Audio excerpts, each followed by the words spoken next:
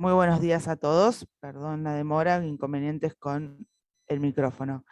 Antes de comenzar, les informamos que esta conferencia será traducida al español, al inglés y al inglés de forma simultánea. Para elegir un idioma, deberán clicar en Interpretación y seleccionar la opción que deseen. Ahora sí, bienvenidos a la última jornada del Art 21 y al 13º Corende, organizado por AENDE, Asociación Argentina de Ensayos No Destructivos, AIPND, la Asociación Italiana de Pruebas No Destructivas y Monitoreo Diagnóstico, y por el INTI, el Instituto Nacional de Tecnología Industrial de Argentina. Les agradecemos a los auspiciantes y a las instituciones que apoyan nuestro evento. Daremos inicio a las presentaciones de los trabajos del Art 21 e invitamos como moderador del primer bloque al ingeniero César Belinco, gerente de Desarrollo Tecnológico y Proyectos Especiales de la Comisión Nacional de Energía Atómica y tesorero de la ENDE. Good morning, everybody. Thank you, Marina. Well, I'm very pleased to be the chair of the first plenary conference this morning that will be affordable tools for condition assessment of historical heritages. The lecturer will be Dr. Roberto Felicetti, that is Doctor in Structural Engineering, and his professional skills are structural mechanics, structural experimentation, numerical methods, concrete structures, fracture mechanics, fire engineering, and non-destructive testing.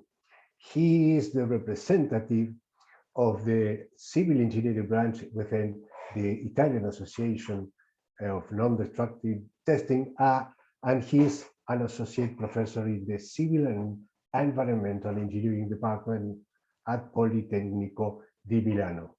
So please start with the video of Roberto.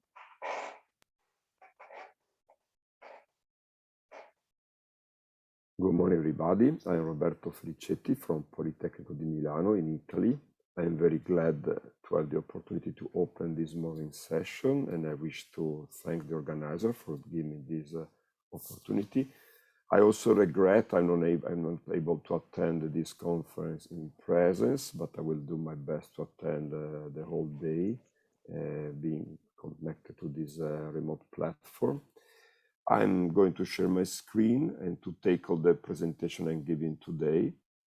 The topic is the condition assessment of historical heritages by way of unconventional tools which are affordable and easily accessible to most of the practitioners.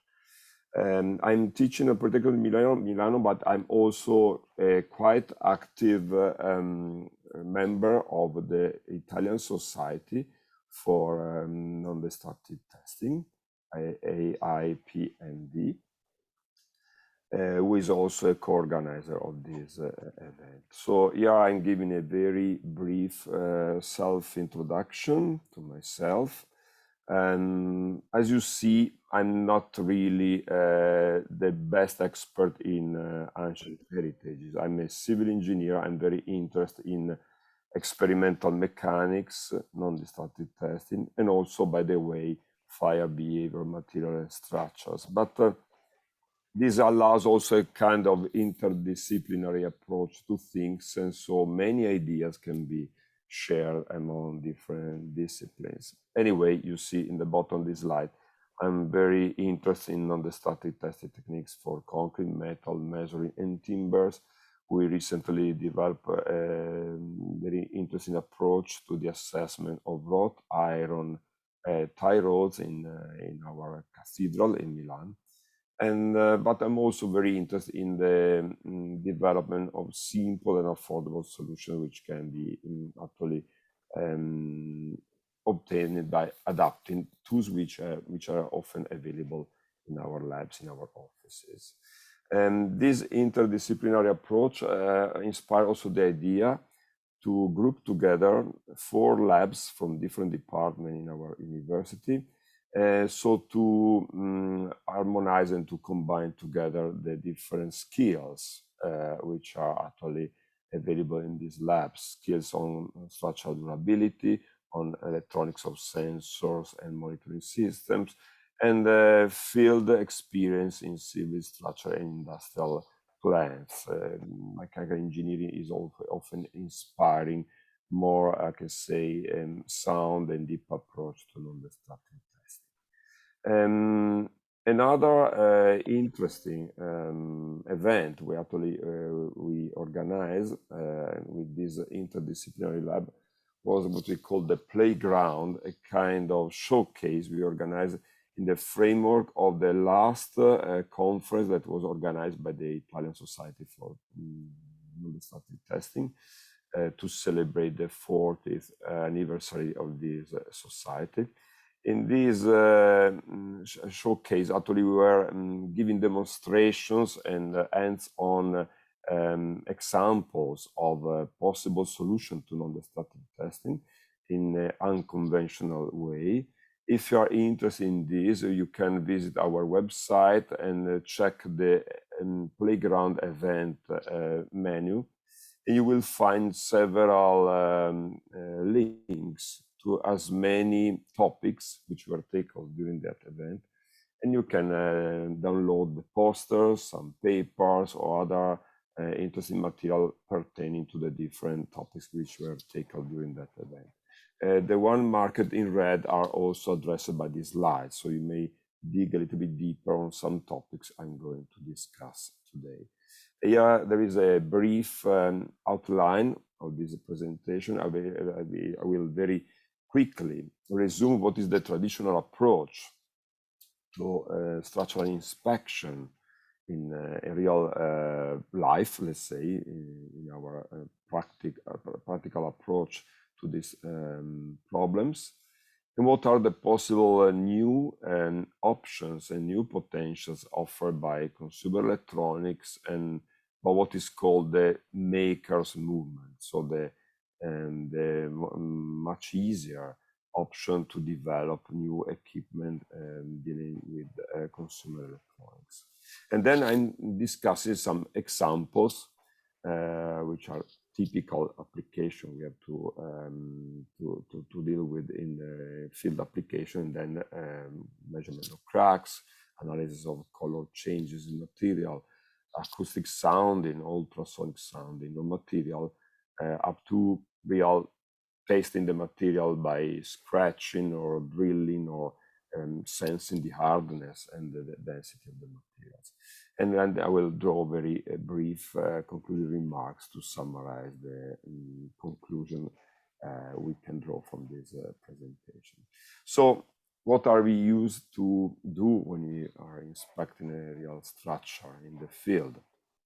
We are generally relying on our perception, on our senses. So visual inspection is obviously the very first step. We are checking possible presence of cracks, sign of distress, color alteration. So we are, for example, measuring the crack opening.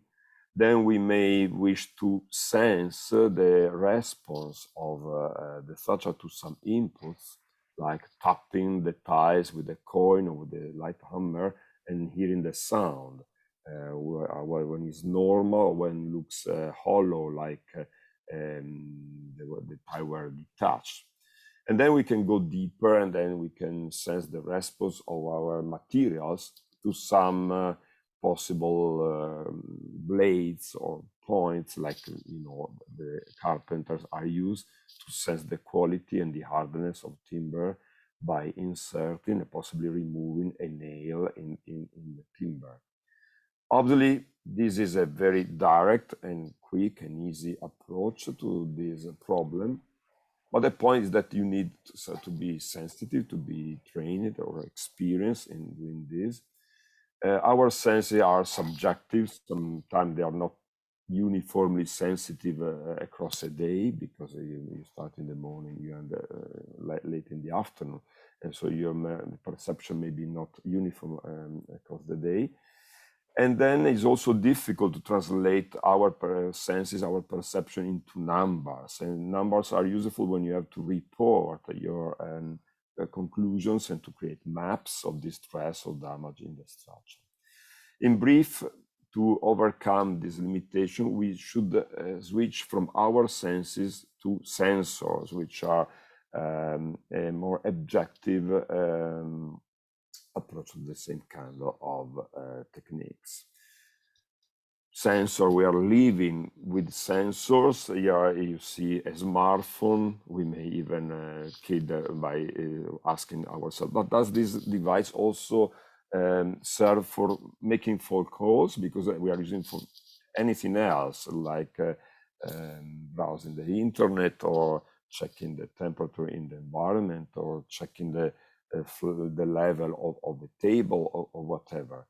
Because today these smartphones are fitted with a very interesting number of sensors, but sensors are everywhere, are in our cameras, in our laptops, in our drones, or multi-array microphones.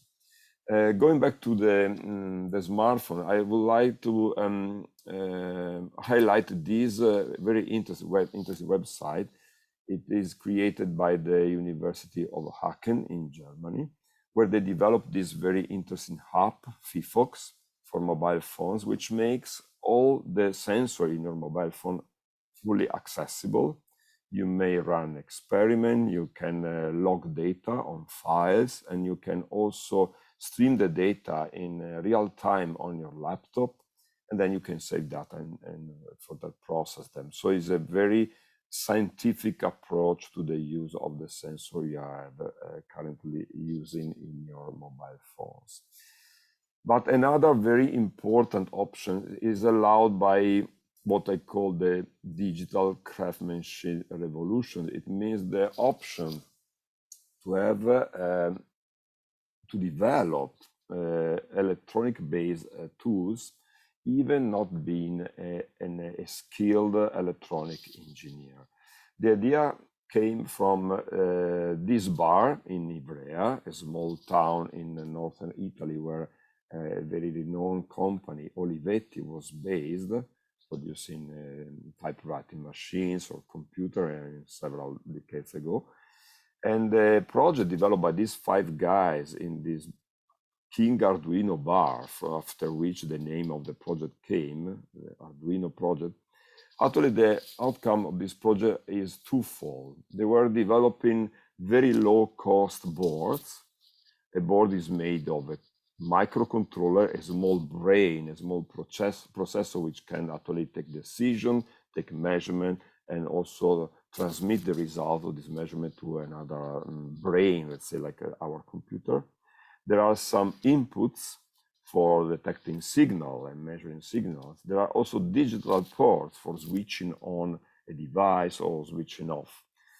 But the second and even more intriguing part of the project is the integrated development environment, namely a very simple programming language which allows to develop applications to be downloaded in the board, and then the board will autonomously proceed with these tasks for the whole life. So you can very easily develop stand-alone devices, stand-alone equipment for your own use, like performing tests on site, performing measurement on structural materials, as for example.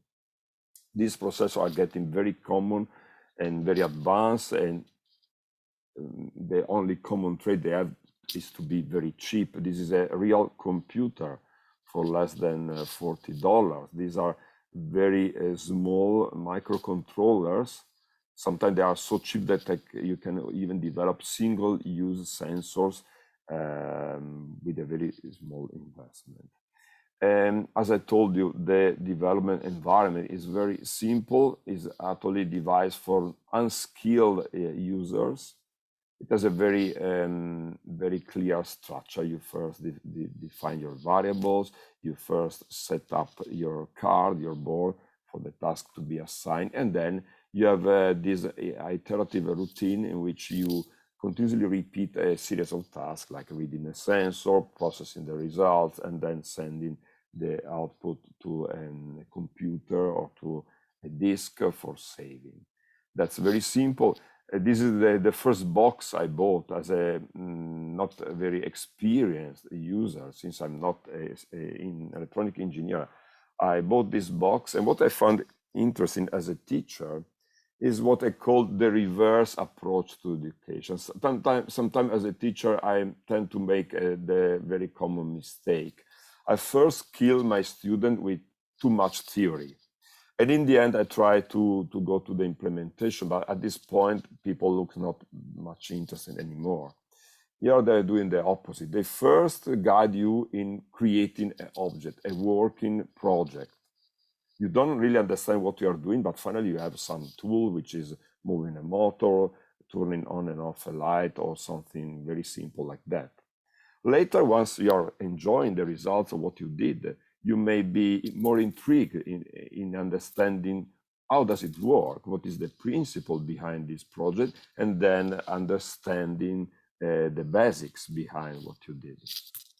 Concerning teaching, I'm also using this platform like the Arduino Uno card for developing this very interesting box in which I was collecting the card, some very easy sensor, simple sensor we developed here in our lab to measure displacement, acceleration, or temperature. So students in the master class of experimental mechanics may actually perform their own test in their room, in their kitchen, and they can take results and then try to process the result, try to match with the model. Then they find it's not matching that well. Why? Where is the reason? I'm wrong in the experiment, I'm wrong in the model. And then this, I can say, loop, which is connecting theory and implementation of the experiment, is very interesting to create a kind of critical approach to testing. Test is not just the art to produce number from a sensor and store this number in the memory of a computer. It's also the art to understand when that data are reliable and when maybe possible parasitic effects may influence the results of your measurements. Sensors are everywhere, and you can really buy any possible sensor for very variable amount of money, which is really extending the potential to measure the response of structural materials on site. We start from very simple application. I was discussing about our senses. Vision is the first to be used during the first visit on site. And then we can detect cracks, like this big crack in this building. Cracks actually are to be monitored in 2 dimensions because the cracks cannot just open, they may also slide due to shear. So we should monitor 2 components of displacement. This can be done in very different ways. Maybe you know these very common plastic crack gauges, very cheap, very easy to use. But here the accuracy of what you measure depends on how comfortable is your view on the sensor, because finally it's the sharpness of your vision which allows to recognize by how many millimeters did the red cross move on this kind of grid of reference marks. Otherwise, you may use a more costly instrument, which actually requires direct access to the structure, even in a very uncomfortable region.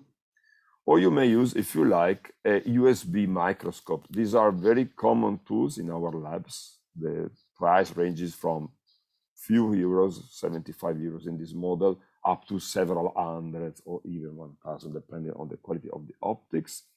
The nice feature of this instrument is that you plug it directly in your computer through the USB cable. It is taking very sharp pictures with large magnification. Then you can process the picture, you can highlight and enhance the edges of the crack. And then you can try to fit the crack edges. And above all, you can try to move one edge and to overlap to the other. And then you determine the 2D vector, giving both components of displacement in a fairly accurate way with a single picture. But also in this case, you need to gain access to the crack. So if it's not in a very comfortable position, you have to devise a way for reaching that point, for taking your measurement. Then another alternative may be a kind of remote monitoring and sensing. And this is an interesting idea developed by Bill Harvey, a very smart guy from UK. He actually proposes this tool in this website. The principle is geometrical interferometry. How does it work? Here we have two gratings made of black lines with a transparent gap between two lines. The two gratings have a slightly different pitch. So sometimes the lines of one grating are perfectly overlapping to the gratings of the other one, so creating a kind of bright area which is fairly clear. So you have some white visible between the lines. But since the pitch is not the same, the alignment of the lines is changing. And in another region, you have the black lines on one grating covering the gaps in the other. So you have a perfectly black fringe here. So we are creating bright and dark fringes with the distance, a pitch, which is a multiple of the pitch of the gratings, depending on the ratio between their pitches, their scale. What is interesting in this kind of interference of these fringes is that if you are moving the up grating here, you will see the fringes moving much more than the actual movement of the grating. So it's a kind of magnifier of displacement, geometrical magnifier of displacement. The drawback is that you have a periodic change of the position of the lines. You see the same position of the bands is repeated several times. This is not the case if you use circles, which is the idea developed by Bill Harvey. Here we have a crack with these circular gratings secured to the two sides of the crack. Then if you open the crack, you see in this magnified picture what happens. You see the circular fringes to evolve in a totally unique way for each crack opening. You see, you will never see repeating the same shape at increasing displacements. Also, there is a symmetry axis in this pattern, which indicates the direction of displacement. So once more, you have a 2D detection of the displacement. And the solution proposed by Bill Harvey as concerned reading of this grating is to go through these readout sheets where a large collection of fringes is printed. And so you can try to match your own fringe pattern to the one proposed in the sheet. And then you will recognize the displacement at the 0.1 millimeter resolution. What we developed was to find what is actually the analytical model behind the fringes and to try to fit the model to the image. That makes our sensing much more sensitive and much more accurate. We can go down to the 100th of a millimeter in terms of accuracy. And what is very interesting is that the quality of the reading is not so directly affected by the quality of the image. Even if the image has a very poor quality, like in this picture that was taken by a student during a laboratory in our classes, you see that these shapes are not very sharp, not very clear, but they are clear enough to recognize the pattern. And when you recognize the pattern, you can fit with the model and find a very accurate measurement of displacement remotely. So that's quite interesting. Another use of our visual skills is color detection, because any kind of alteration of structural materials or materials in the cultural heritages comes with some changes in color. And we may determine this by simply relying on our experience, or we may use some tools like very accurate spectrophotometers to show how much is the reflectance to light in the different ranges of the visible spectrum. These tools are quite expensive, not very viable, because they are taking the average of what is observed through the port of the instrument, which is a quite large port, but is not very suited to heterogeneous material like mortars, concrete, timber, and so forth. So the idea was, why don't we use the digital camera for measuring colors? Actually, the digital camera provides 3 different numbers from each pixel, the red, green, and blue contents, but they can be easily translated into different colorimetric systems. What I tried to do was to take picture of this color atlas, which is a huge collection of physical samples of colors. And all the tiles in these pages were measured both by using the digital image or by using a real colorimeter. And by comparing the two things, the outcome is that the results are fairly good. The main concern is the effect of the illumination, the illuminating system you are using, because if you're using very strange light source like fluorescent lights, you need to consider a significant shift in your color. So color differences are well detected in any case. An absolute color measurement is strongly influenced by the light source. In many situations, what is interesting to us is not the absolute value of the color measurement. What is important to us is to compare the color among different points in the same image. A part which is more close to the environment, a part which is deeper in the body of the structure, and comparison differences in color are little affected by the illumination. And so this gives a high potential to this approach.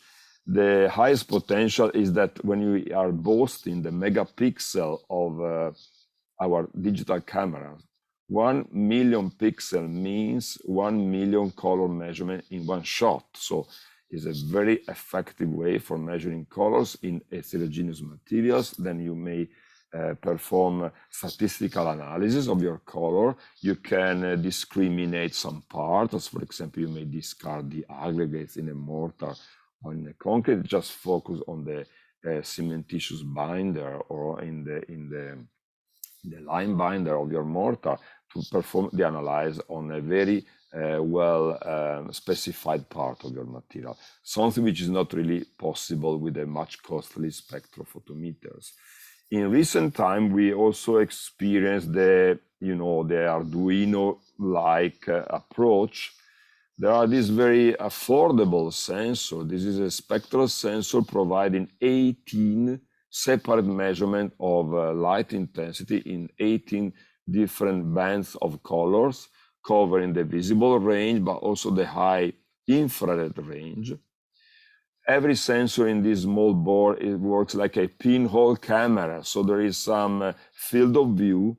And so the sensor is taking the average of some area on the target surface.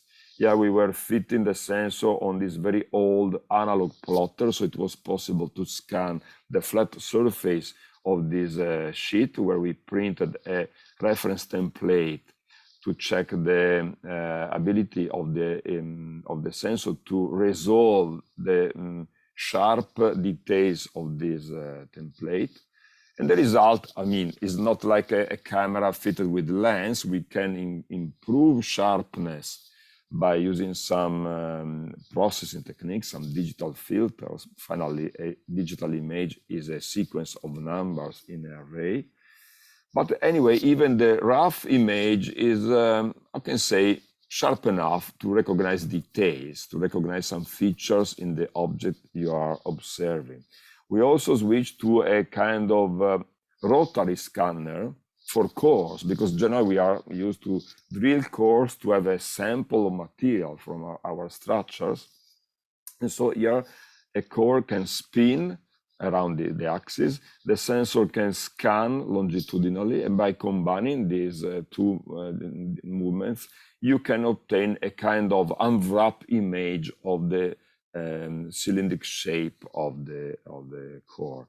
And the results in terms of colors, in the end, we obtain 18 separate images, one for each color layer.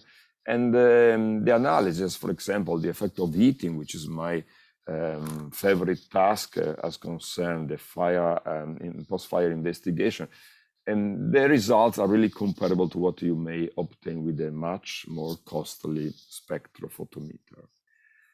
We switch to another sense. We switch to hearing sounds. We perfectly know that sounding is one of the leading techniques for checking the quality of the material, the condition of the material. We are used to tap with hammers, with coins, with steel balls, or many kinds of impactors. There are different physical principles behind this approach, because if you give a strong impact, you may excite structural vibration, then you involve the structural mobility, which is also, I can say, standardized by an American standard.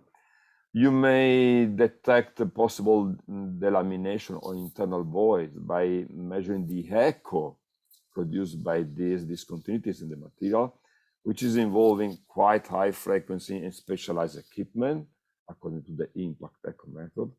But in most cases, when you are tapping the surface, what is happening is that you have a large enough vibrating plate on the surface, which is vibrating in the acoustic range, something we can detect by the ear. And so we simply instinctively detect that the sound is not normal when you have a delamination whose size is, let's say, at least 3-4 times compared to the thickness of the delaminated plate. So it's very easy, it's very cheap. We are doing routinely this kind of tests, but there are some open issues. How can we measure and detect the sound? How can we process the sound to create a color maps of the condition of the surface? Sometimes we are dealing with very large areas, so it's very demanding to tap by hand. So is there any way to make this more simple or even automatic? And the other point is, if you have to draft a map, you need to know where is the point to be measured every time you tap. And then you need to deal with the local positioning systems, given the coordinate of the test point at each tap. So also in this case, the modern tools for, for makers or normal life, let's say, can be of help. When I started this kind of analysis, I was dealing with normal microphones for music instruments. Then they need a dedicated audio card to be powered with a USB port. There are more compact solutions. But in recent years, we are switching to MEMS, to microcircuits, whose cost may be €1-2 if you are happy with low frequency response, let's say up to 10 kilohertz, which is more than enough for most of the applications. They don't need any signal conditioning. And being so cheap, you can even devise some arrays in which many microphones are sensing the same sound from different positions, allowing to reject environmental noise and allowing to focus the sensitivity to a specific point at which we are interested, and also finding the location where you are tapping. So it is also a way for locating the test point, if you like, just by using microphones.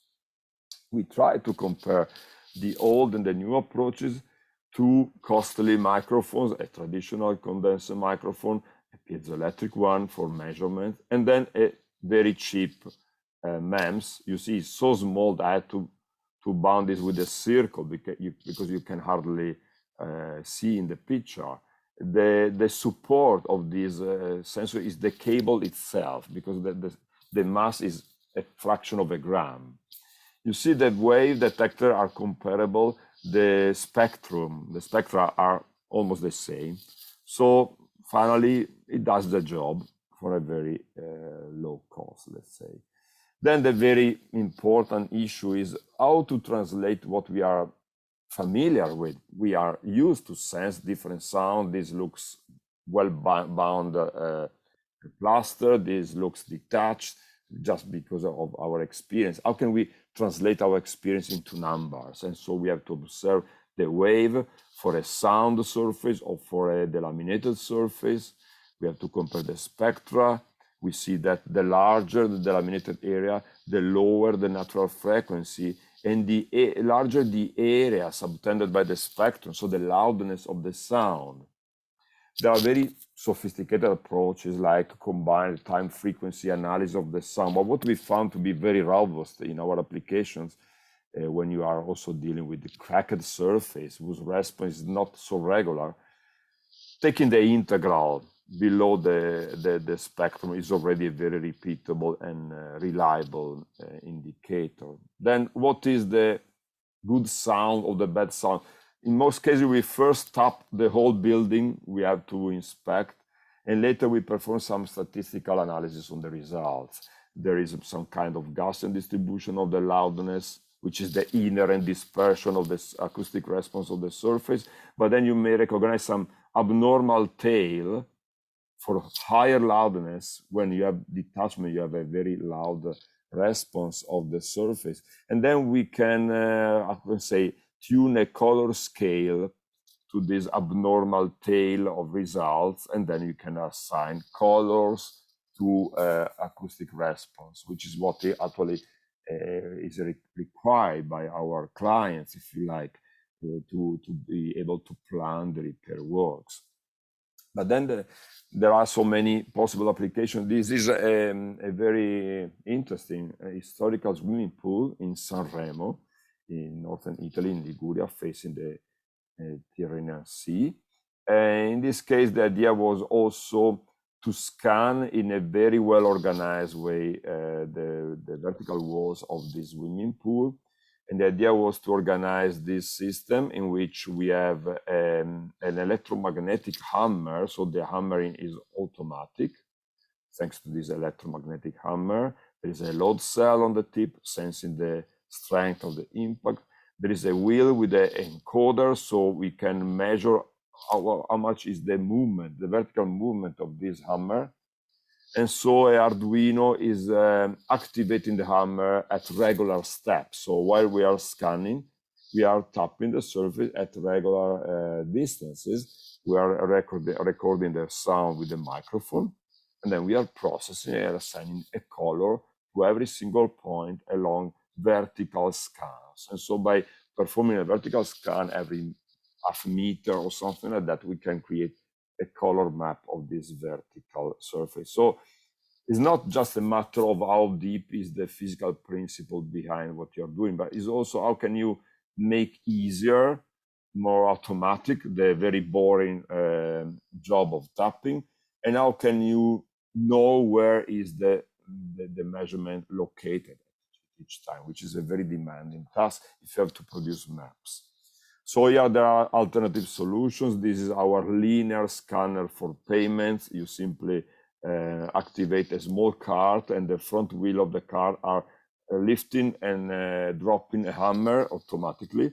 And if you count the taps, you know how long did you move the cart, because the distance between two subsequent taps is constant. So you merge hammering with positioning. Here we have this draw wire displacement sensor. So by scanning the facade of this building, we can measure the two lengths of these two sides, and by solving the triangular shape, we know the coordinates of the tapped point. Here is a more advanced system based on ultra-wideband local positioning systems. This is a pioneering idea. I mean, they are frequently used also for locating goods or people in job sites. Sometimes they are affected by many disturbances like metal objects, whatever. So in our present experience, they are not so frequently reliable. We switch to another like problem in which we are rising the frequency. We are now switching to ultrasonics, but we still have the problem of positioning of our measurement. Here is this marble sculpture in common. We actually suffer some maybe impact in the past. So you see one arm is fully fragmented in many pieces. We have 6 fragments here, big fragment. It was very roughly restored several years ago. And so we were wondering, how are these plates connected together? Is there any binding material like cement or mortar inside? So we were interested in testing the continuity of the stone across the thickness of this marble sculpture. So the idea was to cross the thickness of the sculpture using ultrasonics. We have a transmitter, low ultrasonics for civil structure, let's say, and we have here a receiver. The receiver on the broken pieces and the transmitter on the back. There are some issues to be solved. How to couple the probes. As a civil engineer, I often used to take advantage of gels, grease, or very awful material, which is not really advisable for this kind of sculptures. And then the geometry is very irregular, it's not flat, it's quite complex. How can I locate the measurement on this surface? As considered the first point, we know that water is a very good coupling agent, but the point is how to retain the water on the sensor. And so we were using the same material that are being used for restoration and cleaning of the stone. So alga, cellulose, or clay are easily retaining water. They can actually create a kind of very soft compound, which can be used to have a perfect coupling of the probe with the marble. Here we were testing the echo of pulses in this small marble cube of the same kind of marble as the sculpture. And by comparing the results, we found that this is the ordinary gel, which is obviously not allowed for the real application. And there are other different solutions, like protecting the surface with the algae compound, which creates a kind of protecting shield. And then you can use the gel on the shield. That's very effective, but time consuming. We found that a very well saturated cellulosic product actually is working in a very effective way to couple the probes. And then the point is how to know where the measurement is being taken. Here we actually took inspiration from mechanical engineering, where these kind of articulated arms are commonly used for precise survey of objects. They are very costly pieces of equipment, like $50,000 for one single articulated arm. What we did was to build our own articulated arm by using some rotary potentiometers, which are working as hinges, which are monitored, so you can monitor the rotation of each hinge. We were taking carbon fiber pipes, the one used to create your own flying drone. This system has 6 degrees of freedom, which allows a very flexible adaptation to the perfect position for locating our ultrasonic receiver. We were also testing the repeatability of position measurements, which was fairly good. Obviously, 2 orders of magnitude worse than the commercial ones, but more than enough for our application. Our system took $200 to build, and so it's quite affordable. And so in the end, it was possible to check the attenuation of waves. So red here means that a very weak signal can pass through the thickness of this sculpture, showing that the pieces, the plates are almost disconnected one another. There are also some small metal inserts we found which are securing the parts together. So yeah, it was a combined point to solve the problem, how to couple the probes and how to locate the sensor. As concerned coupling, a more recent development where we were trying was also to use a very small instrumented hammer, which allows to excite waves with no coupling agent while monitoring the amplitude of the excitation. And so this also allows a very reliable and repeatable measurement of the attenuation of waves. And so a good check on the continuity of the material. Now we switch to a more, I can say, direct sensing of the response and quality of the material. By way of penetration, we were discussing about the carpenter sensing the quality of wood by hammering and by inserting a nail. Here we are inserting the nail by taking advantage of a rebound hammer for concrete structure. This is a very interesting tool because it gives repeatable strokes with always the same energy. So if you count how many strokes are required to insert the probe, you can understand how hard is your material. Monitoring the penetration of the probe looks very interesting to me, and so I was very focused on this. In the first application, I was piercing a strip of graph paper to determine how much was the penetration at each hammer blow. Later, I was developing an electronic sensor to monitor this penetration in an automatic way. And recently, we connected the same sensor to an Arduino board. So to have a self-contained tool, we can just store all the readings in the memory of the equipment and then to be downloaded in your computer. In the end, monitoring point by point insertion allows to determine whether your test is regular or whether you found a cavity in the material or you found some harder part, a knot in the wood or maybe a piece of stone in a masonry. And so we are generally using this method for timber structure or soft masonry structure. Here you see some comparison among different mortars of very low strength. You see strength even below 1 megapascal. You see there is a quite good correlation between the rate of insertion of this probe and the strength of the mortar. And this was also interesting in some field application in this very small village we have in southern Italy.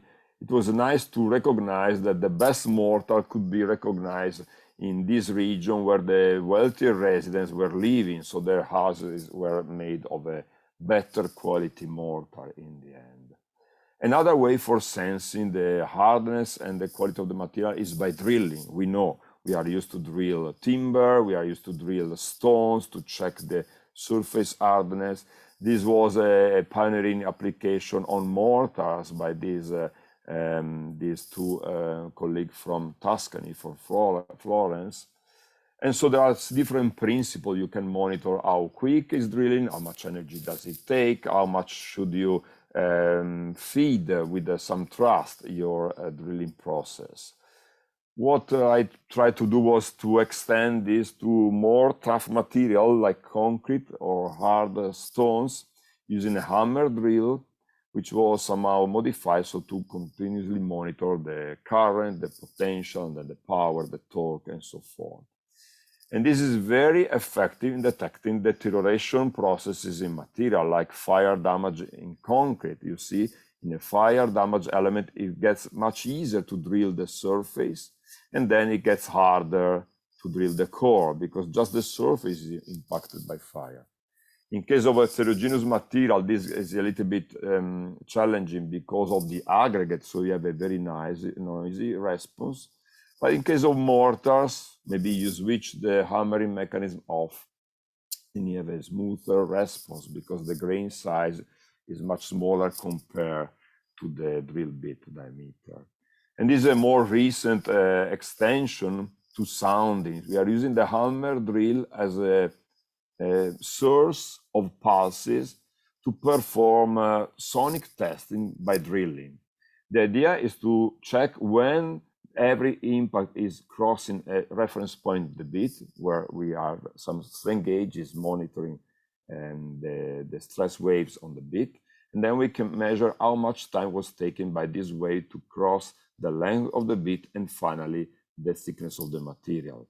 So finally we can measure the time to cross this thickness of the material, but the thickness of the material is changing because while drilling, you are gradually approaching the receiving sensor. And so if you have a continuous monitoring of the time to propagate the pulses to the receiver, you see that in the beginning, every centimeter you drill, you save a lot of time because actually you have a damaged material. And so this steep slope indicates a damaged material. A flatter slope indicates a sound material whose actually propagation time of waves is less, and then you save less time for each centimeter you drill. And this gets a kind of sonic scanner for damaged material, whatever material.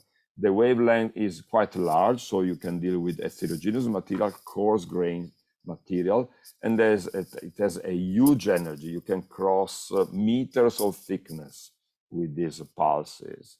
In the end, if you are drilling, you may also be interested in sensing the, collecting the product of your drilling, namely the powder, to further be analyzed by checking the moisture, the color, or performing some chemical analysis. This tool allows to collect the powder while drilling in a sorted way. So the first powder collects at the bottom, the later, the deeper powder collects along the test pipe, the test tube.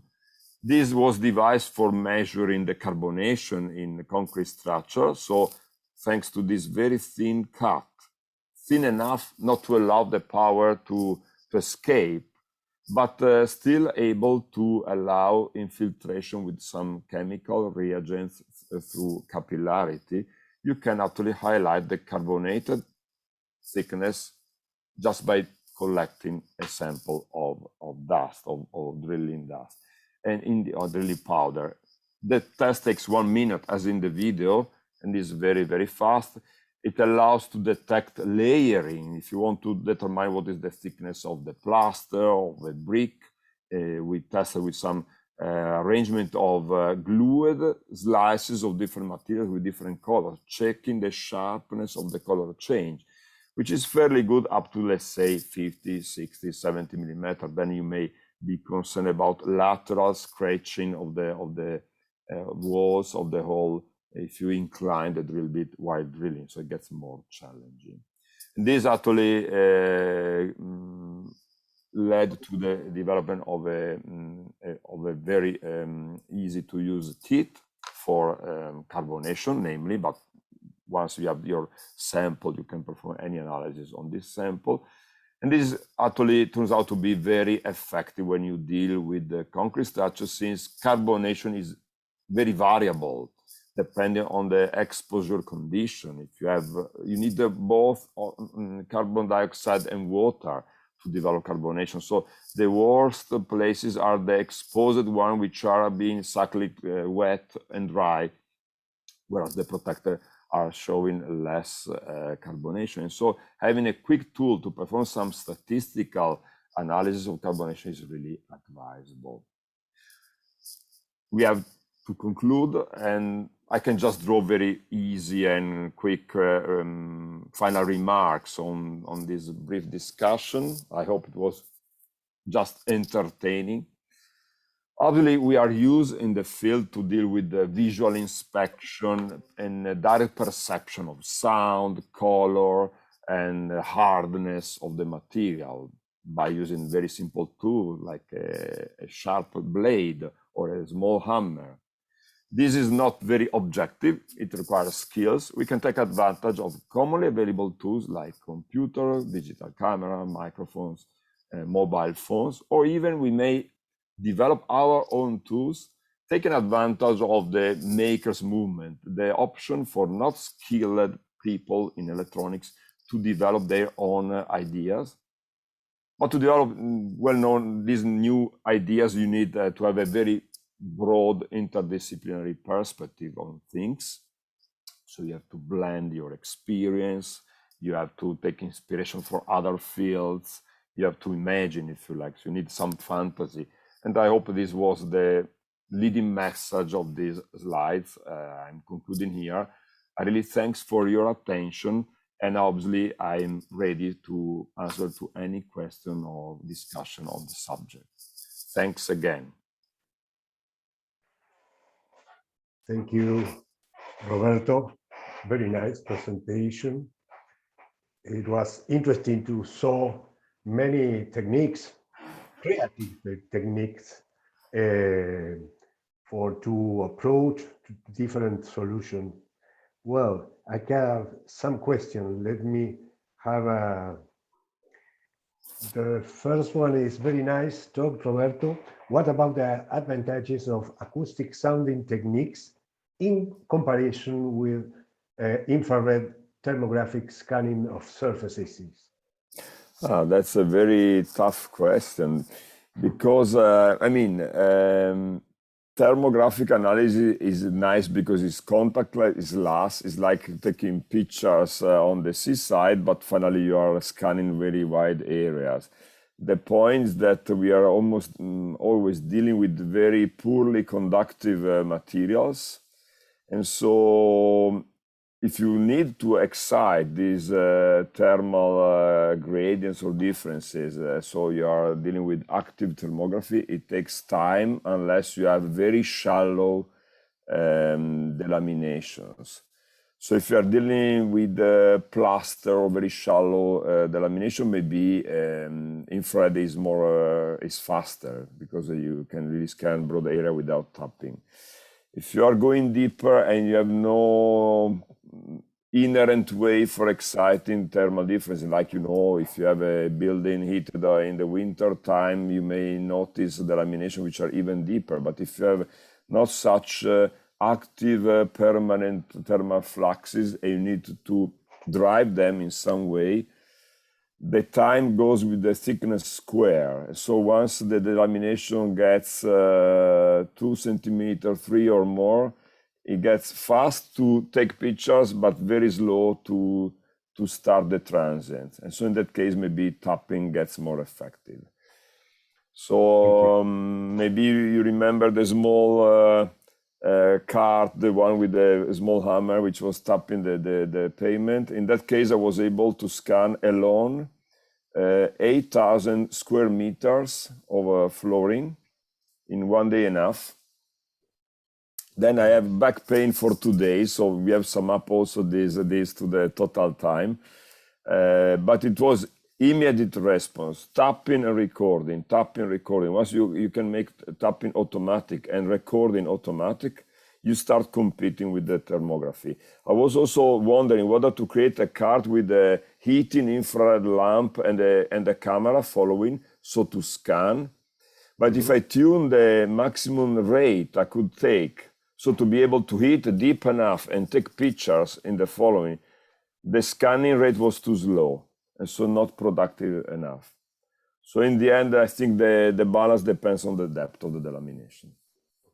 Thank you. Here I have 2 questions of Umberto Balsamo. The first, I understand, is related with you when you show your moire figures, if the program that measures the width of the cracks is available. That's a good point. I was chatting with him during the presentation. My very big issue is that I am really intrigued by things, and when it looks I solve, okay, I switch to another, and so I have many uncompleted products which are never switched to a commercial product. I must say that the nice idea by Bill Harvey is not really original. He patented this in the UK, but the idea of using circular grating is quite old. There are papers which date back to the 60s, and the theory behind the processing is quite clear. So I think that any software, even in Python or any open language, which can simply remap a picture. It's a simple change of coordinate from polar to rectangular. I did this in LabVIEW because for me it's very fast to develop prototypes. But LabVIEW is not very easy to spread because it's very heavy, the license is costly and whatever. So in the end, there is no real commercial version of the software, but the background and the scheme can be shared easily on request. I may keep on discussing this with Umberto. If he volunteers to write the software and to make this available to everybody, I will be glad to him forever. Also, he asked about the diameter of the needle. Yeah, the diameter is obviously you can adapt this to the material, but this was decided by my master thesis tutor, Professor Ezio Giuriani, who was actually using this conical probe for timber. The diameter is 4 millimeter. The very important point is that the rod is somewhat thinner than the tip, so you are not accumulating friction, like in the standard penetration test for geotechnics. And also the quite slender conical shape allows a more stable insertion of the probe. And then you have also to fight against buckling of the rod. So in most cases, I can hardly go deeper than 50, 60 millimeter because a too slender rod tends to buckle under the impulsive load of the rebound hammer. Okay, thank you. I have one question of Hernán Xargay. He asked you about your work from 2006, the drilling resistance test for the assessment of fire damages concrete, where you propose to use a battery hammer drill to evaluate the fire damaging concrete by drilling holes and measuring some parameters like powder displacement and expected thrust. My question is, if it has been successful, if you still continue to use and increasing experimental evidence on it? That's a very good point. It does work. As I also highlighted in that paper, there are some drawbacks, especially if you deal with thermally damaged concrete. There are two problems. The first one is the aggregate. As you know, on daily experience, when you drill a hole at home, you want to install the new shelf from IKEA, you need to drill a hole and insert a anchor. Each time you find some piece of gravel or it slows down, it takes too much time, it means that your results have big bumps each time you have a aggregate. So you actually are affected by the inherent heterogeneity of the material. So you need to perform 3 holes and to take the average to get rid of this problem. Second point, hammer drills are much more effective if you have a brittle material. It's like if you take a hammer and you hit a glass piece, which breaks in many pieces, or you hit a soft stone. In a soft stone, it may even not break at all. You will crush the material, but not break. So the fracturing mechanism gets less efficient if you have slightly damaged materials. So this method is not so sensitive to fire damage. But in other occasions, we had to determine the thickness of the topic concrete on a concrete deck, so the non-structural concrete on the top, which is much softer. So we were drilling the pavement, and it was very easy to find when the structural concrete started. So we are using from time to time, but in terms of sensitivity, I'm really switching to ultrasonic waves or sonic waves. So the acoustic version of the drilling machine is more intriguing, even if it's still too much close to a prototype. And also in recent time, I'm really interested in ultrasonic pulse refraction. Namely, if you use the indirect method with the probes on the same side and you slightly increase the distance between the probes, you can do what the geophysicists are doing to detect the layer structure of a soil. The fire damaged concrete is like a soil, a layered soil, scaled down by 1,000 times. And so many techniques from geophysics are very useful. But also drilling comes from geophysics, I must say. Okay, thank you. Well, it is not a question. Mr. Pablo Cartagena asked to send the web page of your laboratory in the chat so you can share with them. Okay. Yes. Please. I will. Unfortunately, the appearance is very nice, but we have not invested much time in updating the thing. So, but the link I mentioned is working. To have a link with your labs. Okay. Okay. Thank you, Roberto, Great. very much. You are very welcome, and thank you for your very kind introduction, Cesar. Don't mention it. Okay, I look for the address and paste. Okay. Thank you. Well, now we will start with the first work of this session that is called Terahertz time domain imaging of the Crocifissione di Cristo by Donato Montorfano. The lecture would be Kaori Fukunaga.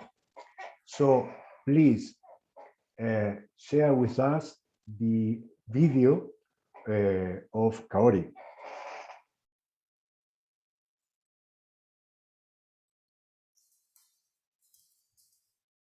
The Crocifissione di Cristo, a fresco masterpiece of Donato Montorfano, is located in Cenacolo Vinciano, the convento of Santa Maria delle Grazie in Milano. It faces the famous Last Supper of Leonardo da Vinci. We applied the terahertz time domain imaging technique to both paintings 2 years ago. We presented the results on the Last Supper at the terahertz-related conference last year.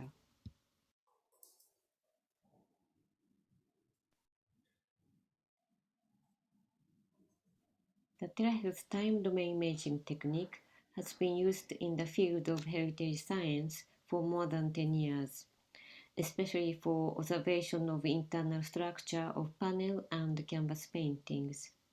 So I just briefly introduced the principle of technique. Unlike microwave and millimeter wave radars, this technique uses a very narrow pulse, of which frequency band reaches terahertz region. Thus, I personally think that it can be called as picosecond pulse echo technique. The system emits a narrow pulse towards an object and receives a reflection pulse sequence generated at the surface and the internal interfaces. The delay of each reflection pulse corresponds to the distance between the surface and the internal interface. In this way, the depth profile of the object is obtained. By moving the sensor head with a scanner, a cross-section image is obtained. Then you can extract an area image at the layer of interest by integrating the peak after the corresponding delay.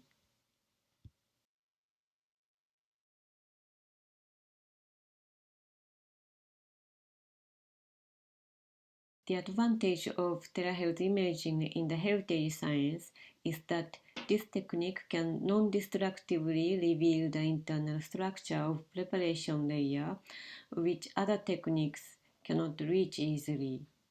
It gives useful information, especially for conservators of paintings, to examine the physical condition of the artworks. Thanks to many collaborators around the world, terahertz time domain imaging is now considered as an emerging technique in heritage science. This slide shows museum objects which I worked so far.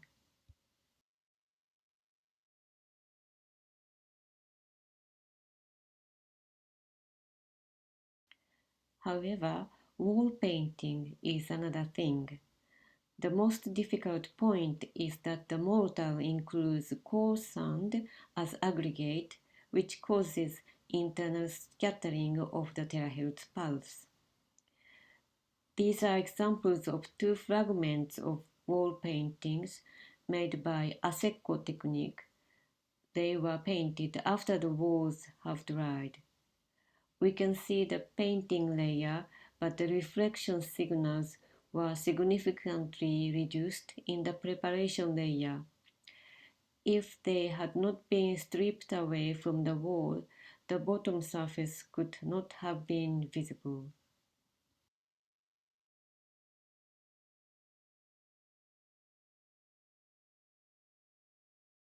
For this measurement campaign in late October in 2019, we used the time domain imaging system that is commercially available, Terametrix T-Ray 5000.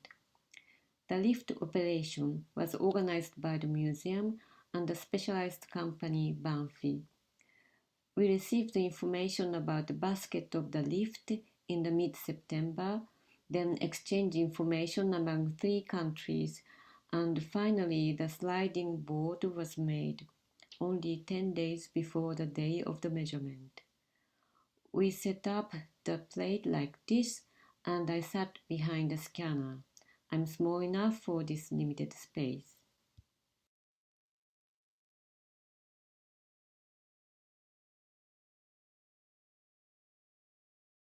The system is transportable. In fact, we carried the entire system by ourselves. Now, I would like to show how we measured by movie. The electric scissor lift was smoothly operated by an expert. Without him, we could not do anything.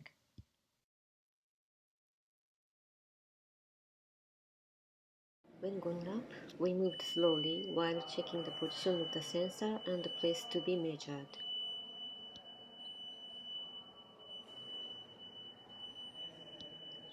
The lift goes down rather quickly, so I was holding the device in case of vertical oscillation. The sensor head moves like this, with a distance of about 10 cm from the surface of the wall. We had only 1 hour for the Crocifissione after the measurement of the Last Supper. That's why 2 particular places were chosen to be observed. The area A is the woman without face. It could have been simply overpainted or have been scraped off. In the other area, the area B, a face is recognized between 2 saints.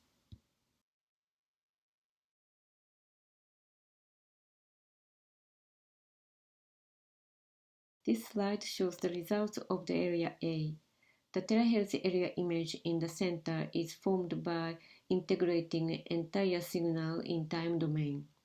Thus, this image shows mainly surface conditions because the reflected signals from the surface are the strongest.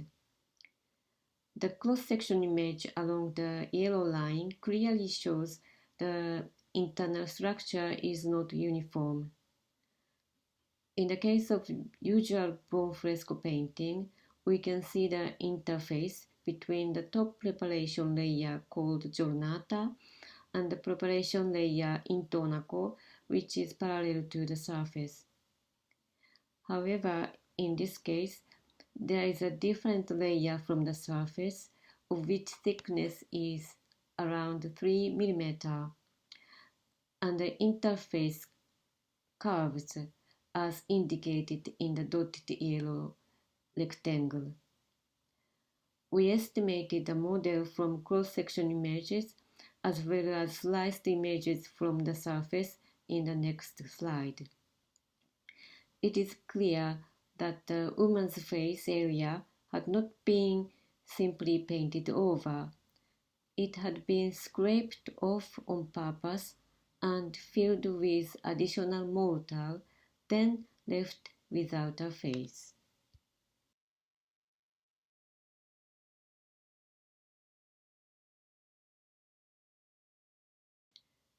The set of sliced images suggests how this area was scraped and filled again.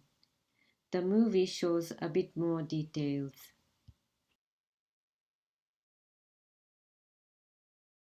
This movie from the surface clearly shows the change of the fringe of the original mortar. In the case of the area B, the internal interface seems to be almost parallel to the surface as a common feature of bone fresco painting. But when we see details, there are some interesting points. For example, the cross-section along the orange line shows that the area between the two saints is significantly raised. We can see another face on the raised part. The cross-section along the yellow line suggests the presence of internal reflection at deeper position as indicated in a yellow dotted rectangle, and a thicker preparation layer exists around the collar of the robe of the saint on the right. The terahertz reflection image in the center shows the complex unevenness of this area. However, the cross-section images suggest that the preparation layer is quite homogeneous. Although there are many cracks in the sliced images near the surface on the top right, it did not reach the preparation layer as shown in the sliced image at 1 millimeter from the surface on the bottom right.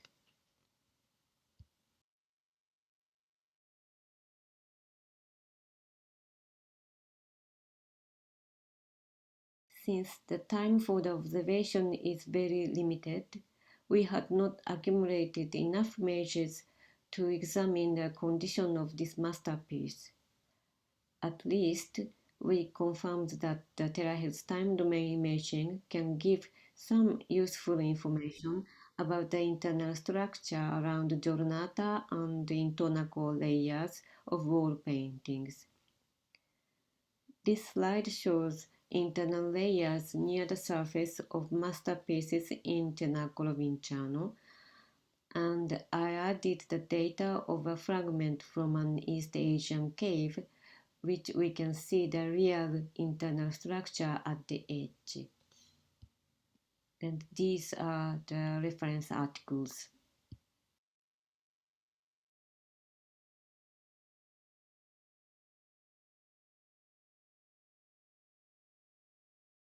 Finally, I'm going to summarize the prospects of using terahertz imaging in heritage science. Judging from various case studies around the world, I believe that terahertz time domain imaging is a powerful technique for studying physical structure of preparation layers of panel and canvas painting, and also backing or lining layers of canvas paintings to clarify what were done in previous treatments.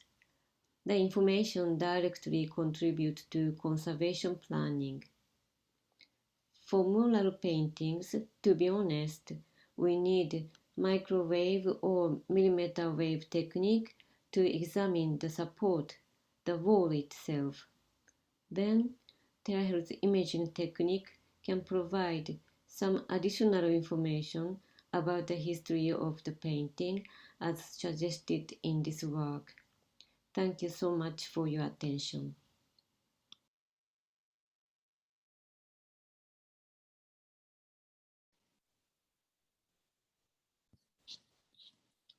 Thank you. Thank you so much. I think you're in mute, maybe. Kaori. Okay. Very nice presentation. It was very interesting to show this technique, particularly because it points several regrets of the painters or something like that. It's very interesting. Let me see if I have a question. Your experience with this technique is an experience only in the heritage, cultural heritage area, or you have experienced this technique in all in other fields? Yes, because in fact, this instrument is very, very expensive, Yes, unfortunately. So my budget is for industrial applications like oil tank or the paints of the bridges for infrastructure, of course. But yes, I'm also yes. So I'm also a painter. So I like I wanted to use this technique for art. So actually, let's say, officially, this technique is used for more industry. But I found that when I talk with conservators, they really want to see the preparation layer, which are not really, probably not so interesting for historians, but they want to see really, let's say, structure of the, like for human being, like bones or muscles, not only the surface. Yes, So yes. terahertz is quite useful for panel painting, especially like the gesso layer on the board, or the board itself, like panel itself, like insect holes that you can see precisely. But the problem is very expensive, and it takes quite a long time, like 30 centimeters square. It takes about 30 minutes. So if you really want to measure the huge painting, it takes days. So that is, yeah. Well, thank you very much. Thank you. People say that it's an interesting technique. Great. Thank you. Yes. I'm looking at the chat. Well, thank you, Kaori. Thank you so much. To meet you so long from here, and for your presentation. Great. Thank you so much. And Bye-bye. Very nice organization. I'm very, thank you. It's great. Thank you, Kaori. Thank you. Have a nice day. Well, we will move to the following paper. We will go now to Argentina, because we will have two papers that belongs to nationals.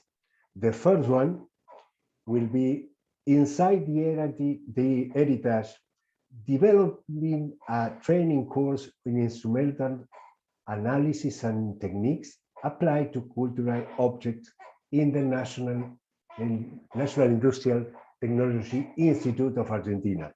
The presenter, the lecturer will be Juan Facundo Acosta. Juan, please. Hello, thank you. Okay.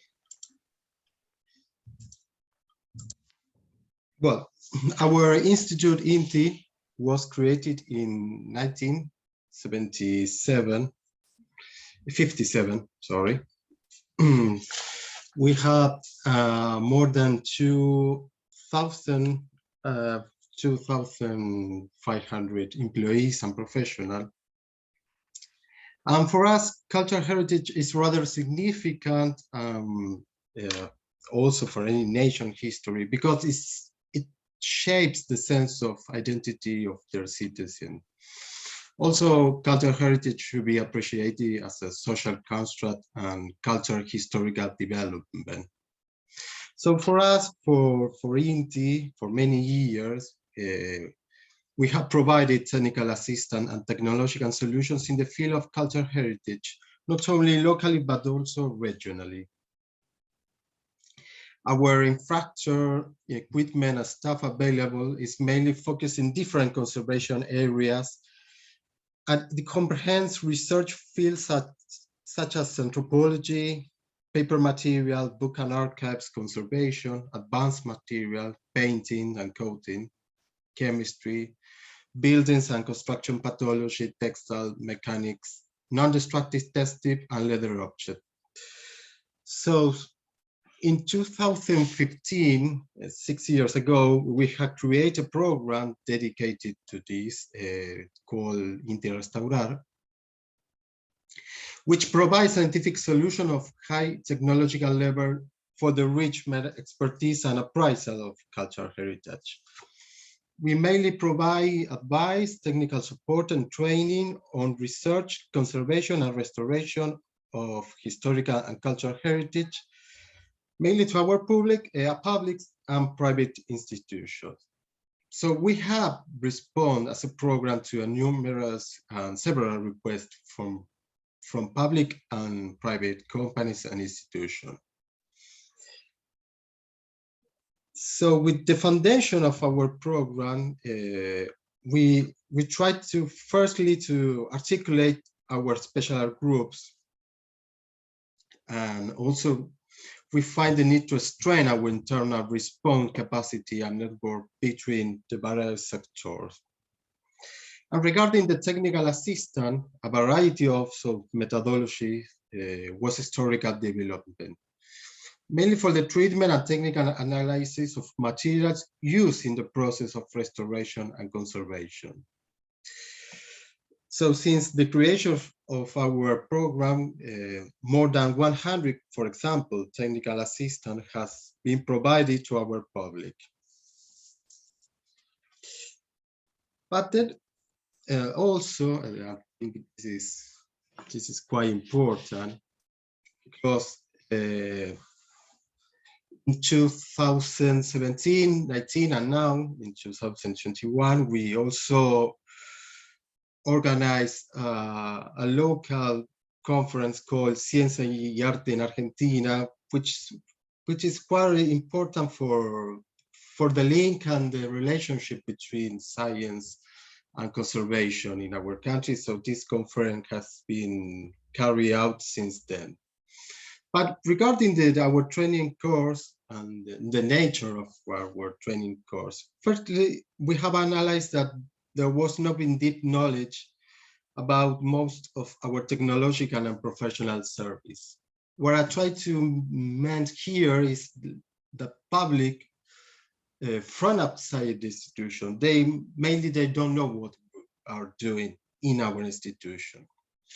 And secondly, I think this is more important, we appreciate also that there was not training course mainly focused on the study of and characterization of materials for conservation and restoration of cultural heritage.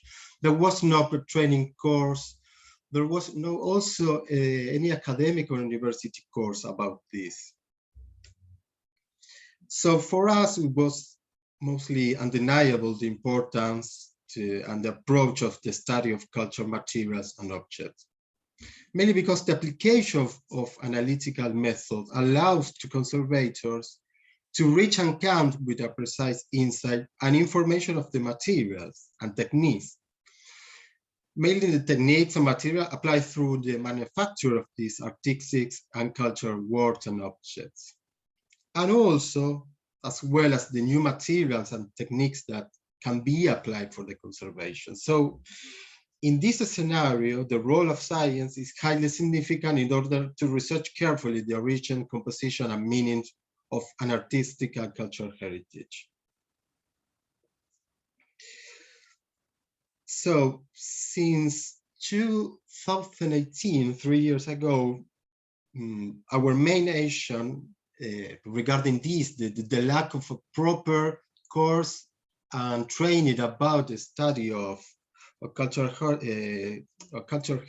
heritage, we have created a more deep course called Technological Tools Applied to the Study of Cultural Heritage.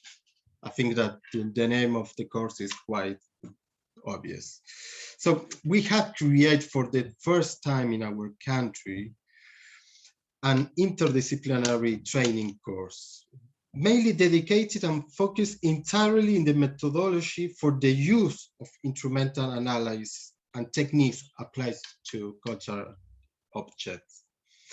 So this training course combines both the theoretical and practical knowledge about studies that can be carried out on different materials. Also the proper use and practice of techniques and equipment, which is rather important, also have to use equipment in these cases. And finally, we also performance real conservation and study cases, mainly because giving to our students the ability and the appropriate criteria to solve different problems that may arise in the world of practice. So in a way, the object and the aim of this course is to provide proper understanding and insight about the analytical techniques available mainly at our institution, and also the main technical concerns about the study and conservation of cultural heritage. In this way, our students acquire knowledge about the scope and limitation of each analytical technique, because this is also quite important, how the limitations of the analytical techniques. And also in order to become more and more familiar with this technique. Besides, for us, it's quite important that students recognize which is the most appropriate analytical technique for each case and materials, because every technique and material has its own proper solution and difficulty. Another important aim is to reduce the communication, this is also important, reduce the communication gap between science and art. Because sometimes we appreciate that there is a gap between our professionals and art historian, experts in conservation, archaeology, restorers. So this training course has been decided and can be created also by architect, engineer, restorer, art historian, curator, archivist, and conservator, as well as expert in works of art.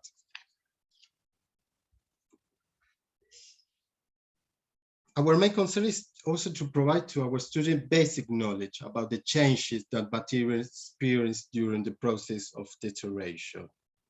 So our students can appreciate how a material carry out some problems, inter-problems, and how a material change over the time. So with this course, these application tools contain 6 modules divided in painting, conservation, building conservation, textile heritage, paper and book conservation, stone and metal heritage, and also an extra module on biodeterioration, mainly because mold, fungus, and this kind of problem. So each module enables students to acquire knowledge about the characteristic of the materials, as well as I mentioned before, the specific technique for the study and the characterization. It's rather important to say that 2 editions of the technological tools applied to the study of cultural heritage has been held in 2018 and 2019. But well, also because of the pandemic, last year is also for us a new challenge to move this course online, which is it's rather difficult because this is mainly a course, a practical course, which combines both theoretical and practice. But how can you transmit, or how can you exchange your knowledge, your practical knowledge with Zoom? So this is going to be also a new challenge for the future, because we are living now in almost in a digital landscape. So finally, we have to mention that the results and the conclusions and the evaluation of this course was carried out with questions and with questionnaires. And for example, the model of non-destructive testing was one of the least known in terms of its potential, and also one of those generated the greatest concern in terms of deepening content. So for us was rather important, therefore, how non-destructive testing was finally incorporated in the 2nd edition. And for the future, we planned to create with a university, join with a University of 3 de Febrero here in Argentina, to create a postgraduate career called Analytical Studies Applied to Cultural Heritage. And this postgraduate career will be oriented to strain the knowledge about the uses, application, and limitation of these analytical techniques. This is an example of one of the modules of the courses. So with this initiative and a collaboration agreement, which was signed with the University of 3 de Febrero, we want to combine again this knowledge, the theoretical and practical knowledge, but in the field of an academic landscape scenario. And also to provide again the insight and the knowledge about the different materials, the equipment, the resolution of cases, providing studies with the ability and the appropriate criteria to provide solutions to different problems. So in a way, we try to, with these courses, to supply this gap, which I told you before, between the science and the conservationists, the art historians, and also to this gap between how to use these proper techniques and how to get a good and a fine knowledge about these techniques, and then how to also provide information about the materials, because sometimes we appreciate that art historians, conservators, they don't have enough information about the materials they will provide any insight or conservation. Thank you a lot.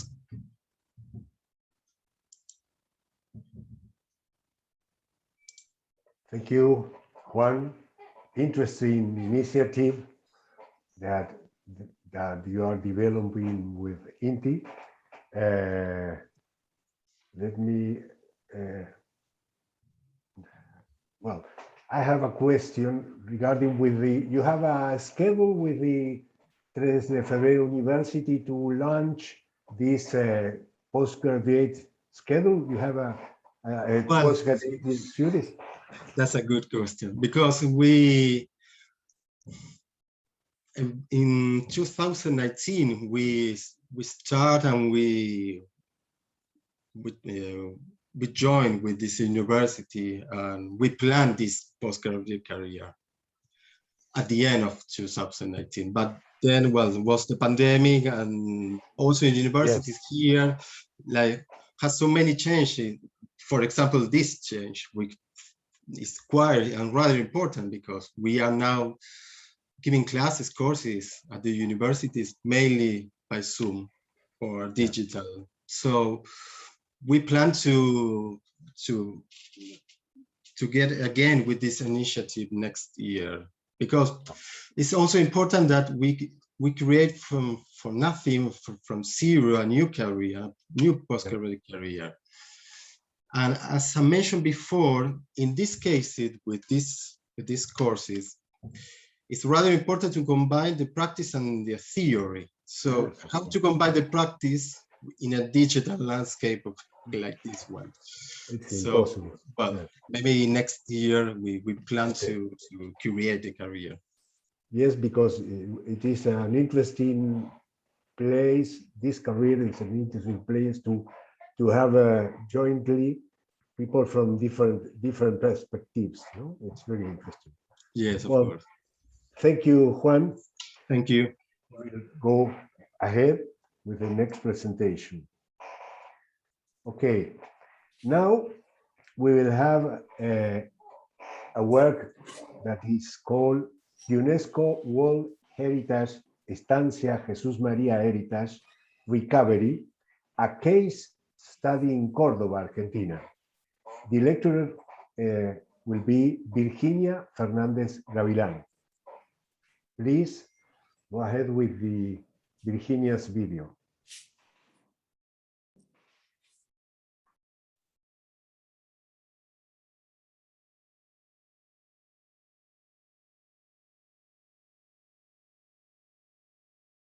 Hello, my name is Virginia Fernandez. I'm an architect and I work in INTI. I'm in the construction department. First of all, I would like to thank R21 to give me this opportunity to be in this Congress. A little about INTI. INTI is the National Institute of Industry Technology in Argentina, and this institute generates and transfers technology. A little bit about the numbers of INTI. INTI is set in 46 places all over the country. You can see here in this map the places, the set of the places. It has 1,500 industry services and more than 2,000 techniques and professionals that work in it. When we talk about the recovery of the historical heritage, we are a group of professionals that work in an interdisciplinary way in order to give answers to different projects. Some of the areas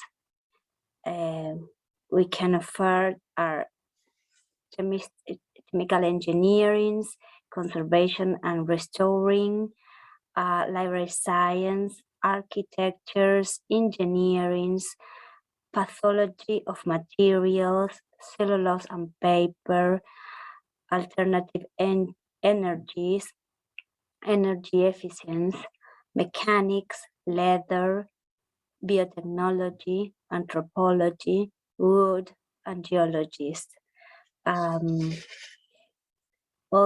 All these areas have their own laboratories in the different places in INTI.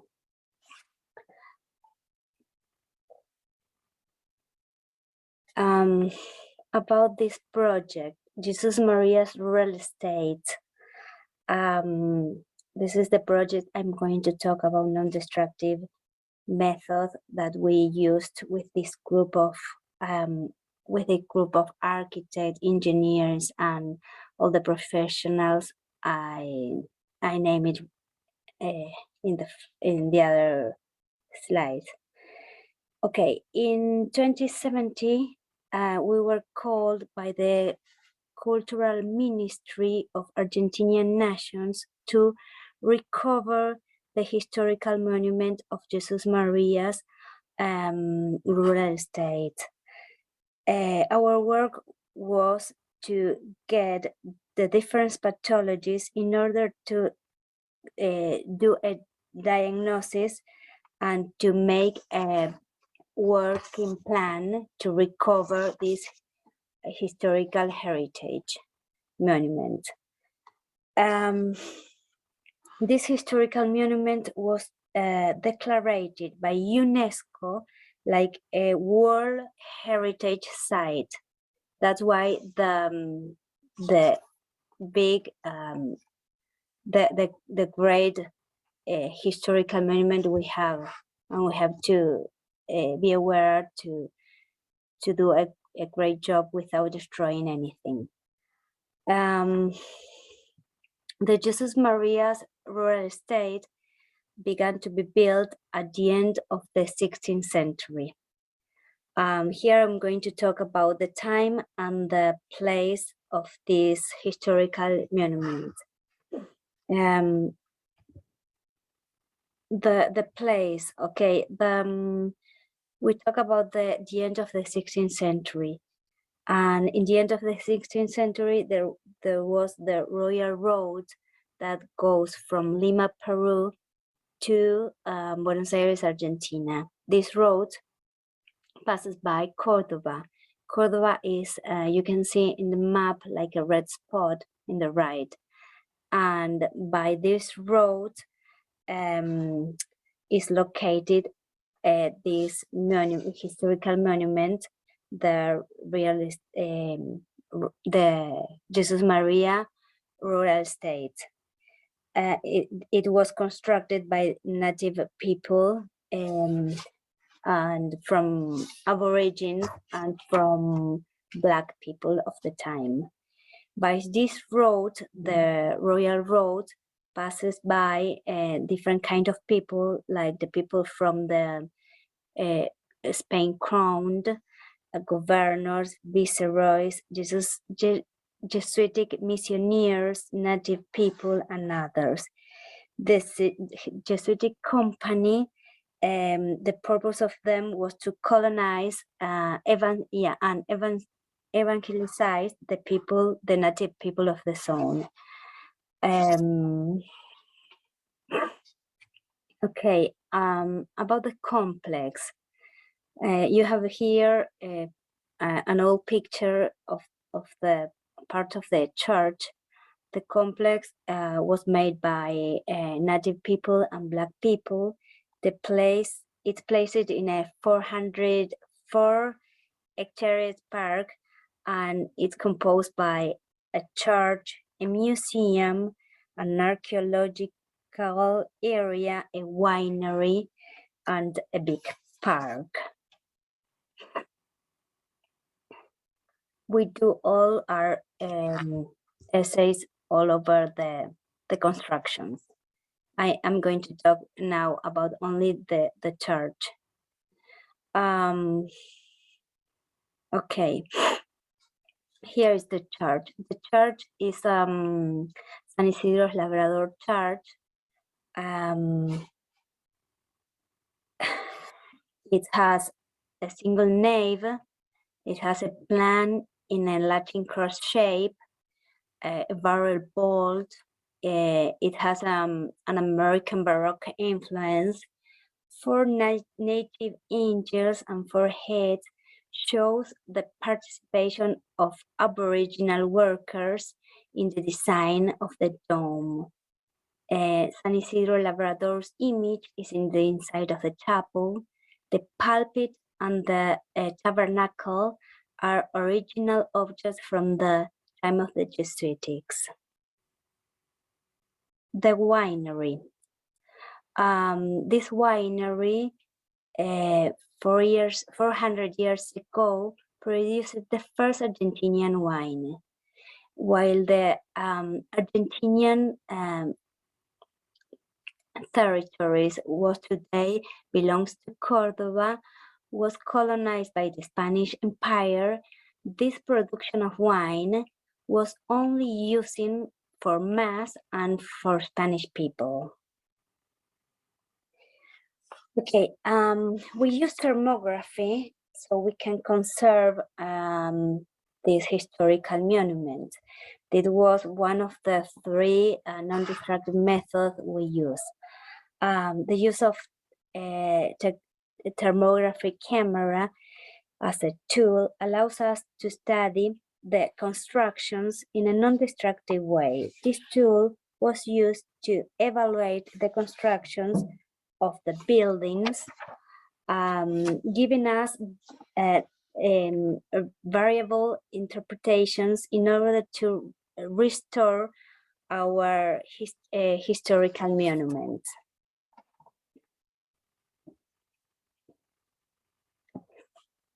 First, we use the thermography in the dome. We can see in the exterior of the dome different pathologies like micro cracks, lack of finish plaster, and dried paint. In the interiors, we could see water spot all over the dome, and according with the thermography camera, the dome has passage of water between the dome with the lantern. Here in the second image here, you can see the blue part of the image. It shows the water that passed through.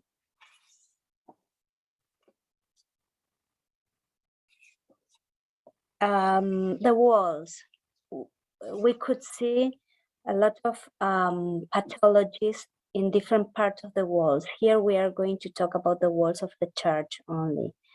The pathologies of water leaks have been observed in different parts of the Jesus Maria's complex in this picture, we can see a part of the side of the church.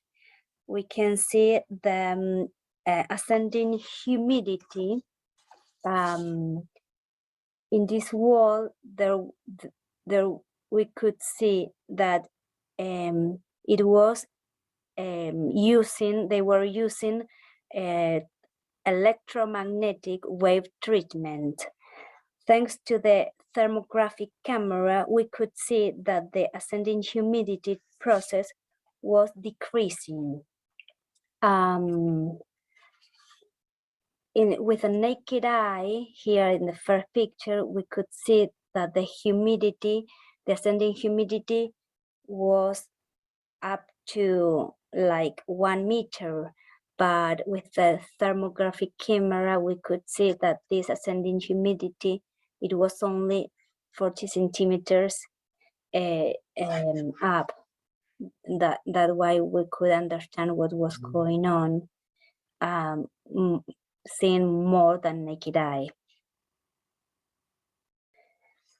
Okay, the rainwater permeability test was another non-destructive method we use in this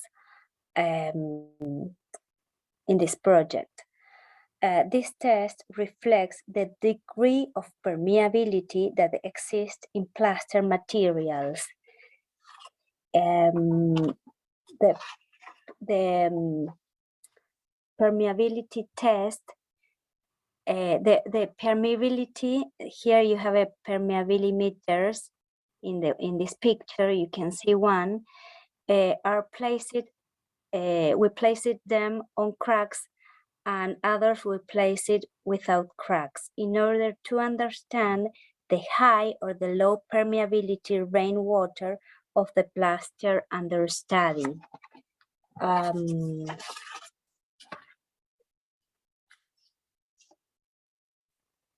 Okay, sorry, wait.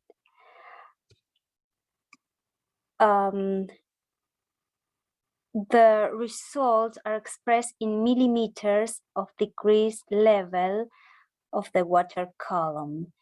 The measure is made with an initial water column pressure of 50 millimeters, equivalent to a wind pressure of 102 kilometers per hour. Okay, we put the permeabilimeters in the dome, and some of them we put it on cracks, and others we put it out of the cracks. The conclusions was that this test shows some penetration of rainwater in areas with cracks, and there are not penetrations in areas that doesn't have cracks. This method was very useful to understand the kind of plaster we were dealing with and how to restore it. Okay, the final conclusions of this project, due to the great heritage value of Jesus Maria's rural estate complex, and representing INTI and respecting the UNESCO that gives this Jesus Maria a World Heritage Site, we as INTI felt the must to use non-destructive study method in order to obtain a plan to restore this historical monument.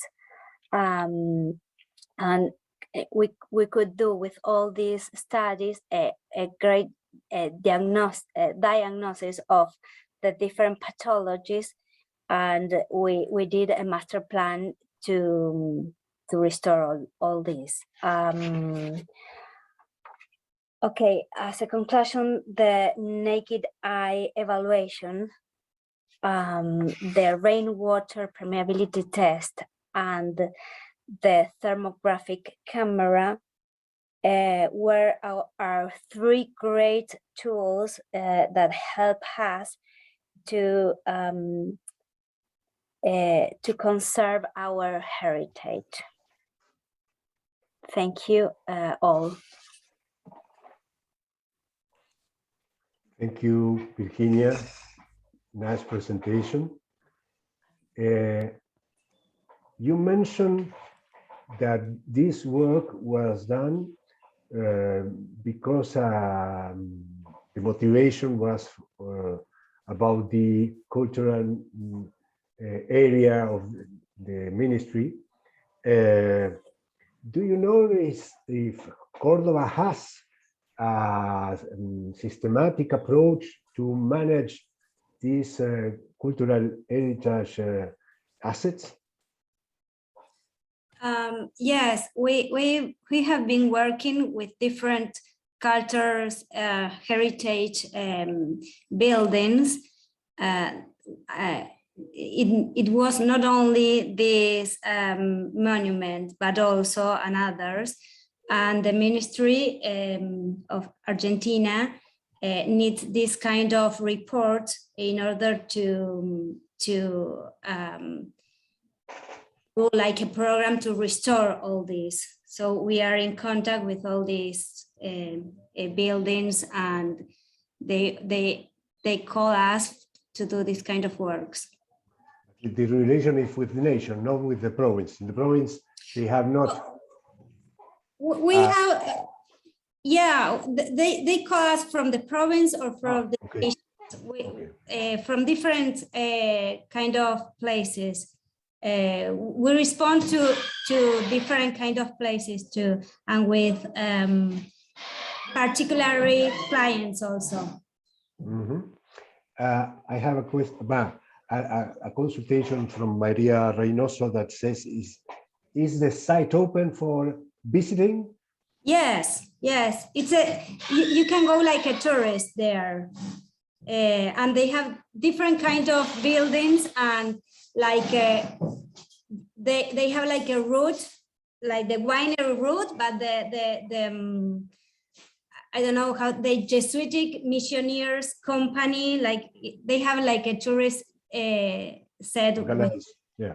Okay. Yeah.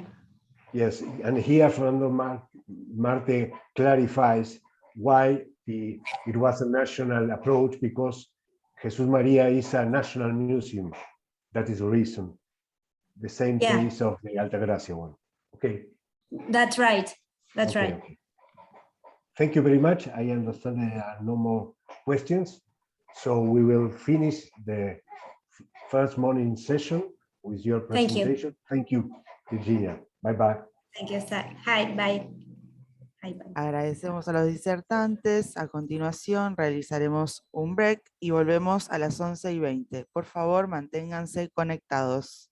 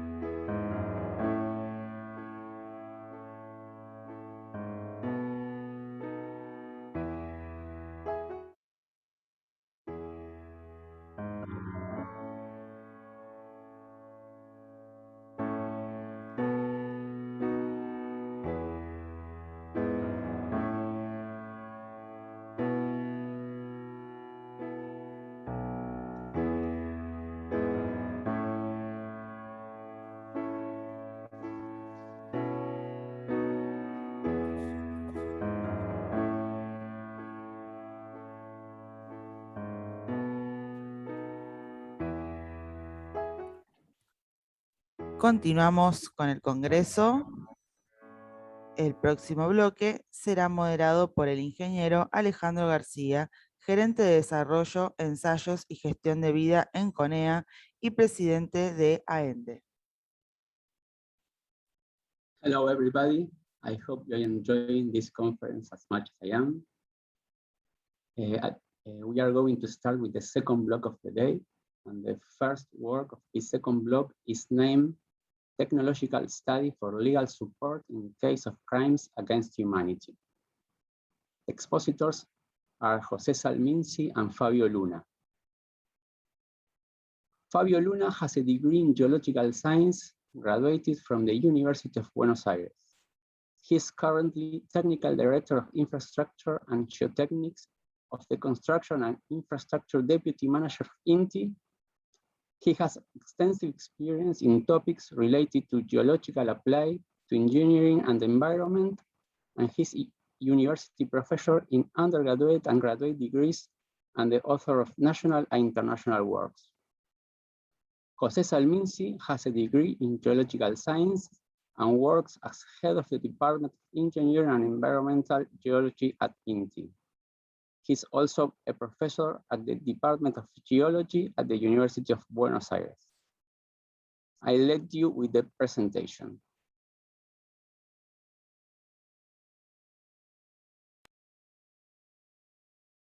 Welcome, everyone. My name is José Salminci, and with Fabio Luna and the rest of the work team are presenting this case about technological study of legal support in a case of crimes against humanity. This work is very important for all of us, not only from a technical point of view, but also from a social and human aspect. We are very proud to have been able to provide tools to find truth and justice in this matter.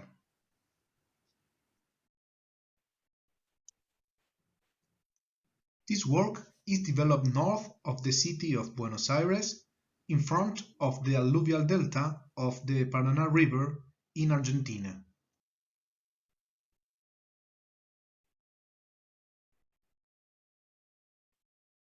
The project that we are presenting has a very sad history for our country, that begins on October 14th, 1976, where a person saw that unknown packages were thrown into the current San Fernando Channel, which, as we will see below, many years later, these packages are identified like metal drums. As we can see in this picture, the San Fernando Channel is an artificial work to favor the drainage of the Reconquista River.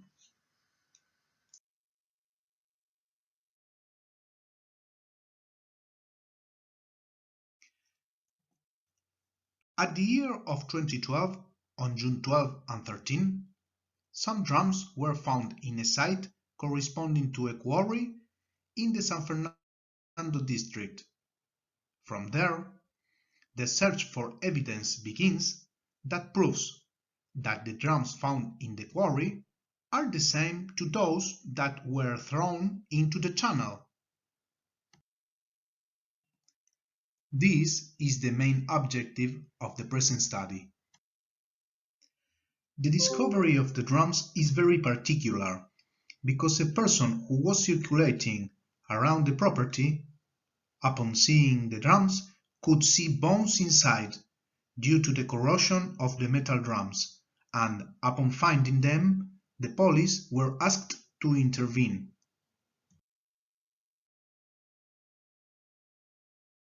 Then, Federal Court No. 3 requests the collaboration of INTI, and the work team is formed together with the Argentine Forensic Anthropology team, a very prestigious institution at the national and international level to work on a case. The same year, on November, 3 drums arrived at INTI, found in the quarry to begin their studies. A few days later, INTI was able to carry out the first in situ survey in the San Fernando property, and we were working at this place during all the year of 2013.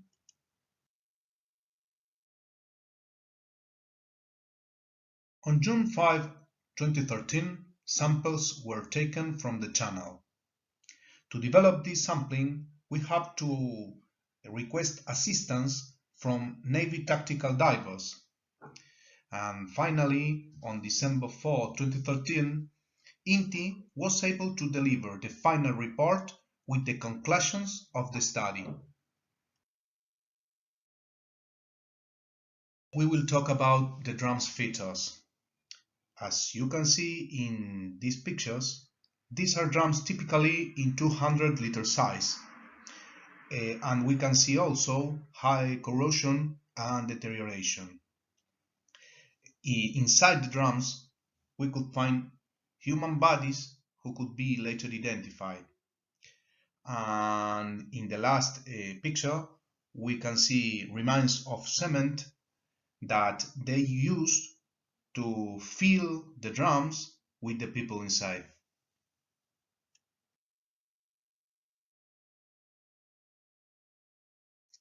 The site where the drums were found had different uses over the time.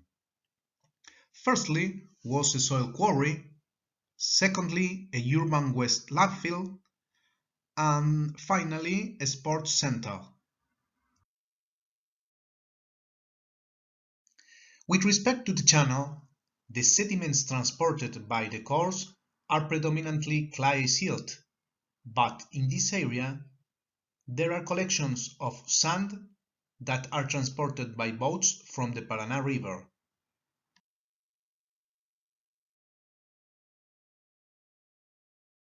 At this point, we can repeat the main objective of the present study, which is to find evidences that proves that the drums found in the quarry are the same to those that were thrown into the channel.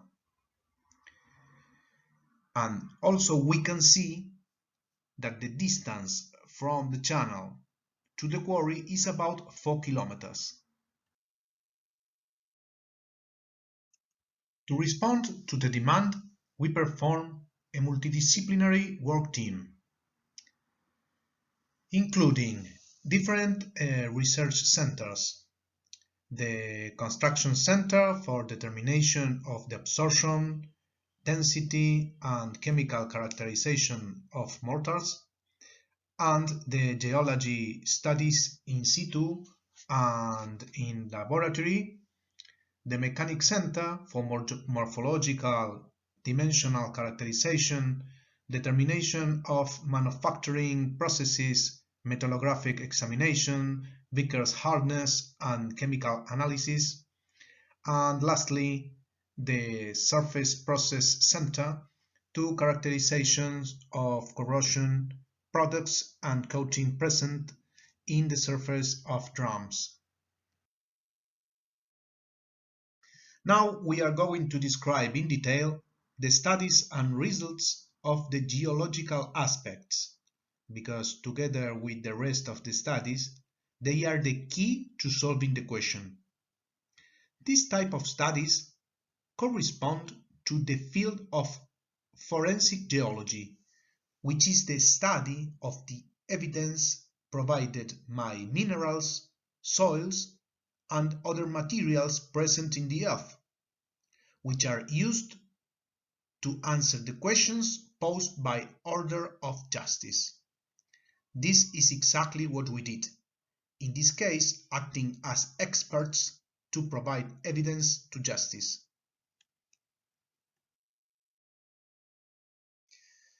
In order to fulfill the objective, the following fields and laboratory activities were developed. We first studied aerial photos and satellite images of the quarry and the channel. Then we surveyed the channel and surrounding areas.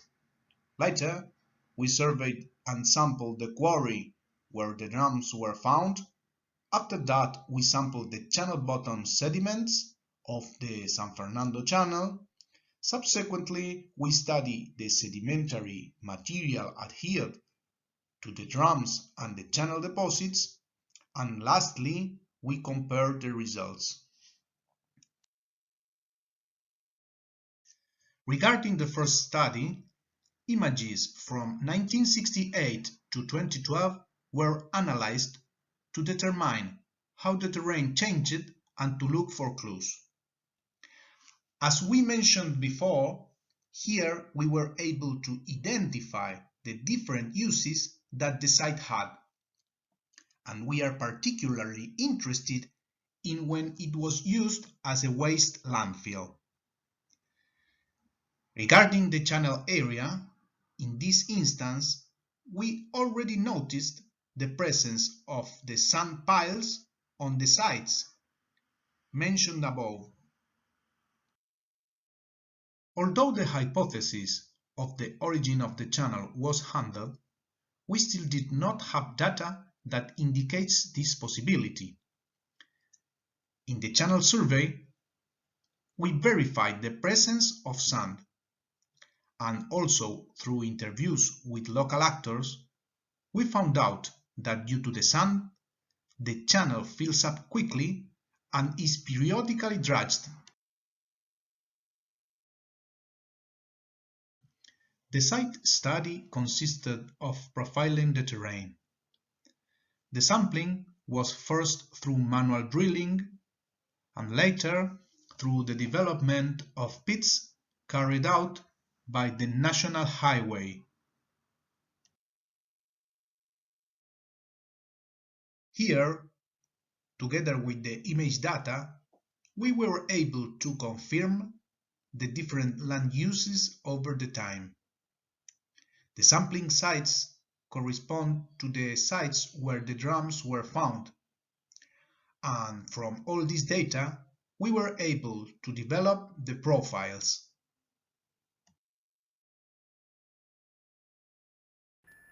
Here we are watching a movie made by a drone from the quarry and the pit.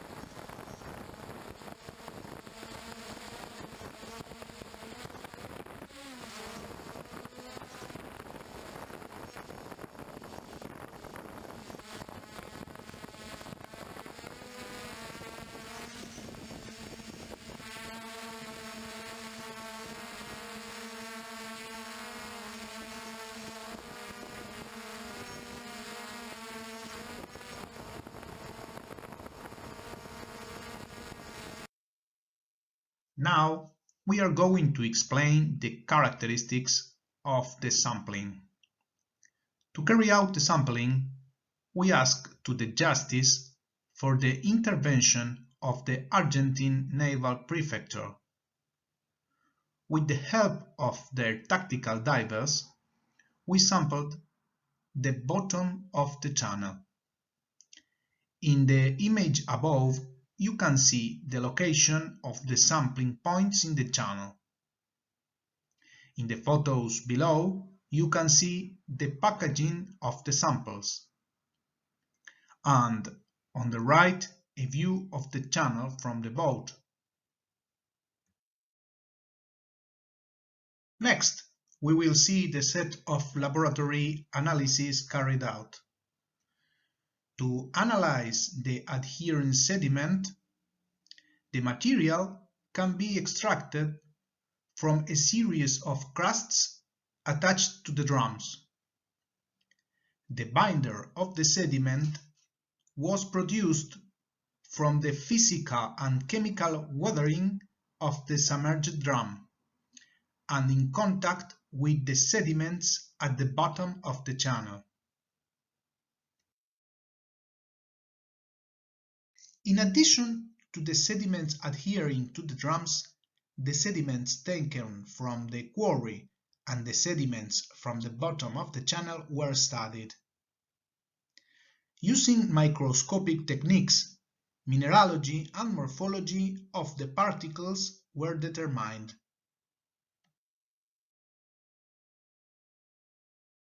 Also, the particle size was determined by sieving. From the surveys and analyses, we were able to make the terrain profiles. We also found evidence that indicates the possible origin from the channel, such as propellers and nautical ropes. And from the analysis of satellite images and aerial photographs, we could reconstruct the uses of the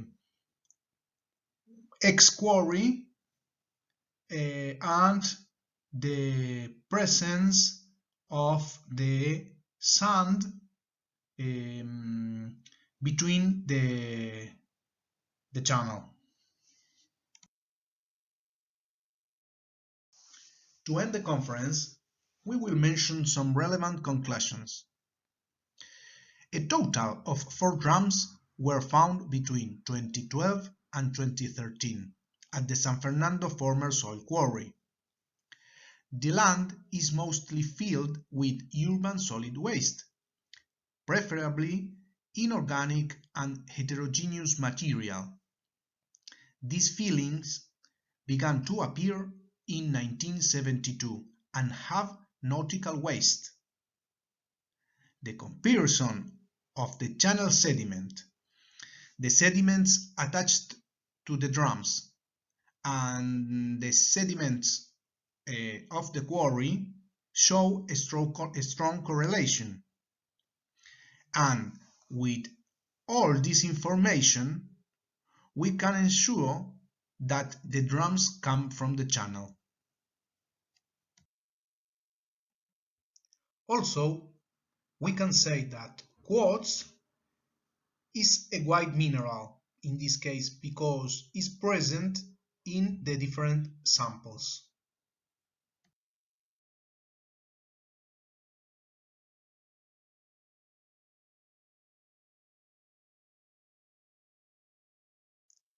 Thanks to all of you, and I leave our contact information in this slide.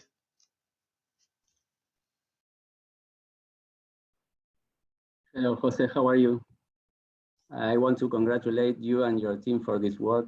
I think that besides being a very interesting one, it's also very important and enlightening job work. Congratulations. Thank you, Alejandro. Thank you. And thank you very much for all the audience for the attention. I think you are going to extend the presentation and now live. Yes, I would like to share a short presentation to complete the video.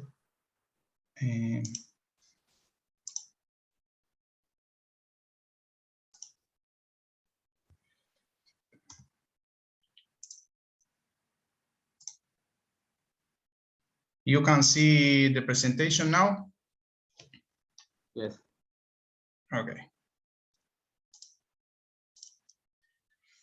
You have already seen other INTI presentations, and surely you already have an idea of what we do. But I wanted to take a few minutes to mention the specific tasks that our department performs. It's just a few slides. The Department of Engineering and Environmental Geology depends on the Directorate of Infrastructure and Geotechnics of INTI. And we work in two areas, the engineering geology and environmental geology. The main lines of studies are tests of materials following national and international standards, technical surveys, and research and development activities. So I will be briefly mention the scopes in each of these fields. In the field of engineering geology, the tests are made on rocks, soils, and aggregates for concrete, mainly. The surveys on slope stability, rock pathology, and geotechnical hazards. And we perform research and development activities linked with geotechnical characterization of rocks for housing construction and geotechnical characterization in permafrost. Only like an example, in the pictures, you can see an ultrasonic wave and unconfined compressive strength tests, only like an example. And in the field of the environmental geology, we test materials mainly to determine the presence of asbestos or amiant in bulk building materials. We also survey on contamination control and environmental auditories, and the research and development activities are made in geologic hazards and arsenic in groundwater. And finally, you can see as an example these pictures with the first one show a case where a waste landfill is located below the water table, and finally a case of contamination with hydrocarbon. That's all, and now we can thank you, and we can start with the answering the questions. Okay, we have some questions for you. Okay, for me, it looks like a very complex job to coordinate all these different working groups. How many people and agencies were involved besides the INTI team? In the case of study? Yes. Mainly, it was 3 research centers, and more or less with 5 or 6 or 7 professional and technicians within the specific centers. I think more or less that 20 professionals and technicians were involved in this case of study. Okay, thank you. And we have here in the chat another question. Did this work promote other investigations in the area of human rights? Yes, a lot of investigation. For example, at the ex-ESMA museum, we are working with different professionals in different issues and aspects that are helping to solve problems, and on demand, no, on the demand of them. So I have another question. Did you manage to obtain some, you or the forensic team, to obtain some DNA information from the bones? Or Yes, yes. All the drums were identified, the persons, the family could know who were. Sorry. Okay. Well, thank you very much. I congratulate you again, and thanks also to Fabio Luna, who is not here at this time. Okay. Thank you very much. You're welcome. Now we're going to see the second work of this block. That's named Asset of Historical Museum, Historical Monuments Using Gamma Rays. The expositor is Mario Mariscotti. Let's see the presentation.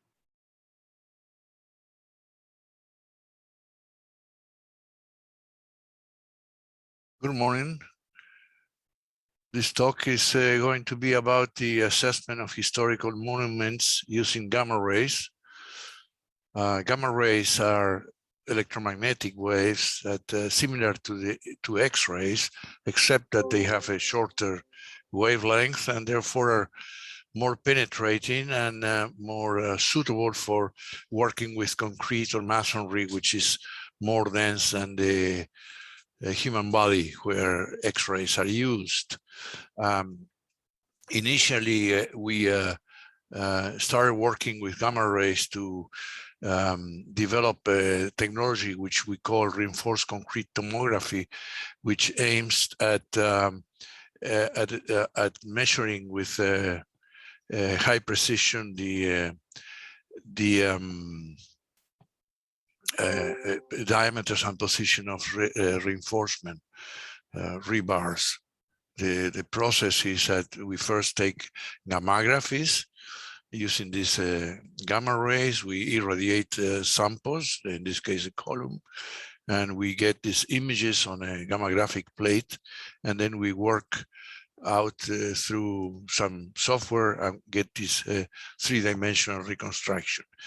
But the gamma rays are also useful to just get images and obtain some kind of data, such as corrosion, voids, honeycombing, or hidden objects in different places, like in this case, this is a part of a monument where we see nails and little wires that should not be there. So you can, with gamma rays, you can see inside the structures and discover things which are of interest. The gamma ray work has been applied to many types of structures like highways, banks, stadium silos, bridges, and underwater studies, and then monuments. And we are going to refer to monuments in this talk. We are going to give three examples of applications of gamma rays to the study of historical buildings. The first one is a study of dragon-like figures in the Basilica of Luján. This basilica is located 40 miles west of the city of Buenos Aires, and in the year 2000, one of the two crosses on top here fell down, and this was a warning that the condition of the whole building was not right, and therefore the government undertook a program to do some maintenance and prevention and restoration of the whole church. And we collaborated in this effort, And in particular, we studied several elements in this building, but in particular, I'm going to show you results that we obtained studying these sort of dragon-like figures which hang pretty high over here in the towers. The idea was to study the inner metallic frame supporting these figures, and therefore we used the gamma graphic method. And here you see the collimator with the source inside, pointing towards this element here with a gamma graphic plate behind it. And we took gammographies all over this body. And one interesting thing in this case was that because unlike concrete structures, which usually have a regular geometrical shape, in this case, the shape is quite irregular. And in addition, one doesn't really know a priori, at least, what is inside, whether it's hollow or there is dense material, whatever. And therefore, it is not easy a priori to establish the irradiation times for each of the gammographies that are going to be obtained here. And therefore, for this reason, we developed something we call gamma meter, which is a tray which is fixed behind the gammographic plate. It holds 3 Geiger-Müller counters, and this remotely can be monitored. Therefore, one can measure the gamma ray intensity reaching the plate and reaching the gamma meter, and then the operator can measure in real time the amount of photons or gamma ray intensity that gets into the gamma graphic plate, and then adjust the irradiation time accordingly. In this picture, we see some of the results, a few of the gammographies that were taken in one of the dragons. You can see the quality of these images, which I would say thanks to the gamma meter. And so in this way, we could reconstruct the metallic frame inside these figures and establish whether there was corrosion or something wrong with them. And on the right, we see a reconstruction with the different colors to indicate different types of steel elements. This is the first example. In the second example, we take a study done in a 17th century Jesuit chapel, which was declared mankind heritage by UNESCO some years ago. And it's very interesting. In here on the left, we see the ceiling, very sophisticated and laborious work done by the Jesuits and the people that work with them in the old times. And the problem here was the following: there was suspicion that termites were doing damage, were producing voids in the wooden structure of this roof. Here on the right below is a cross section of the roof. There are wooden beams, some straight, some others curved, and then on top of that there are wooden planks supporting the 6 layers of tiles. Above, we see the measurement set up. There's the container of the gamma ray source, collimator pointing downwards. The plate was, of course, placed below. And what did we do? Here on the left, there is a schematic of the experimental setup. We in each case, we took 3 gammographies with the source in 3 different positions to be able to do some kind of tomographic reconstruction. And what we see here, this block represents the tiles, the wooden plank, and then the wooden beams. There are 3 of them in each case, and below this thick line denotes the gammographic plate. If there was a hole like this produced by the termites, when we analyze a gammographic plate, we should see a darker spot due to the presence of this hole, because gamma rays are less attenuated when there is a void, and therefore in the plate we should see a darker spot or something, a region. Here on the right we see one of the gammographies. We see the 3 beams here. The first and the second, the central one are separated somehow, and we see a dark band due to the air between them. There is less material, less attenuation of gamma rays. We also see nails. Very interesting, because experts beforehand told us that there shouldn't be any nail, that in those days the work was done without nails, but the gammography proved the opposite, actually, that there were nails. A historical interesting fact, actually. And then what we see here are images of nuts, white rectangle, letters. Well, these are just external references, are not part of the structure at all. And then, okay, how do we analyze this? We take lines like this, like the red dotted line, and we measure the photographic density, that is the gray level along this line, is plotted here, the blue points. We see a high point here, which is corresponds to the black band here, actually the black spot in this place. And then this is the measure data. And then we do a least square fit using the function that the law that we know how gamma rays are attenuated in matter. So we can do a fit to the data and see what happens. In this region, we see that the agreement is quite good, but in this part of the gammography, it's not so.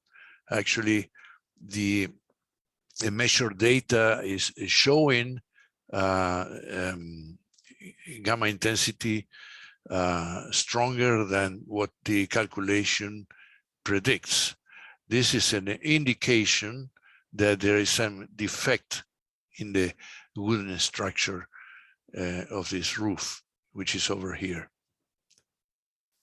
So we did several gammography, 35 in total, and we were able to point to different defects in the different places in the roof.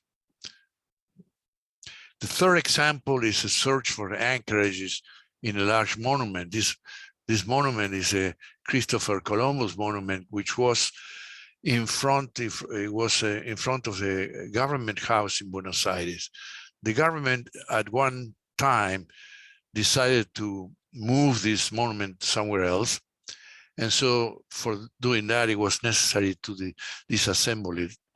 And one point, one question was, is this statue fixed to its base through some kind of steel bars or metallic element, or is just sitting on top of it? So this was the issue, and this was a problem that we faced. And so we decided to study the interior of this marble mass, and in 2 positions, here and here. And in this case, the question was to find out something which is inside a pretty thick element. So gammography is not possible here because the thickness is too large. And therefore we use another technique, which I'm going to show here. The technique is to drill 2 holes in this marble base, And in one hole to place a radioactive source, gamma ray source, and in the other a small detector, a small gamma ray spectrometer. And the two things are moved together step by step, and we go on measuring the gamma ray intensity that reaches the detector at each step. And then if there were something in here in the center, say, or somewhere, actually in between the two holes, yes, then we should be able to see it or to observe it, because what would be the results? The detector and the source move down, and then there are a number of counts, which in principle, if there is no defect or any change in the material here in this region, it should be essentially a constant. If there is a metallic element, steel or something of higher density than marble, then the number of counts should decrease, like is shown here. This is the idea of the measurement, which we call gammametric technique. And this is a picture of the system that we use. There is one tube here that houses the detector. The other tube here has the source inside. The two tubes here are together, are fixed together, and they are moved by a stepping motor, which is here.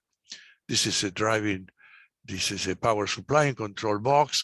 And then we have something which we call multi-channel analyzer, which receives the data from the signals from the detector. And then, since the detector is gamma ray spectrometer, means that this is a device that can measure the gamma ray energy, or the energy of the gamma rays. And therefore, with this electronic instrument, we can filter out the unwanted scattered radiation, which has less energy than the primary radiation. And this helps to improve the quality of the output of the data. In the next one, we see the results. In one case, number of counts versus depth, and we see a uniform behavior. Actually, one should expect something like similar to a horizontal line, but the fact that this is a slight decline in the data values is attributed to the fact that when we drill the holes were not, the two holes were not really exactly parallel. But the main thing here is that there is no evidence for any kind of element, metallic element, something, because we should then observe a drastic change in the data. This is shown in this other plot. Here is the same measured data as before, but now with a log scale instead of a linear scale as in here. And this is to show the effect of what would we see if there was some steel bar intersecting the gamma rays. In this case is for a steel bar that has 1 inch, and this is for a steel bar that has 6 inches. And we see there is a factor of almost 400. And in this case, it's a factor of 4. So it gives us a clear picture of what is the situation. And the situation and the conclusion, of course, was that the statue was not fixed to space through a metallic bar or anything like that. And this was very important to know beforehand, before lifting the statue, of course. And this was proven right once the statue was lifted. So this is the 3 examples we wanted to show you. And in this case, we believe that this type of measurement is, as far as we know, has not been done previously. Thank you very much. Hello, Mario, how are you? You are muted. Hello, how are you? Hello, Alejandro. Hello, how are you? Very Nice interesting seeing you. Presentation as always. I really Thank like how you adapt the instruments to make the different measurements and get the job done. Very interesting. Thank you. Thank you very much. I have a couple of questions, and I think that there is a question in the chat. What kind of, from the chat, what kind of gamma source do you use, and which is the activity, the activity that it has? Well, usually we use iridium-192, and the activity is between, say, 50 and 20 curies.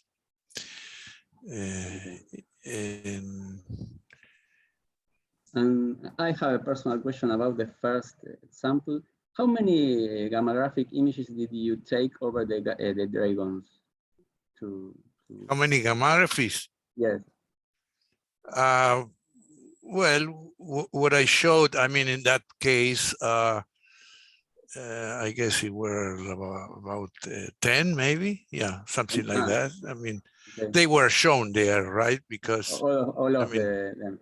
Yeah. And did you find any sign of corrosion in the internal structure? No, no, we were kind of surprised because actually the reason why we were asked to do this measurement was that the outer surface, let's say the plaster, the similar stone surface of these figures were very much cracked. I mean, they were showing cracks, and so one could suspect that some corrosion would be there, which would be a problem, like it happened with the cross at the top that fell down. It was corroded, and a windy day it came. It was broken, but no. Our measurements actually show that this metallic frame was in good condition. In several, we did in several dragons. How many dragons does the church have? We have studied. Yes. I think there were 2 or 3 here. But we did many other things we studied. Little columns and little things. I don't remember the names of these little ornaments, but yeah. Okay, thank you. And about the second case, the density difference that you observe in the chapel roof were present all along the wooden beams or just in a specific region? Oh, no, specific regions, yes. Only a few places we found some defects. The interesting question, I didn't mention because of the time limit, but when we were facing this request of doing this investigation, this roof, we had to ask ourselves whether the gammography or the gamma ray technique would be suitable for this investigation, because the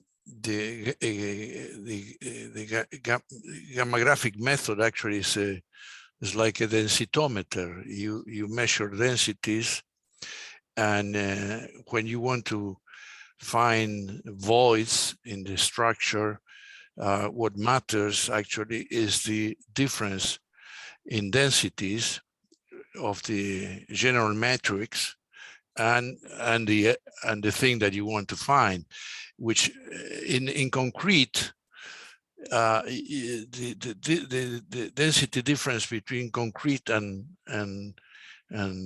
air, let's say, is large. It's like 2.5 grams per cubic centimeter. But in this case of wood, it was not so. In addition, we were able to measure the density of the wood that was used. It was a Paraguayan kind of algarrobo, I think, and it was only 0.7 grams cubic centimeter, and we did calculations because assuming that the hollow, these holes made by the termites would contain some residues, so that and we estimated some like 0.2 grams per cubic centimeters for the residues, and so that leaves you with a density difference of only 0.5. It's a small difference. Yeah. So we made calculations to ascertain what would be the minimum hole or void that we would be able to detect. And the answer was that it should be something around 3 centimeters. But it was an issue that we had to deal with. Okay, thank you. And one last question from the chat. What are the radiological safety conditions foreseen in the trial? I don't know in which of... For what? Foreseen? Foreseen in the trial. In the... Oh, yes. Yes, well, this is a very interesting question. I didn't deal with it because of the, again, time limit, but we have, of course, to abide by the rules of the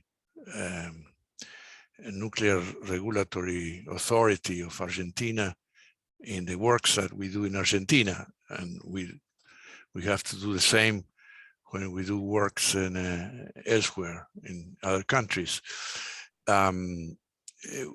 We have a limit, of course. We have to make sure that nobody in the public will receive doses that is larger than the allowed one. And I'm not sure whether there is time for showing. I should perhaps no, but I can tell you that is very, very little. It's much less than an X-ray of our chest, the chest X-ray, much less than dental X-rays, and much, much, much less than a computer tomography. It is really negligible. Of course, we take care. We all the work that we do, we make sure that there are no people in the radiological safety area defined. No, I mean that people are not in there. So. Okay. Well, again, thank you very much, Mario, for your presentation. Thank you. Thank you to you, Alejandro. Bye-bye. Okay. Following with this blog, we have the third work named Authenticity Beyond Materiality.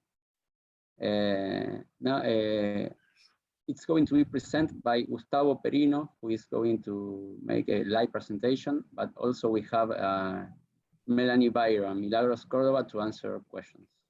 Okay. Hi, Gustavo.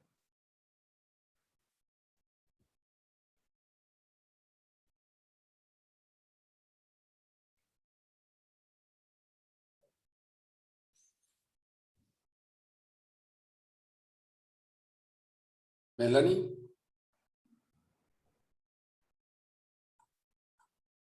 Gustavo, we can't hear you. Melanie will be a presenter.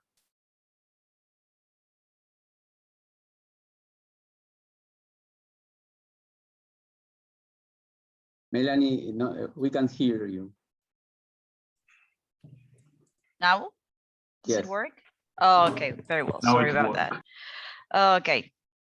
Thank you for the opportunity of being here. I will be presenting our case study, Authenticity Beyond Materiality, which studied a painting by Argentinian artist Linneo Eneas Spilimbergo. So the investigation was led by Gustavo Perino, our authenticator. I was an assistant researcher, and we had Alejandra Leiva as our question, document, and signature examiner. A bit about us: we are an interdisciplinary group of professionals who work in art authentication and market-related consultation since 2012. We are academic authenticators, conservators, restorers, and question, document, and signatures examiner, among other specialties. We have produced more than 70 authenticity researches, and since 2015, we have a strategic partnership with INTI as our scientific support. In 2016, we created ICAE, the International Conference of Artwork Expertise, the very first of its kind in Latin America. Now, moving forward to speak about our methodology. We follow international guidelines, and each project is led by an art authenticator, and it has three main aspects: the contextual analysis, where we work with art historians and we deal with the context where the painting was made, with historical context; the aesthetical technical analysis, where we involve art restorers and document and signature examiners to contribute to the research; and finally, the scientific analysis, where we work with scientists, mostly chemists and physicists. Here we try to use non-destructive methods as much as possible, which sometimes it's very hard. During the process, we also work in collaboration with relevant organizations, experts, and other individuals. All our reports are protected by blockchain, and the digital reports are tagged to the artwork with an NFC chip. Okay, so now moving forward to the artwork. The studied artwork was never properly researched before, and the traditional validation process would have never worked in it because it had no documentation at all. This provoked an indirect descendant of the artist to not recognize the authenticity of the painting based on the fact that it had no documentation. So a bit about the artist. In general terms, Spilimbergo was a member of the Paris group who represented the modern Argentinian avant-garde of the 20s. In 1933, he was part of the team who created Ejercicio Plástico, led by the Mexican muralist David Alfaro Siqueiros. Okay, so to study the contextual phase of the investigation, we consulted all the existing bibliography available to us, and we identified 4 periods of productions. 3. Most important ones are 3, but we have 4. So the very early period is where the artist declared to use a palette of very specific colors, and he also stated that thanks to economical limitations, the selection of his palette changed. This tells us that because of economic conditions, he replaced pigments with others of lesser qualities. This is obviously something that has to be proved with scientific analysis.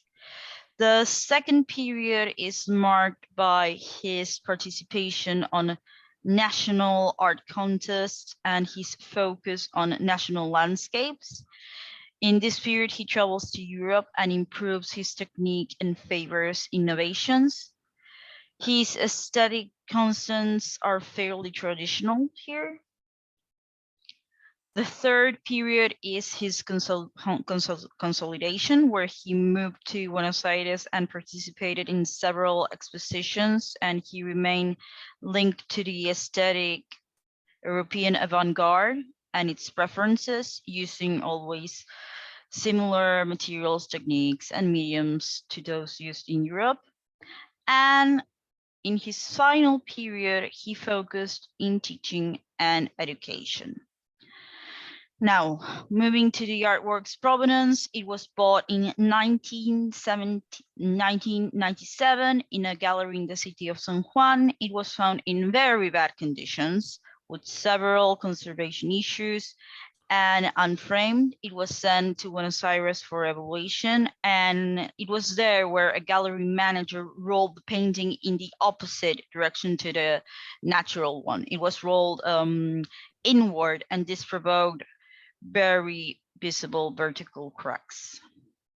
Now, under considering the contextual historical parameter, we select witness artworks of unquestionable authenticity that are found in museums, private collections, and documented public collections.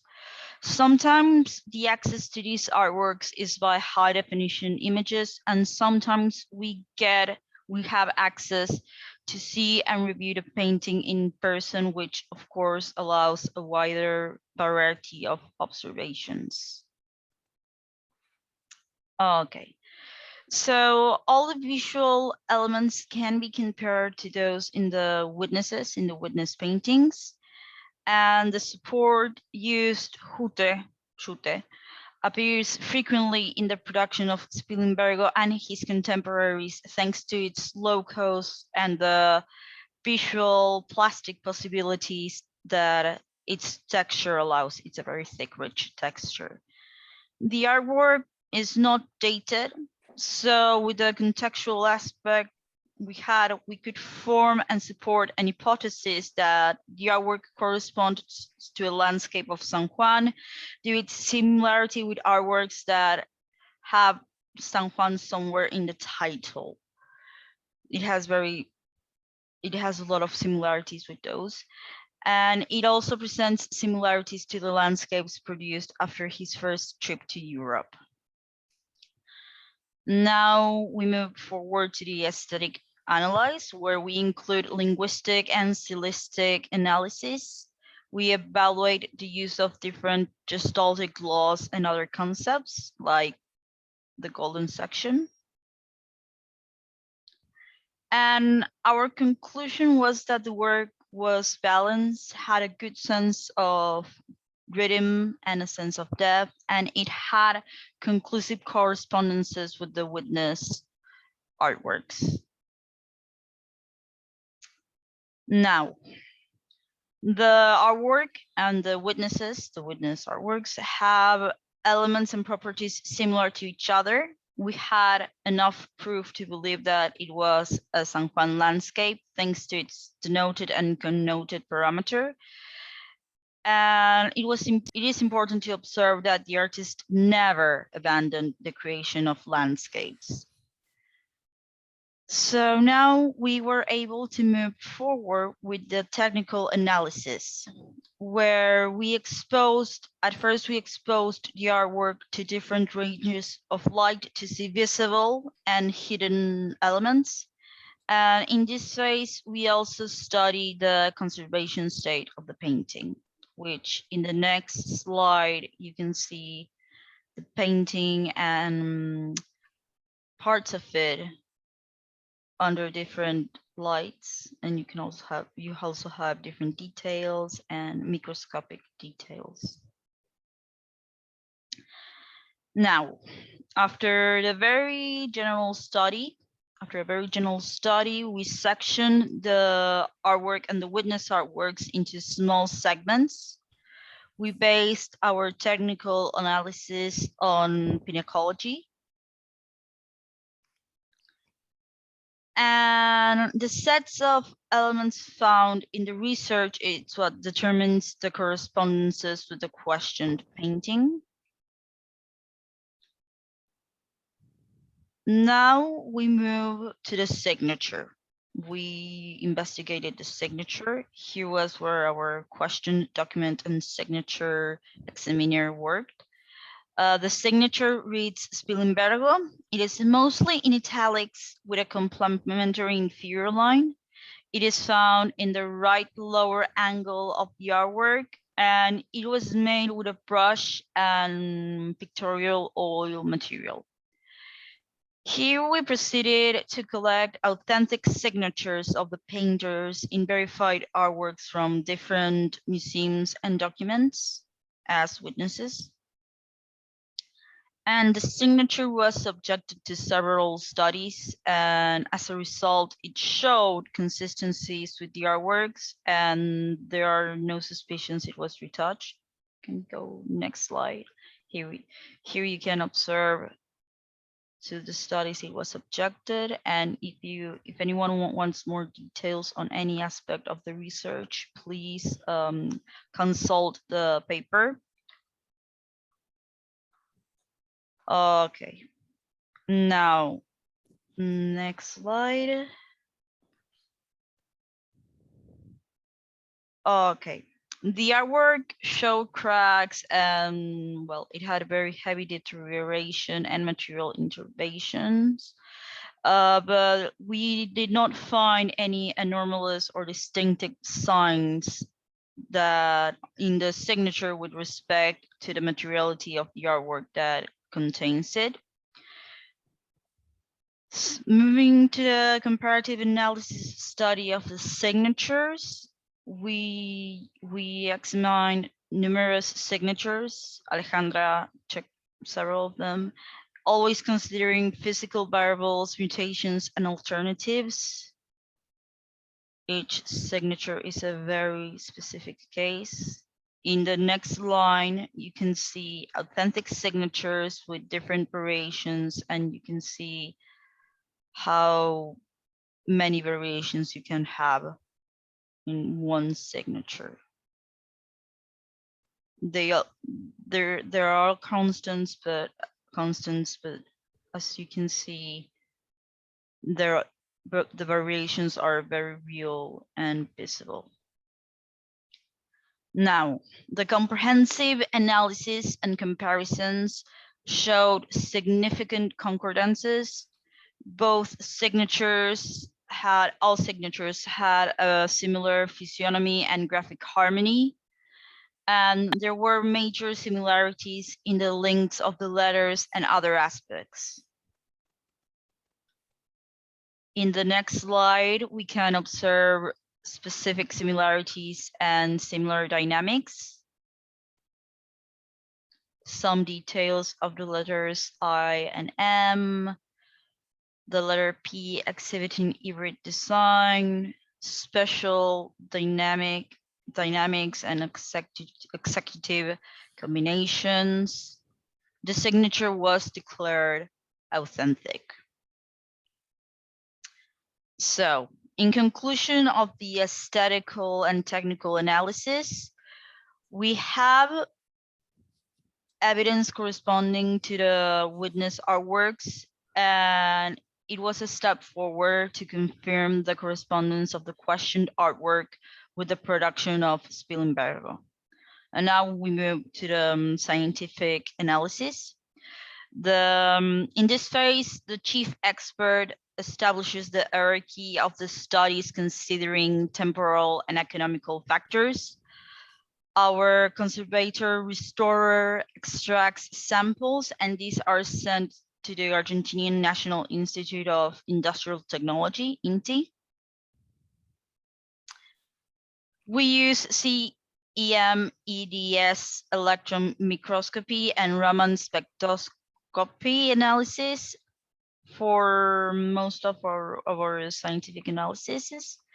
And here we try to identify the green, red, and blue zone samples. We obtain samples from different places of the piece to reduce the possibility of extracting pigment that may be mixed with modern repainting from retouches, restoration work, etc. And taking into account some considerations and reservations, we can confirm that we were able to confirm that all the pigments found correspond to the first half of the 20th century. There you can see some of the analysis, and you also have the pigments. with all the information we obtained from the different phases and the different analysis, we were able to confirm that the work was created by Linneo and S. Spilimberger between the years 1935 and 1946, and the artwork was finally certified. And here we end the presentation. Thanks everyone for listening, and now we are open to questions. Thank you, Melanie, for your presentation. It was very interesting and also very entertaining. Thank you very much. I have a couple of questions. As I'm not an expert in art study, I have a question from the beginning of the presentation. What kind of blockchain do you use to secure the information, a private or a public one? We use a private one. We have a partnership with tokenizarte.com. Okay, so you need a special application to read that you can use to read the blockchain and obtain the information from the tag, right? A website. It's a website. There are several websites where you upload information to the blockchain. It gets the signatures and gets verified, and it stays there, and no one can touch it, even if they try to. Okay. And how do you guarantee that the safety of the information due to the fact that the files are not on chain because of the size? Do you incorporate any encryptation method over the data of the files? There, Gustavo can answer. There, Gustavo has an answer. Voy a responder en español y vos traducís, Melanie. Nosotros usamos un sitio específico que es una escribanía de blockchain, donde la información es verificable pero no es pública. Entonces es un archivo encriptado de punta a punta y solo con el acceso del hash podría verificarse eventualmente ante un pedido de algún juez o de alguna instancia judicial. Thank you very much. We have some questions here in the chat. From José Domingo Scopelliti. What other non-destructive testing methods did you use besides photography to verify authenticity data? For example, radiography by RX or infrared thermography? X-ray or... Reflectografía infrarroja. Y no fue necesario rayos X en esa oportunidad. Okay. You just use optical methods. Infrared and ultraviolet. Yes, and take a sample and send to the INTI to the chemical analysis for the paint. Okay, thank you very much again.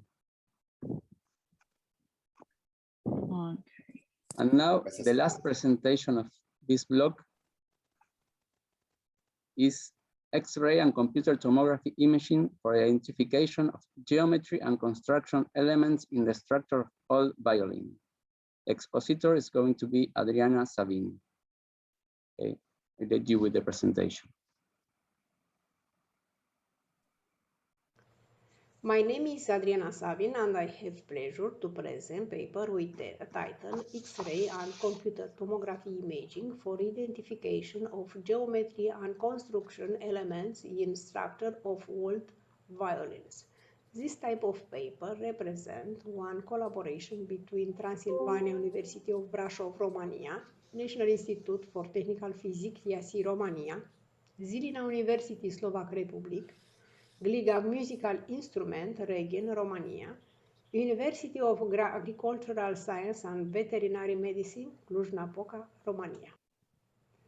Outline of paper is Introduction, Studied Structures, Experimental Methods, Results and Discussion with Structural Analysis of Wood from Old Violin Construction, X-ray Radiography of Heritage Violins, Image analysis of heritage violins using computer tomography scanning, and finally conclusions. Violin's shape, dimensions, and materials have reached the highest performance of musical sounds. The current shape of violins was established by Andrea Amati. Over time, the manufacturers bringing only small change in constructive elements almost unnoticed to a regular visual analysis. The constructive elements of violin have both a functional and an aesthetic role. The violin body is composed of the top plate, the back plate, the ribs, and the quarter ribs have the acoustic role of amplifying the musical sound emitted at passing the bow of the rings. The plate have a spatially curved shape in both the longitudinal and transverse direction. The thickness varies from the center to the edges. From the point of view of wood species, softwood spruce is used for the top plate of the violins selected for the structural characteristics, and for the back plate, curly maple wood is used. The objective of this study was to identify the structural and constructive elements of all the violins using modern imaging analysis techniques, wood structure scanning, X-ray analysis, and computer tomography analysis. 6 old violins were analyzed, 4 of them having label with information of dating the violin and belonging to a violin school, Steiner, Leb, Klotz, Della, and 2 without a label, but for one of them its history is known, and the fact that is a copy Steiner, coded Jakob Steiner without label, and for the other violin coded unbranded, it is not known the origin and the belonging to a certain school of violin makers. From a constructive and technological point of view, the top plate of violin are obtaining from 2 halves, cut radially longitudinally from the lungs, which after their natural drying are conditioned to the drying chamber up to a moisture content 6–8%. Most Cremonese violins have the wood cut into quarter, image A, compared to the style of Brescian's violin makers that use live shown, which has an end grain with gross rings 0–90 degrees to the surface. Okay, case B. Evaluation of anatomical feature of the wood in the construction of top and back plate of old violin was performed using wind dendro density imaging analysis system for the Department of Forest Engineering.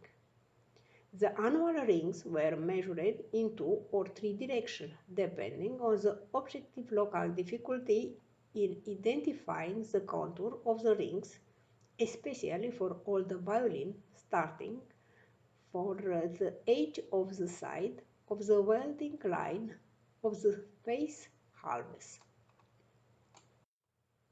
A total 2,641 front ring and 970 back ring were measured, and then the average value of standard deviation of the main characteristic of the annual ring measured of the top and back plate of the violins are summarized.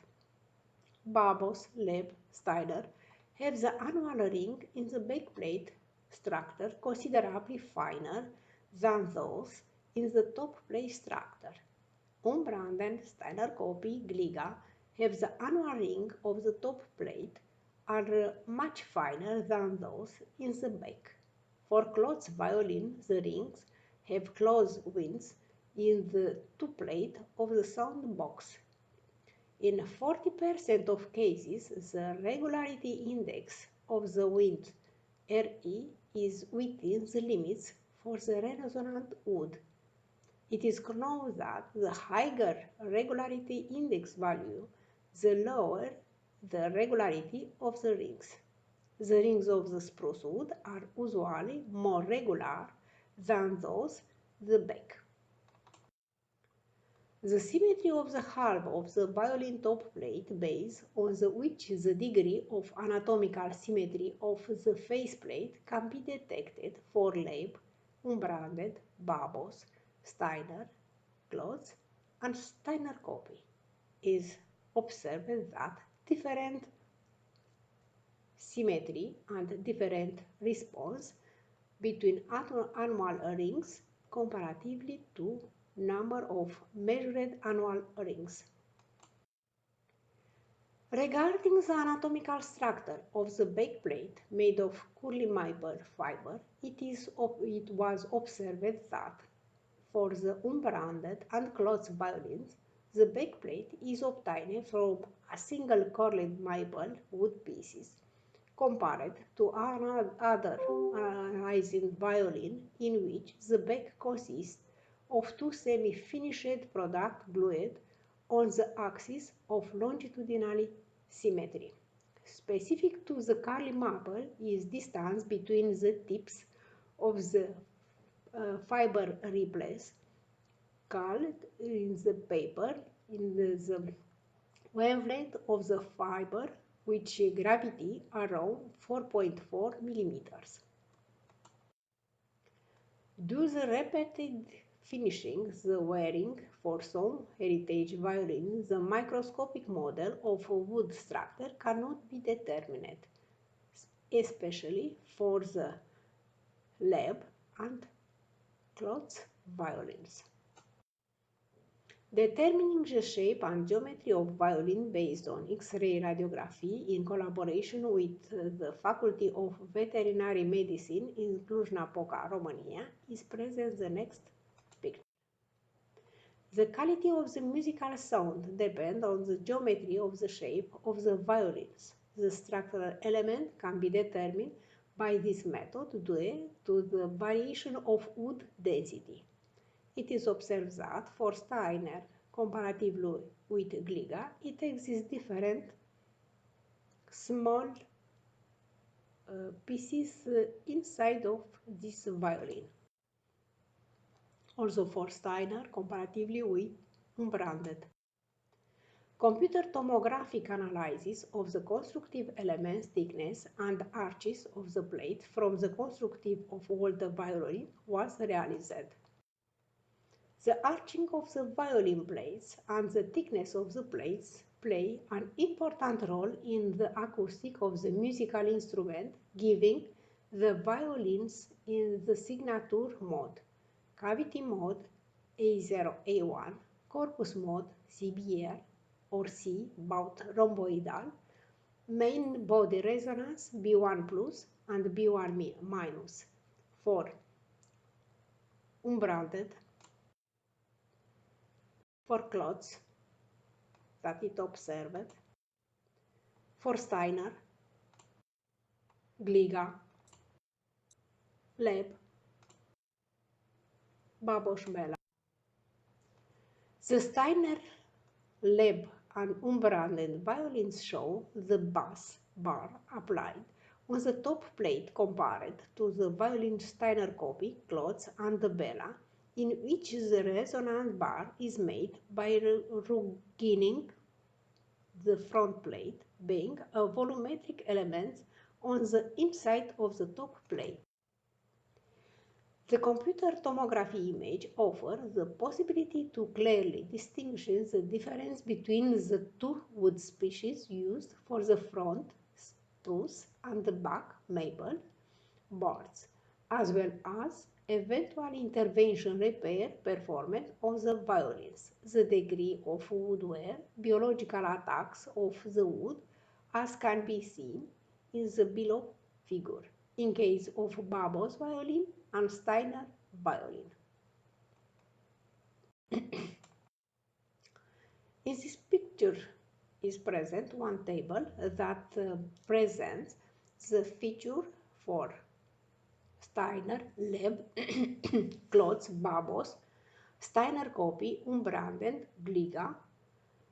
For this, the study presents non-invasive spectroscopic approach related to anatomical patterns of the wood from ancient and modern violins plate, as well as morphological and geometrical features, such as shape of body, the arching, the corner, and the F-hole.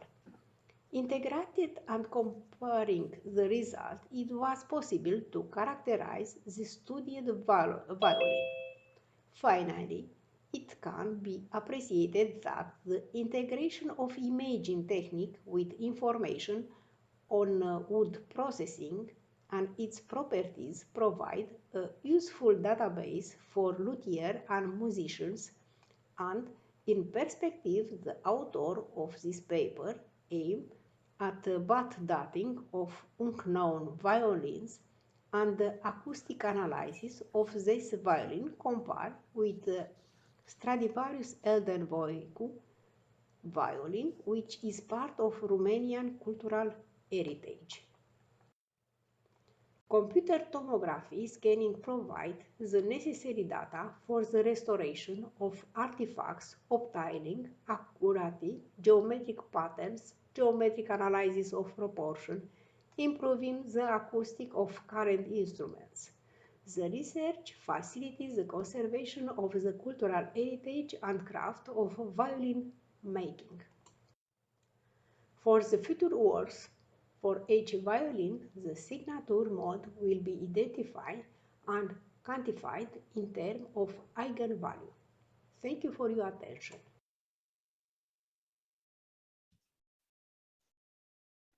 Hello, Adriana, how are you? Okay, I'm fine. Thank you for the invitation. And initially, I needed to thank you for all my friends of IND, especially for Dr. Marta Ruch for inviting of this conference. Very interesting conference. Is for the first time because it's difficult to change the nuclear power plant with violins. But after musical, after a lot of painter appear some song. Thank you, for your invitation and congratulations for excellent conference. Thank you, Adriana. Thank you for sharing such exceptional work and presentation.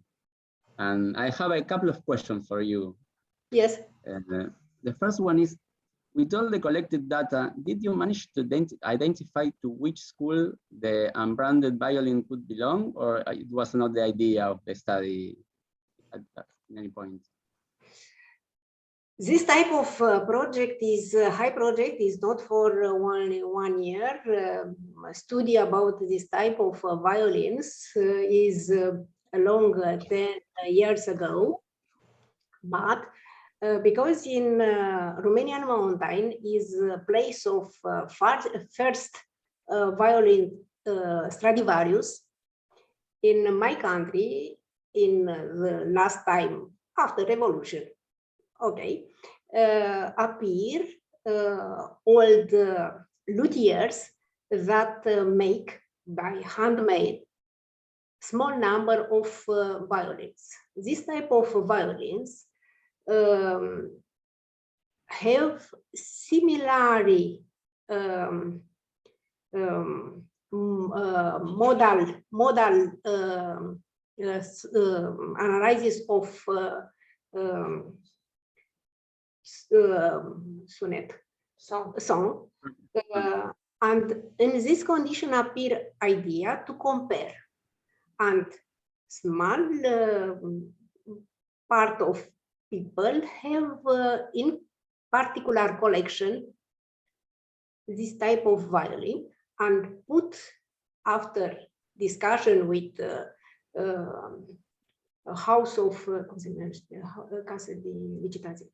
licitation, sorry, with a small paper put at disposition to compare, because during this type of tested, inside of violins appear some modification of small pieces, and another needed to small revision for not destroy this type of patrimonium violins. Supplementary in my country, it exists Voicu, violinist.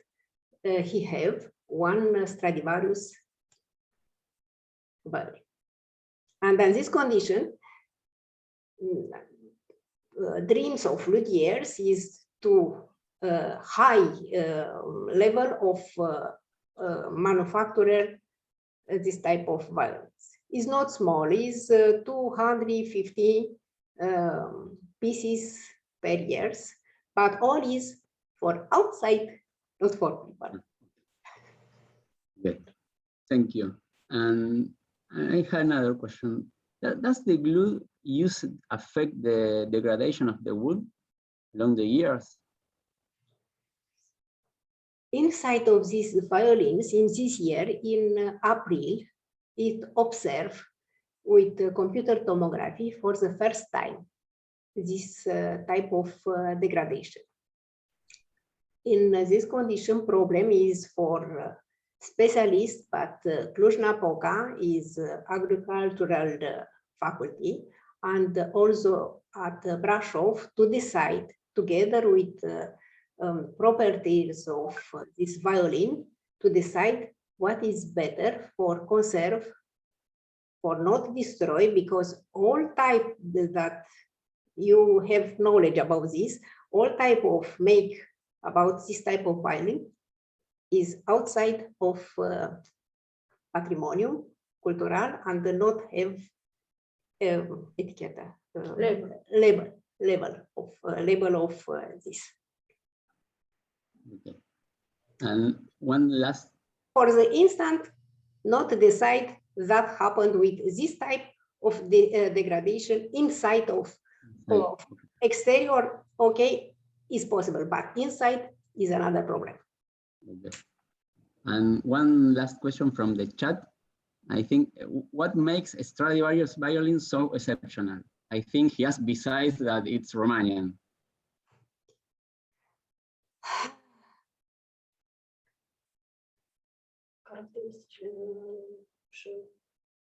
Characteristic of this type of violin Stradivarius is special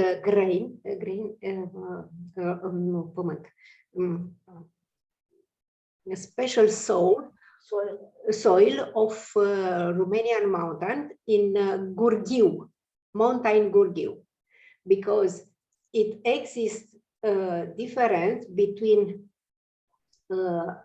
angle of sound and climate pressure, humidity, and direction of wind. That all this type of external condition, atmospherical condition, appears some elasticity of this type of resonance wood.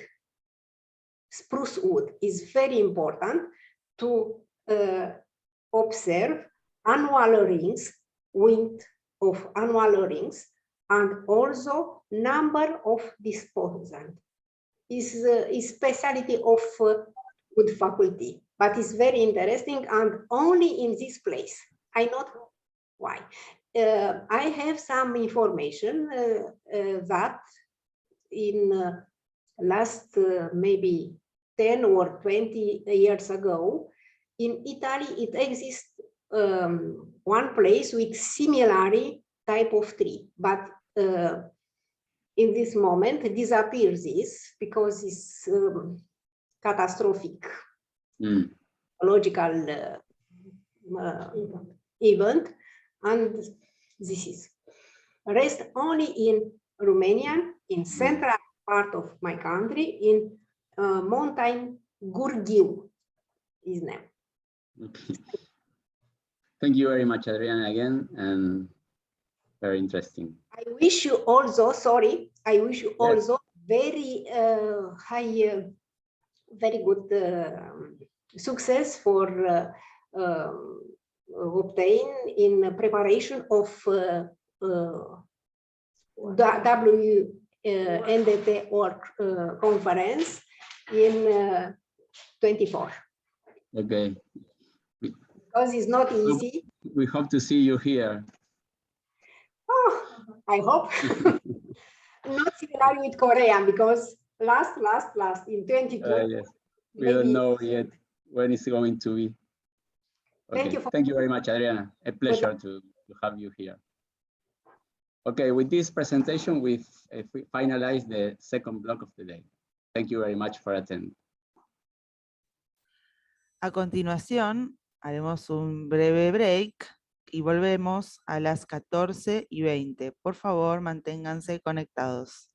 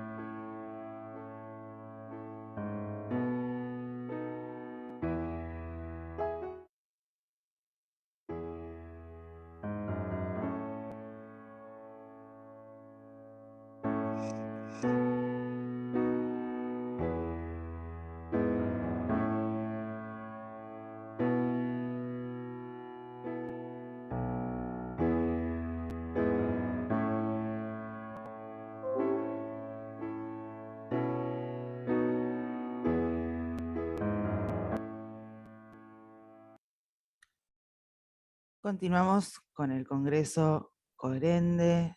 A continuación, modera el bloque el físico y doctor en materiales Martín Gómez de la Comisión Nacional de Energía Atómica.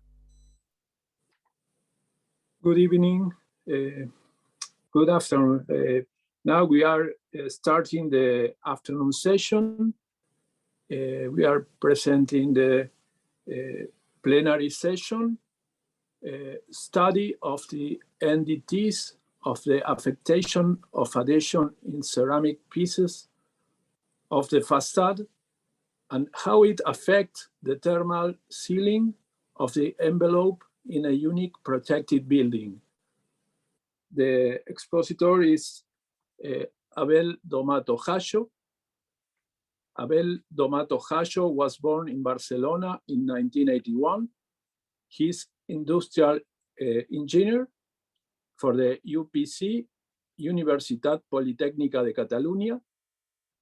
Actually, Abel is the manager of inspection and testing department in BAC Engineering Consultancy Group.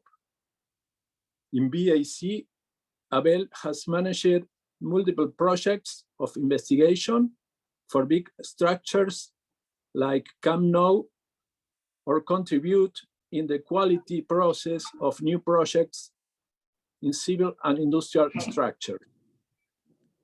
Abel is member of the board of the IND, the Spanish Society for NDT, since 2017, is collaborating with the EIA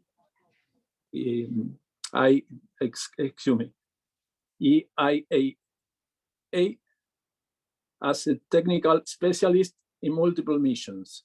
In these missions, Abel has developed the application of the NDT in civil structures and how to apply it in a damaged situation. Some of the countries where Abel has made projects are Mexico, Costa Rica, Peru, Ecuador, or Honduras. In these 4 years, Abel has collaborated in cooperation to the governments after a damaged situation going to Mexico. After the earthquake of 2017, Albania, earthquake of 2019, and Beirut blast in the port in 2020. Abel and Dario Fopoli are the writers of a program based in NDT in civil structures e-learning for the EAI.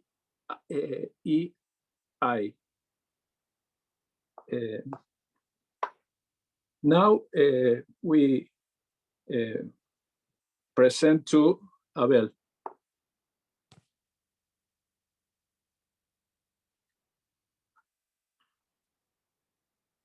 Hi, everybody. Buenos días, buenas tardes. From Hi, Barcelona. This is the presentation of Abel Domato. I'm from Barcelona, from BAC ECG, and technical expert from the IAEA, the OEA, for this presentation in ART 21.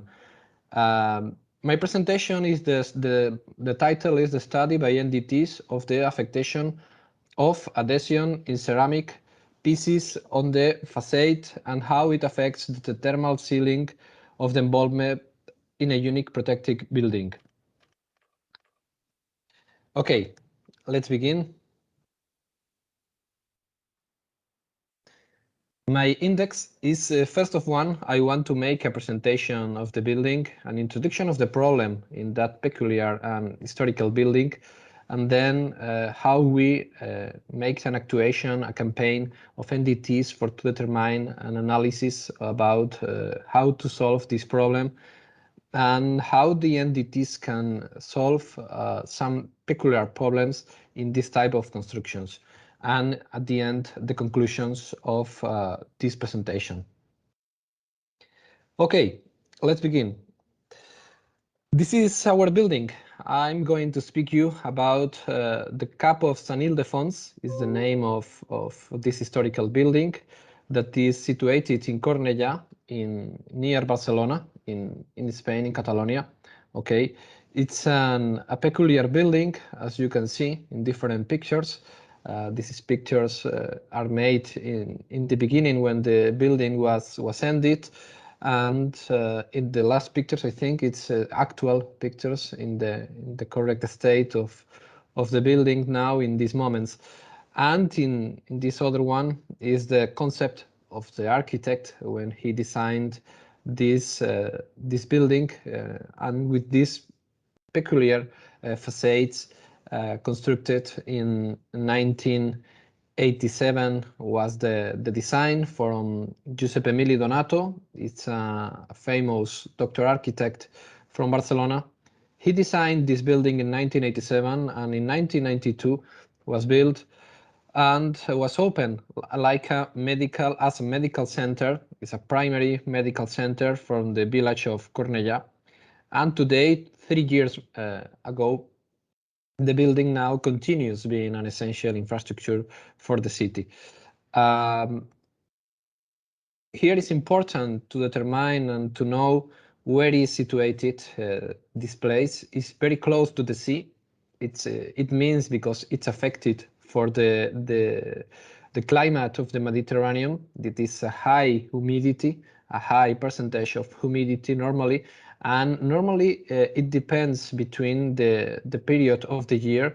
It changes the temperature. It's an increasing temperature or lowering the temperature. It's a gradient of temperature in the same day, about 20 degrees normally.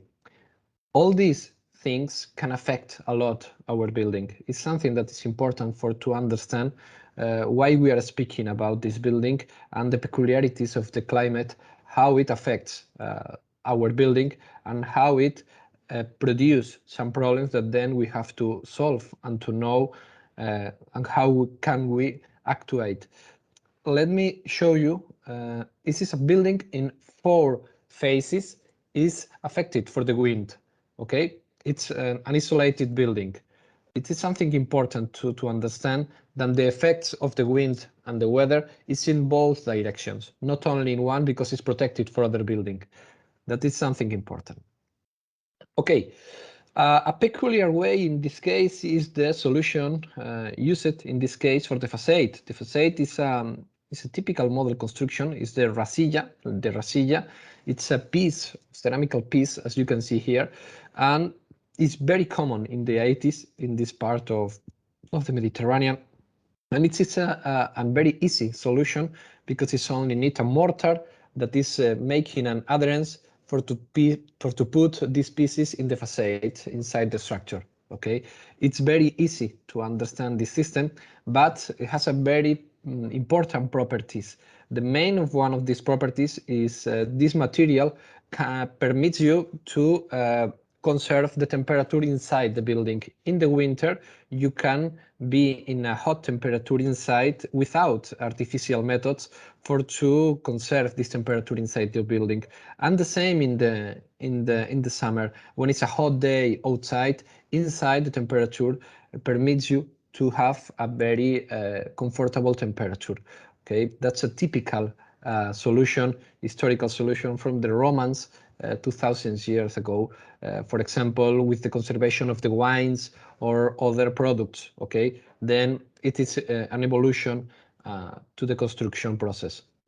Then we can adapt these pieces and this system to the buildings, the special buildings, that with a cheaper solution you can take a good, comfortable climate solution for the internal part of the building and inside of the building. Okay, that's something very, very important.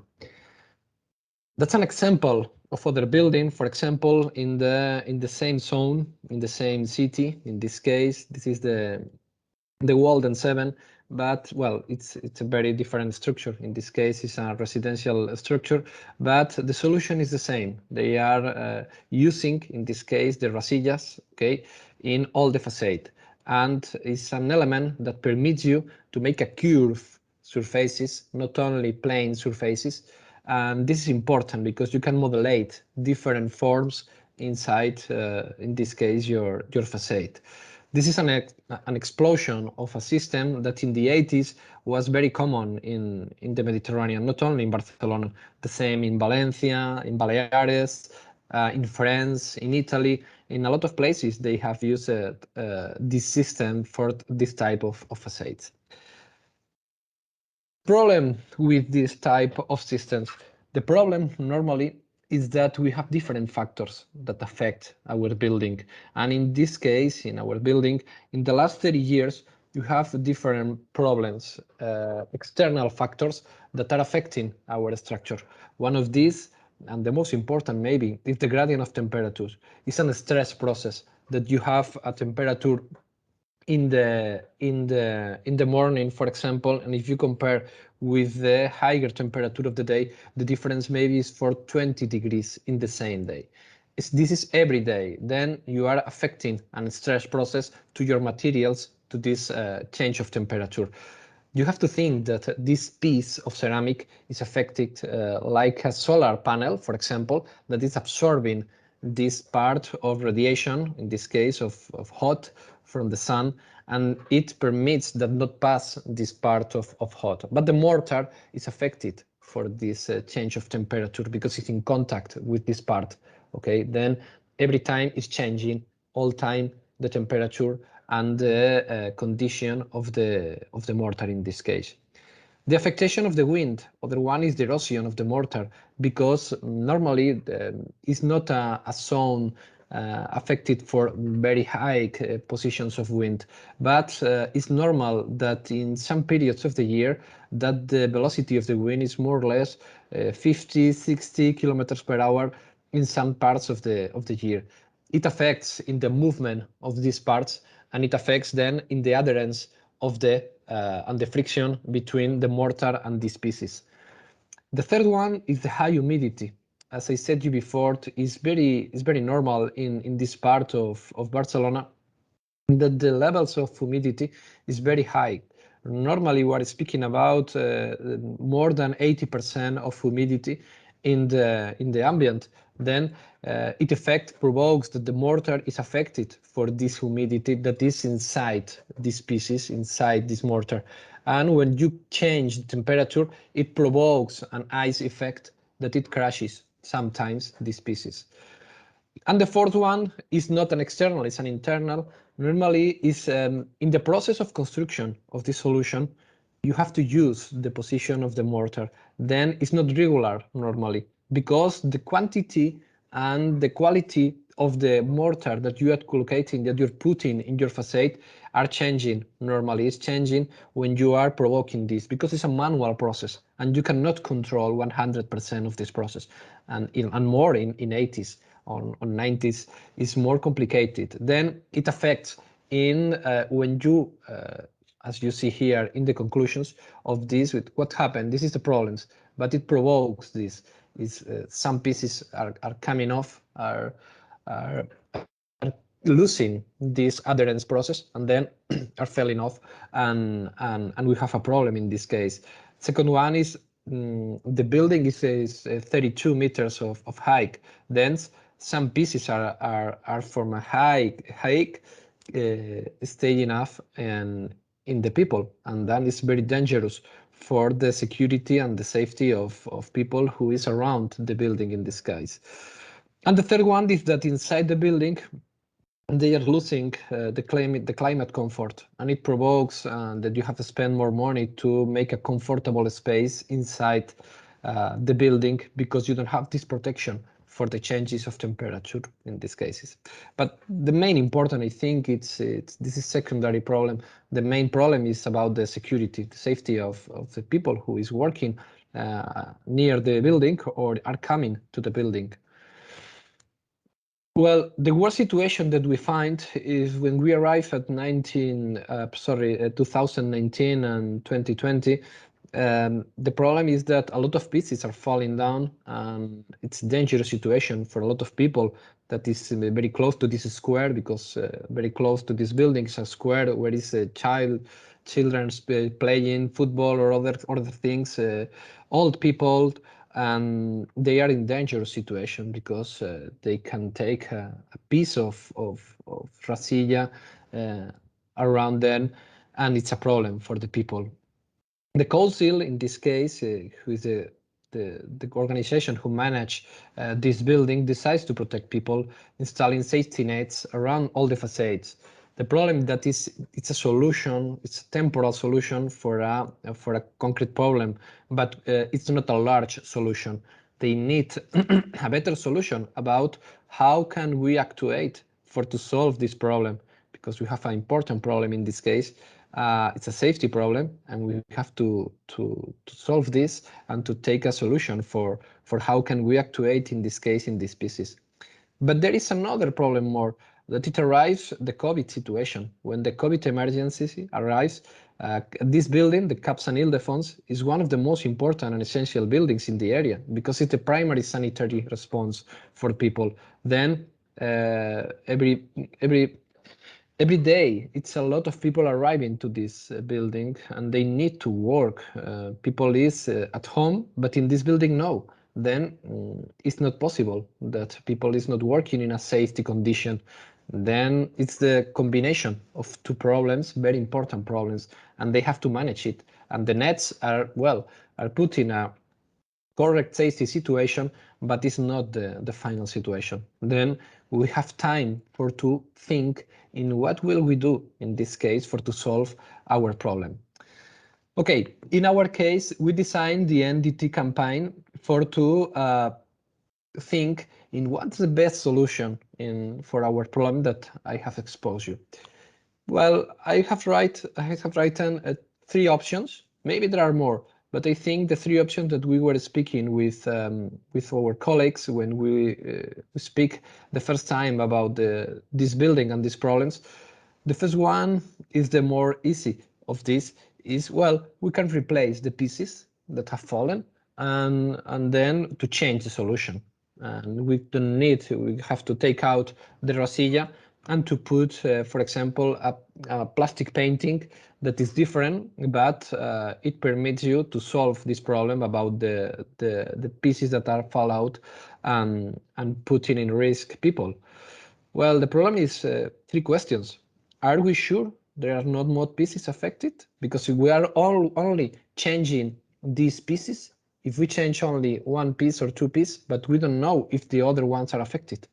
Second one is how many time will be saved the building, because maybe there are pieces that are affected, but we cannot know these parts because only we are correcting the pieces that have fallen. And the third one is, can we be sure when we replace any other pieces with fall? Well, it's impossible to know. We cannot know about the safety of the next years and the next times, because maybe now we are correcting the part that have fallen, that have broken, but we don't know the other ones. That's not a good solution, for example. The second one, as I said before, is to change the facade solution, to take out all the pieces and correct it for a plastic solution. That was the solution that was more commented and more represented at the beginning of the discussion between the council and the architects about what we have to do. The problem is that these changes, the problem is it changed all the meaning of the building. The concept, the minor concept of the architect, the main concept of the architect at the beginning was other, and the process is very long, maybe, and not possible to combine with the COVID situation in this case. And if we have to wait for some years or some months to begin, maybe it's too much time to take a solution in this case. And well, the third one is the most important, the reason normally, unfortunately, what is the cost, the expensive cost to change all these square meters of facade of these spaces for plastic, in this case painted. It's complicated, and the cost to lose the preservation of the temperature inside, because we have to remember that these too many important functions is an aesthetical solution, it's a nice, beautiful solution, but the second one, it's about the climate comfort inside the building to prevent this part of the temperature. Then if we change it, we are changing the meaning of the preservation of the building. Then that was something that was complicated to defend with the other part about what we can do. And the third solution is that we propose at the beginning is to apply NDTs for determine healthy or sick zones, affected or not affected zones, and we make, like the doctors, like to look for not all the building, not to actuate in the parts that we know that is affected, not only because the pieces are broken, because maybe around these pieces are more parts of the building that is affected. Then we can actuate in this case, correcting these parts. And well, it's only a campaign that we can ask, hey, we can do it, and maybe we have information, and we have to return to the second part, to this solution, because the answer of the NDTs maybe is that we have more than 80% affected of the pieces. Then we have a very big problem, and we have to replace and to change the solution. Then we can do the NDTs without affecting the structure and without affecting the facade with a minimum affectation.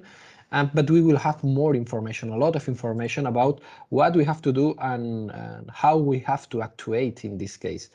Well, I have written that will permit the normal useful of the building. Yes, it is very important for the medical people that they know that our actuations will not affect in day by day with a lot of people with COVID and all this situation.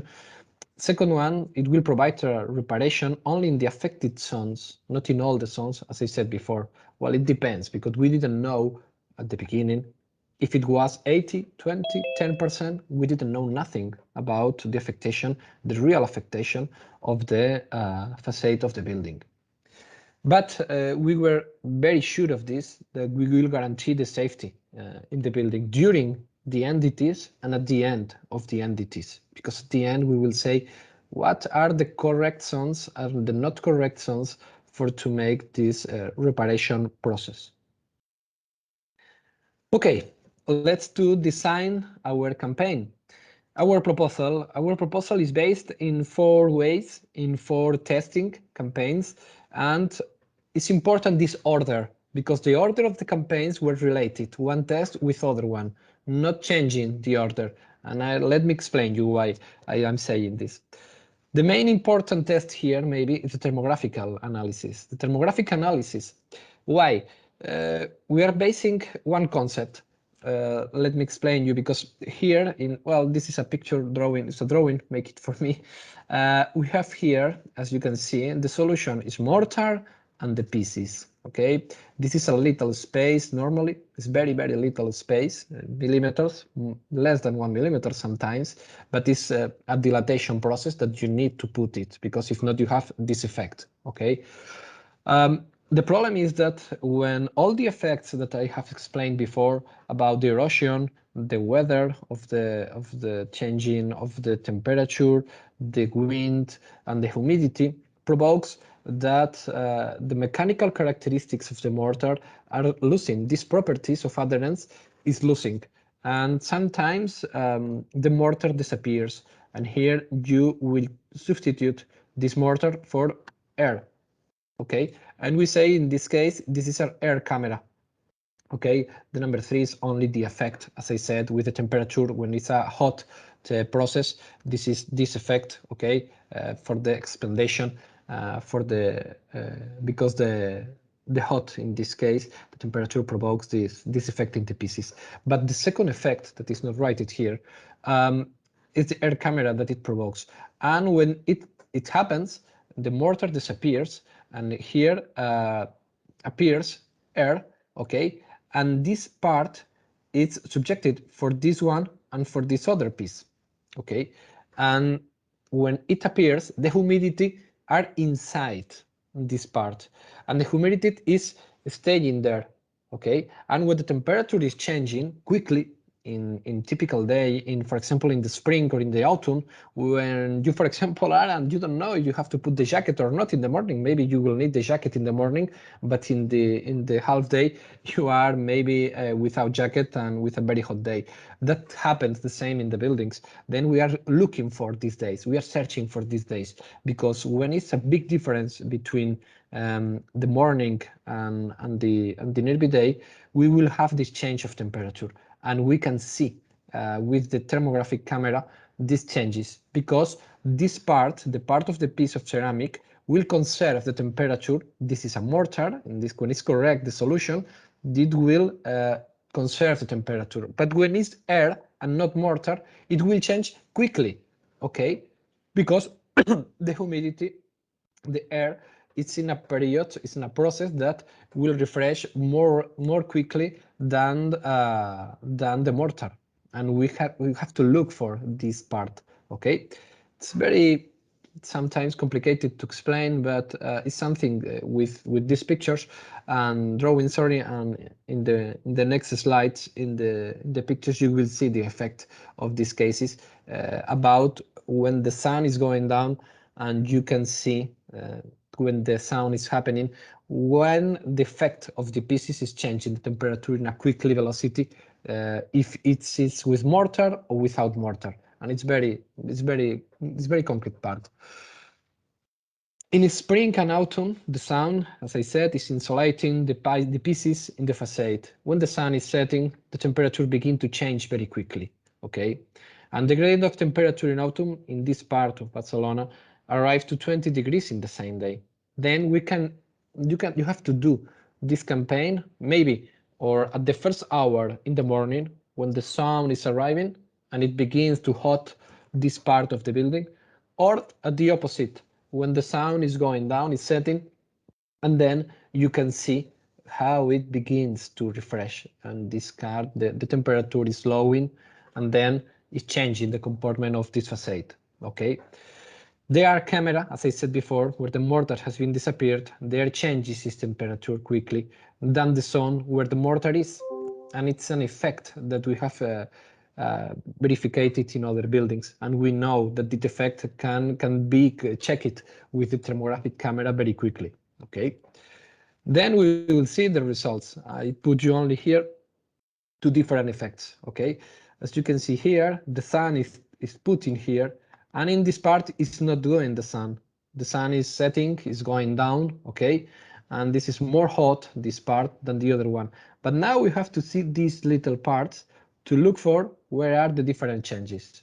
But let me explain you in the next slides every picture, and you will see this effect. Okay, the campaign was done in November 2020, 1 year ago, and then we have to, the main objective is to determine the sick or healthy zones of the facade with the camera. Okay, the second one is with these results. Okay, we have to analyze the thermographic campaign, and now we have to verify the results.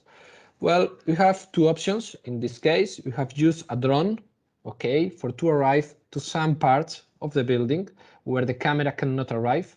The drone, we didn't use the drone in all the facades because it was not possible for the regulations of the council, and then we only can use it in one excuse me, in one facade of the building. It was important because we take a lot of pictures and a lot of solutions in this case.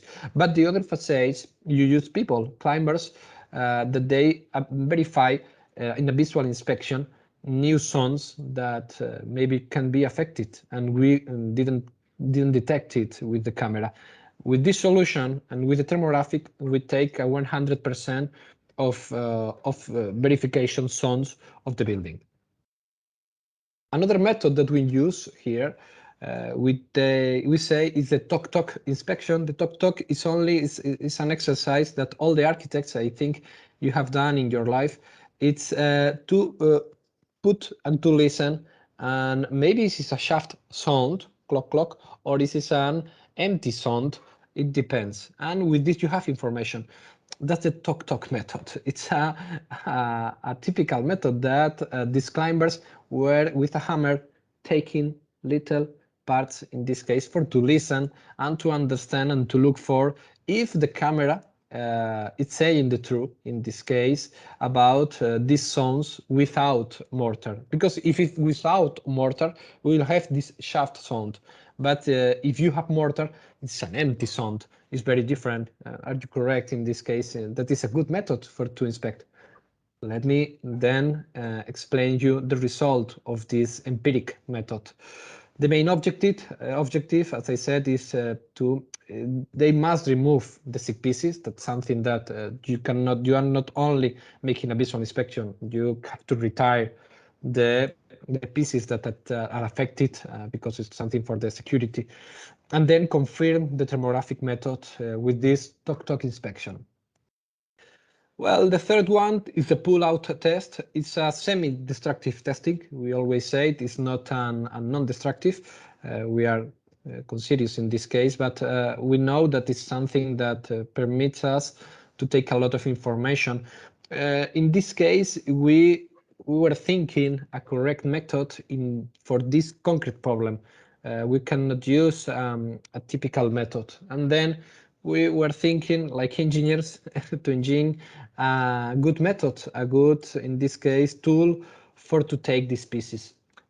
I will explain you in the next slides in what is the process of this method, but the main objective in this case is to verify quantitative differences between the affected or not affected zones. It's very important because the thermographic camera gives us a good result. It's a quantitative result, but we want to compare the results with the pull-out test. And in this case, the second one, the tok-tok inspection, gives us not a quantitative, it's more a qualitative result in this case. Okay, in this picture you can see, for example, then the safety net that I said to you before, because it protects people, but you will agree with me that it's not a solution for a long time. It's only for some months or some period of time. Okay. The fourth part of the campaign, maybe the less important, but it gives us information about the solution that we propose. It's the blower door test, it's the leak test. It's important to compare the effect of the reparation because we made this test before the reparation, and when the reparation is done, excuse me, we did the test another time to compare the results. When the reparation process is ended, we will repeat this test and compare the number of renovations of area. In this case, that is a parameter screened for the standard, in this case, that regulates the blower door test. But the solution, this is not part of the solution, it's to verify the effect of the reparation inside the building. Okay, let me explain you the campaign. In the field, thermographic analysis were done with this type of camera, this model of camera. It's an expensive camera, but the resolution is very important because when you are in a very long distance, measuring, taking points in 40 meters, sometimes you need a very, very high resolution. And this type of camera permits you to take different points in some centimeters of difference and in a long distance, okay? Well, as I said to you before, you can see here some parts that are affected. And you will say maybe, oh, we are seeing the same. No, we can see here different colors if you compare with these ones, for example. Well, in this case, this is the structure, obviously. This is a change of the buildings, okay? But in this case, you can confirm here it's the same part, okay? In different parts of the day. This is in the afternoon, I think, and this is in the, no, sorry. This is in the afternoon and this is in the morning, okay? And in this case, you can confirm the affected zones in 2 parts of the day. Here the same, we have different temperatures here in these zones and the same. First of one, we see here this big part, but then with the inspection in the morning, we can accurate in this part more precise part or zone. In this case, it's in the morning and it's the same. You can see here, it's very clear that it's a zone that is affected, okay, with a change of temperature that is not corresponding with the same comportment of the part of the facade. It's very different. Then we have a problem here. We have something here that is saying us that is very different.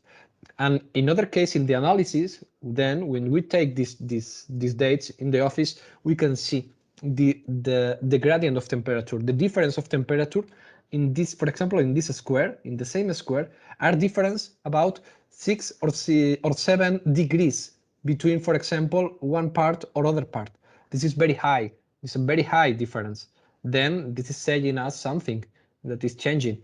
Maybe it could be because the effect of inside, because inside is, for example, a heater or similar that is putting temperature in different way. But no, because it's in the morning or in the afternoon, and we were checking that in this part of the building is not anything inside the building that is affecting our temperature. Okay.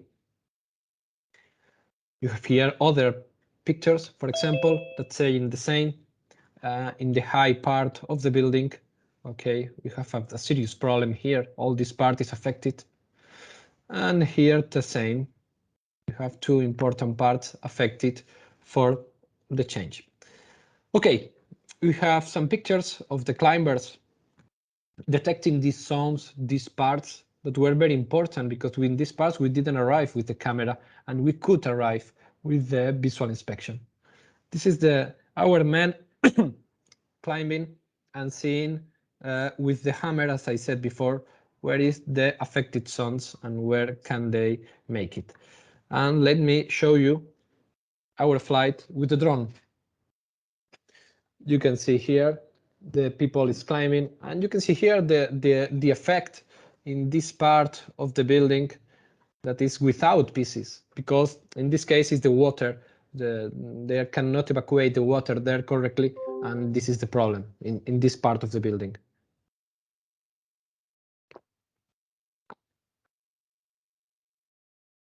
Okay.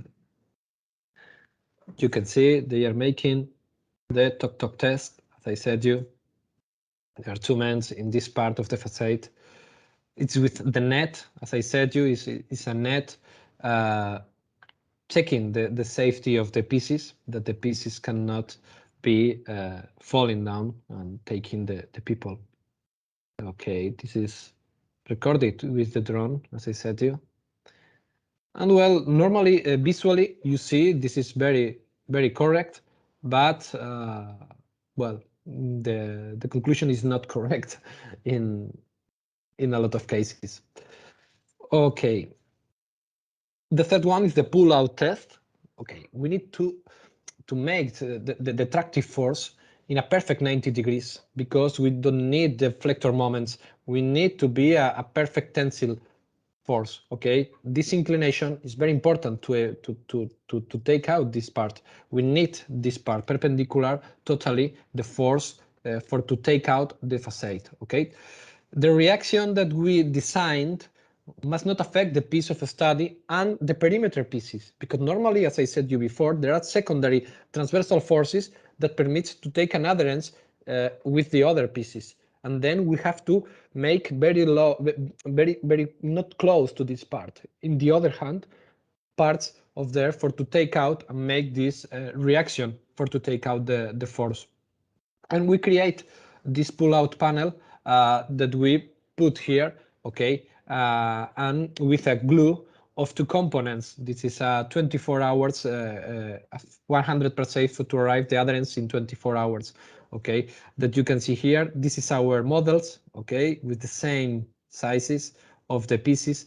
We put the two components, we mix both, and then we prepare for to cut these secondary forces, okay, because we didn't want to check and to analyze this reaction. We only want the vertical, the traction. Is that one that we want to analyze? That is the possibility, okay, of to the main objective of these pieces is to be tested with the tensile, because the secondary, okay, yes, there are supporting these pieces, but for how many time we don't know. Then we don't want these pieces. We want the two forces correctly. Then that's the reason, because we put these forces in this case. We put the mosters in this case. We take 24 hours, and then in these holes we put our system here you can see, okay, and here we will take, okay, let me check you the video and you will see the process, okay, it's recorded with the drone. Okay, that's our guys, and they put here the system.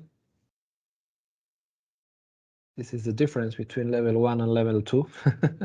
The level 2 is checking, is filming, and is verifying the process, and the level 1 is taking the test, and in this case the reaction to take out. As I said you before, this is okay, the difference, because these pieces are supporting to this part, and then we take a reaction here.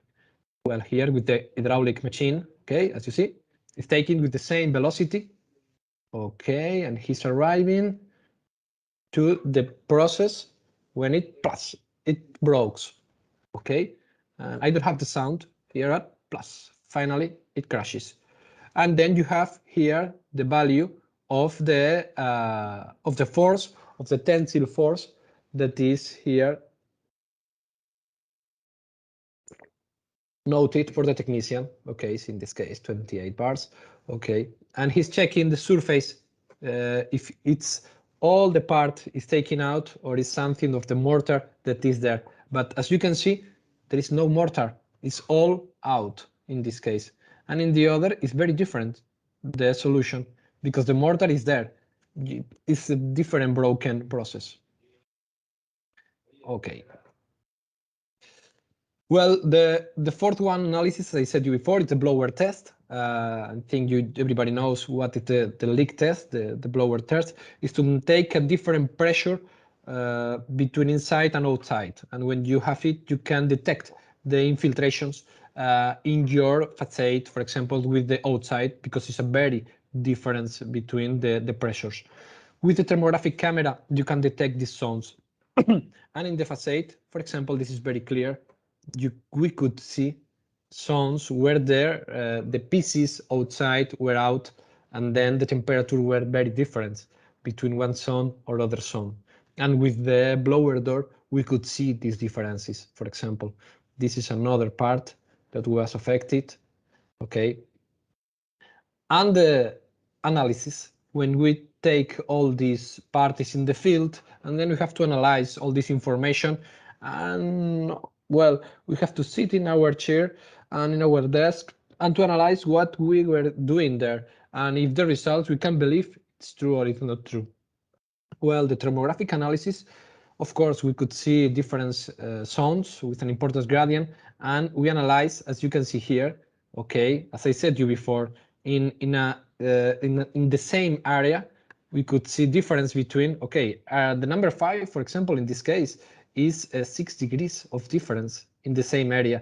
And the same area is a little square of, for example, 1 meter per 1 meter.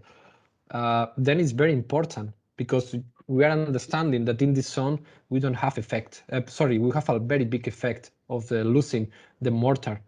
But in other ones, it's only 2 degrees. Maybe it's correct in this part, in this area or this other area. You can see other example of results with the same. In this case, we have 8 degrees of difference. Okay. Other we have 6, other we have 5. It's zones that are with an affectation, a very important affectation of the absence of the mortar. Okay. Then we have quantitative results that give us the solution about what is happening, not only a qualitative with the results in the field. Okay. Well, the second one is the visual inspection has permitted us to detect new affected zones, of course this, but the top-talk method gave us a full results. And you would say, why? Well, we were checking these parts that the camera detects us that were affected and not affected, and with the top-talk inspection, what was very clear, what was the more affected zones, the same zones.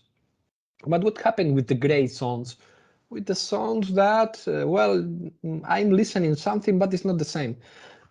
In this case, our mistake was in 2 or 3 parts. One of these, we were using different people.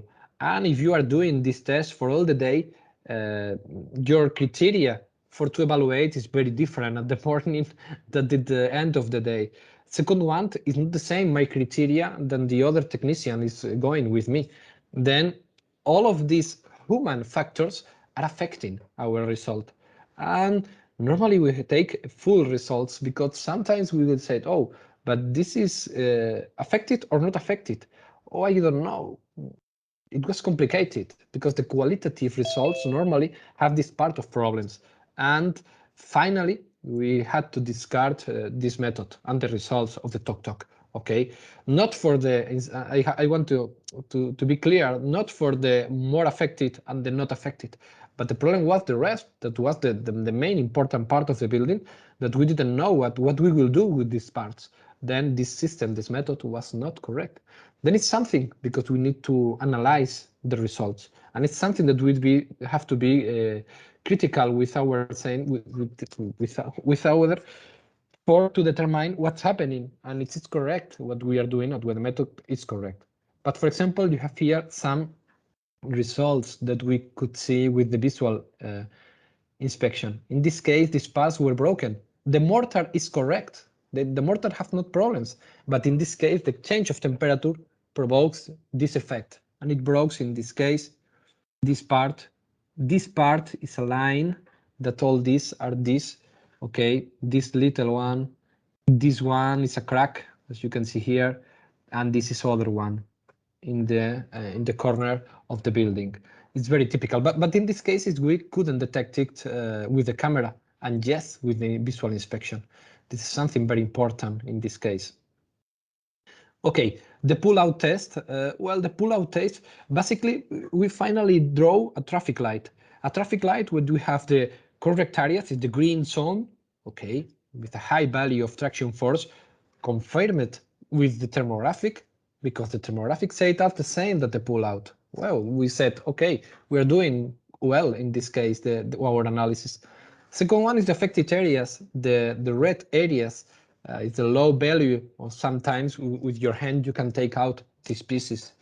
And the big problem is the medium areas. We have to evaluate something that is complicated to understand. In this case, is the yellow color of the traffic light. It's a relative result between the low and the high one, but you need to be putting attention in this case.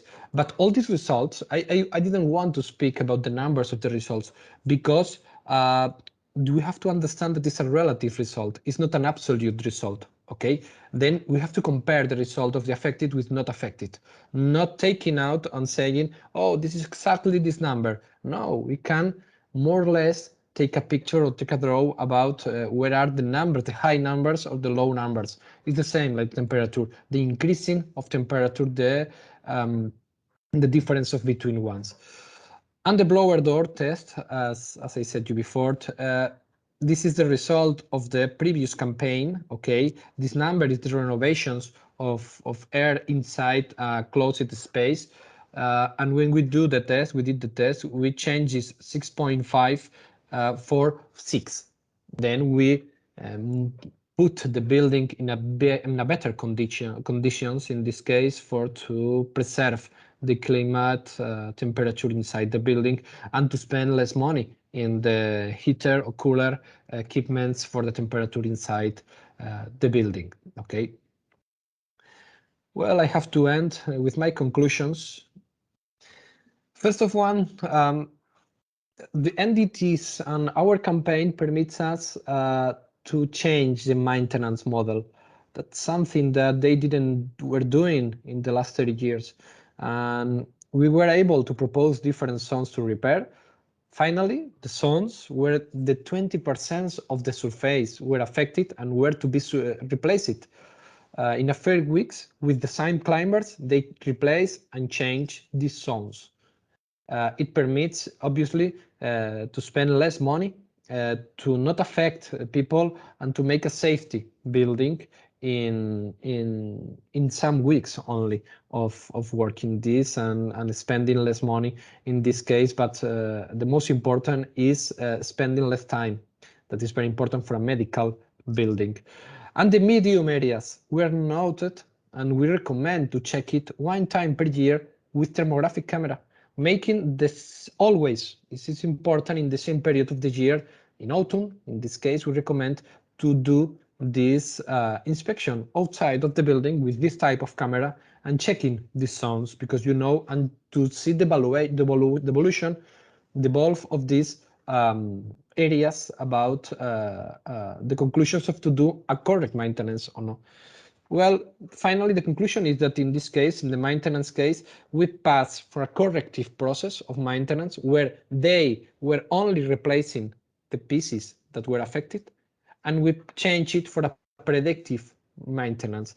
And this is something very important because the building is always without safety nets. It's always a safe place, and aesthetically it's a very nice building now because they don't have parts with different colors, that there are not pieces there, for example. And this is very important to understand the meaning of how the public, and in this case the public organizations, have to conserve these buildings and to make a good maintenance of these models. Well, the preservation model, the solution permits to continue the normal function of the building in an emergency period, in a COVID period, and we didn't disturb anyone making our solutions, and our test was something that we didn't to evacuate the building or evacuate the place because we had working with, no, it was not necessary, and nobody knows that we were here. The initial idea of the architect in the conception of the building was preserved, and that's something very important because it's a protected building of the heritage of the city, and the material and the idea original was conserved, and that's something that's very important for this type of buildings.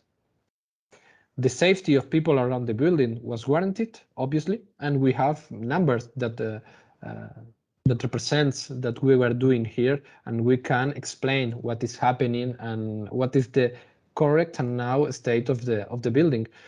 And finally, maybe it's not the more important, but for the client, it was the most important that the campaign solved money compared with other solutions, and it finally was very nice for them. Finally, I always want to finish my presentation with this sentence about Mr. Lord Kelvin. That is something very important to understand what we are doing here. Is to measure, is to know. If you cannot measure it, you cannot improve it. If we want to improve, we need to measure, to continue improving NDTs and to think in solutions about how can we use these solutions for my problems. And well, and this is all. Thank you to be listening me for these minutes. I want to give thanks to my very, very nice team that I have in back. With Carla Spicagnol was the thermographical level 3. The Eduardo Castillo was the level 2 checking in the field. And the coordinator of all of this is Aureli Baz, and thank you for them for the contribution of the pictures, of the information, and all of this campaign that we were making there. And it was very, very nice because we were helping people and helping important buildings in a difficult situation. Many thanks, muchas gracias to everybody, and big hug. And if you need some questions, I'm for you. Thank you.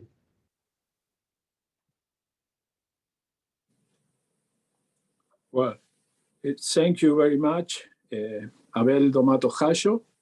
Excellent work. Now we are opening the time for questions. Here I have a question from Monica Bolinia. It says, good evening, Abel. Nice presentation. I have a few questions. In the thermographic analysis on the surface, how did you take into account the reflection of the environment and the objects are around it? And the other question is, were all acquisitions made from street level, or did you use a mobile platform? if from the street, how was the problem of distortion solved? You have a viewing angle major than 30 degrees, higher than 30 degrees? That are two questions from Monica. Okay, Martin, thank you for the questions. Good evening from Barcelona. Good evening. Well, Monica, the answer is not only a one answer, because we use sometimes the pictures from other buildings that are very close to our building to the study. Then with this, we can solve the problem of the inclination. But the main part of the building, the problems were in the low part of the building. Then we did these measurements from the street. Then the angle was not a problem. And with the reflection and the problem of the surface, we use the correction because the camera includes a software that can correct this part of in function of the material. You have different reflections, and then you can change it, and you make more or less a filter of this function in this case. But anyway, because the measurements in our case is not an absolute value, we need a reference value. Then it's a relative difference. We are working with the gradient of the temperature, not with the absolute value. Then we always were measuring in the same lines, not comparing this line with other line in different heights.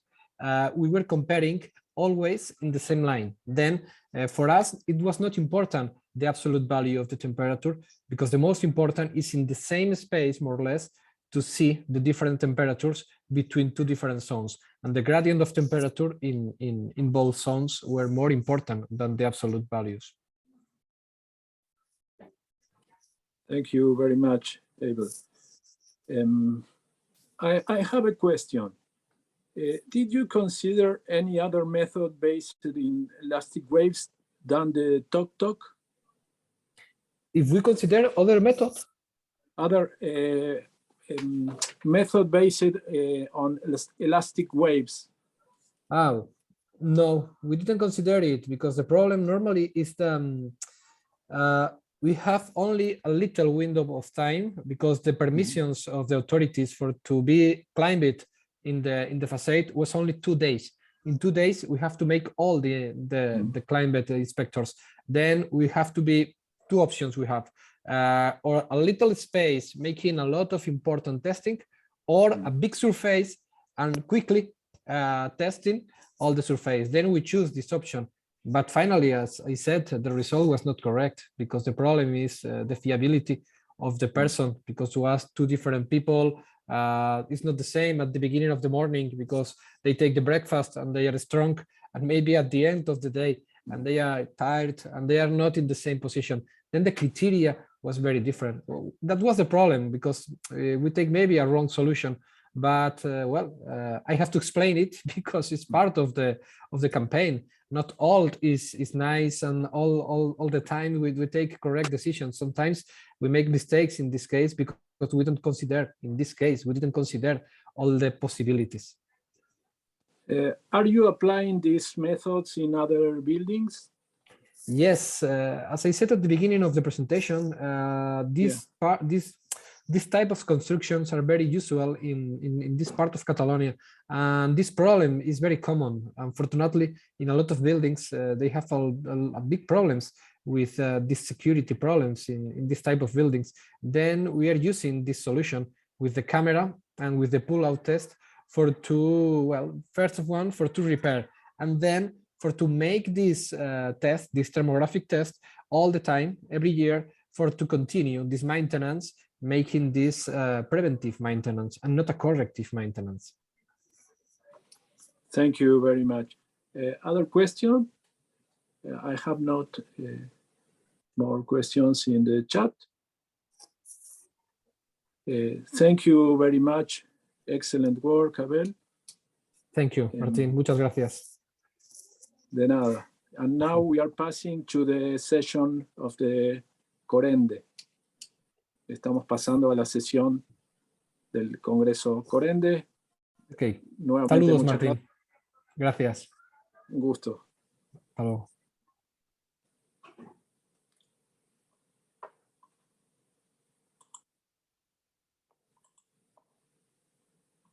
Bueno, vamos a comenzar entonces, siendo puntuales, la próxima sesión, el tercer bloque, y vamos a invitar a Luciano Vatcoff y Alejandro Montenegro a presentar el trabajo Inspección en fondo de tanques con emisión acústica, desarrollo de un criterio de aceptación para la implementación de la norma IRAM 725.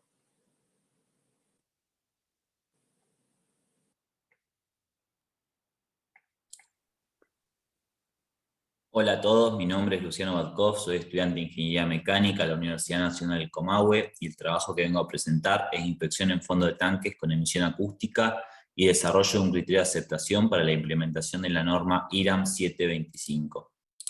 La norma IRAM 725 está vigente desde el año 2019 y establece los estándares para la realización de las pruebas de emisión acústica en fondo de tanques.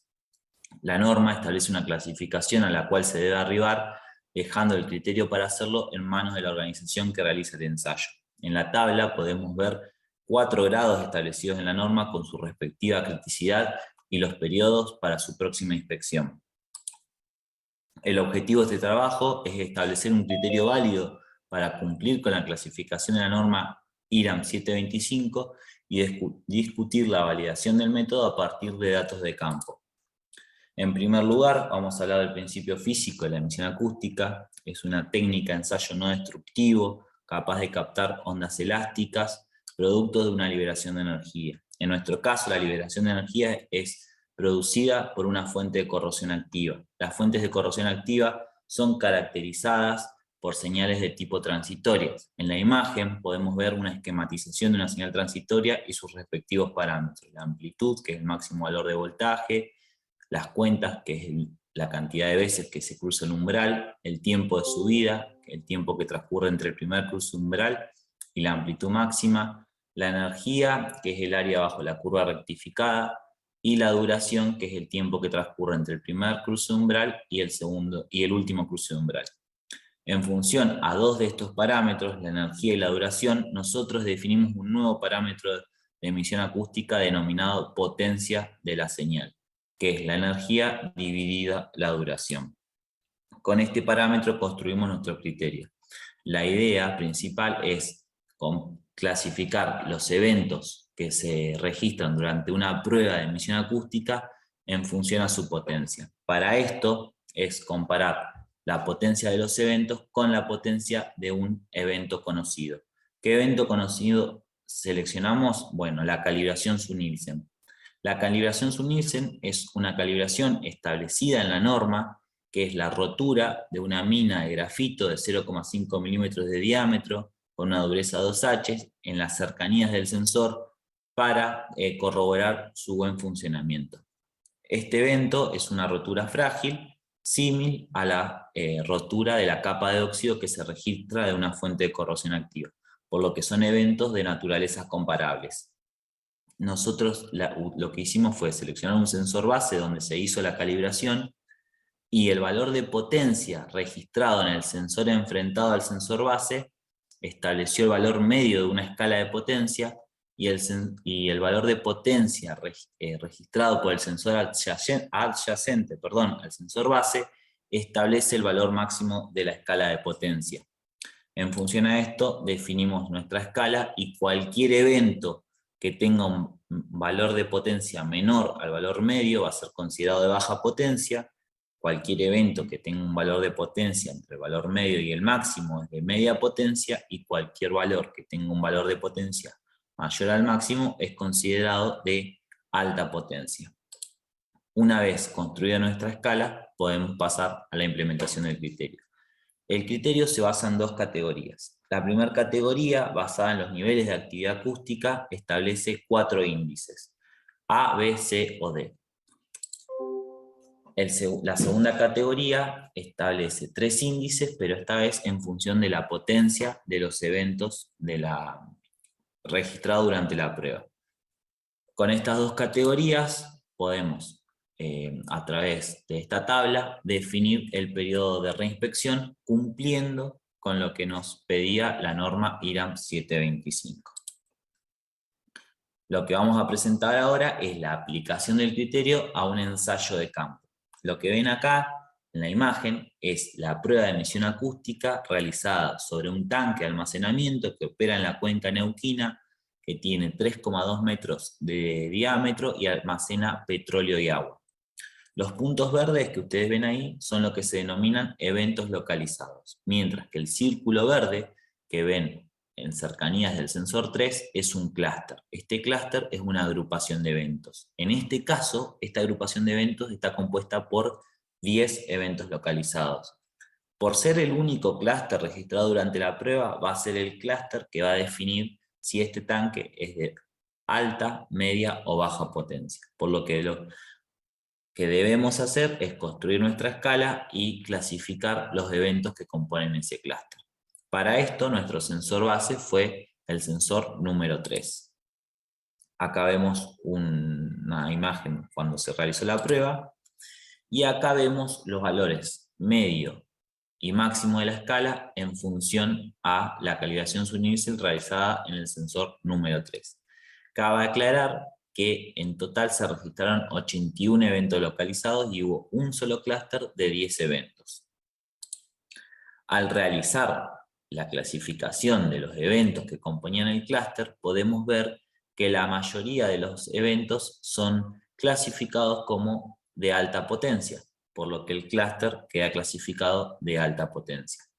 Al aplicar nuestras categorías que ya habíamos presentado, podemos observar que por tener 81 eventos localizados, el índice según la primera categoría es B, y por ser de alta potencia, el índice de la segunda categoría es 3. Al ingresar a la tabla vemos que B3 nos da un periodo de reinspección de 6 meses. Transcurridos los 6 meses, la operadora realizó la apertura del tanque, permitiendo acceder al interior para una inspección interna. Al acceder, pudimos encontrar una fuente de corrosión activa, que es la que se ve en la imagen, sobre uno de los ponchos de refuerzo en la conexión de muestreo. Acá vemos un zoom de la zona afectada, donde vemos principio de corrosión, y cabe aclarar que en el resto del tanque no había nada. Al comparar, vemos que la zona afectada coincidió con la ubicación del software del equipo, y en función a esto pudimos llegar a las siguientes conclusiones. Se corroboró la detección de una fuente de corrosión activa en un tanque de 3,2 metros de diámetro, verificando la precisión de la metodología empleada. El criterio de aceptación aplicado permitió establecer que la fuente estaba activa, pero la criticidad no fue la correcta. Esto fue así porque la corrosión estaba sobre el poncho y no sobre el piso del tanque. El operador del tanque nunca indicó que existía el refuerzo, por lo que nos era imposible saber si era en el poncho o en el piso. Y el criterio de aceptación es apto para clasificar la actividad acústica en el fondo de un tanque de almacenamiento inspeccionado bajo los lineamientos de la norma IRAM 725. Esto fue todo. Muchas gracias por su atención. Muchas gracias, Luciano. ¿Alguna pregunta? Si tienen alguna pregunta, la pueden escribir en el chat. Perdón, Martín, tengo una pregunta desde España. Estuve conectado escuchando porque fue muy interesante, la verdad. La pregunta es, ¿hay limitación de diámetro para la utilización de este método en el tipo de tanque? No sé si me escuchan. Sí. ¿Qué tal? Sí, nosotros en principio el criterio lo desarrollamos para tanques hasta 10 metros de diámetro. Esto fue así porque nosotros en la cuenca y la mayoría de los tanques andan en esos diámetros, y porque el criterio fue pensado para ensayos realizados con 4 sensores. La norma establece una distancia máxima a la que vos podés ubicar los sensores, y cuando los tanques exceden los 10 metros de diámetro ya requerimos más sensores. Entonces, si bien el criterio no deja de ser aplicable, nosotros hoy por hoy lo estamos aplicando en 10 metros de diámetro. Pero no han probado por una falta de más sensores, por decirlo de una manera, que no hay una limitación física, digamos, No, para utilizar mayores diámetros, sino es una limitación logística, ¿no? Que faltan más sensores en este caso a ustedes, ¿no? Buenas tardes. Nosotros, sí, la norma prevé que vos podés ensayar cualquier tamaño de tanque, porque la emisión que vos vas a recibir es con sensores de baja frecuencia y es a través del líquido. O sea, no tenés un problema de distancia hacia el interior del tanque. El radio del tanque no es una limitante para los tamaños normales de tanques. En Europa, que hay muchos tanques de almacenamiento, no de producción como acá, sabemos de tanques que se ensayan que tienen hasta 100 metros de diámetro. Y se ensaya con emisión acústica. Muchas gracias, Alejandro y Luciano. Gran trabajo. Gracias. Gracias.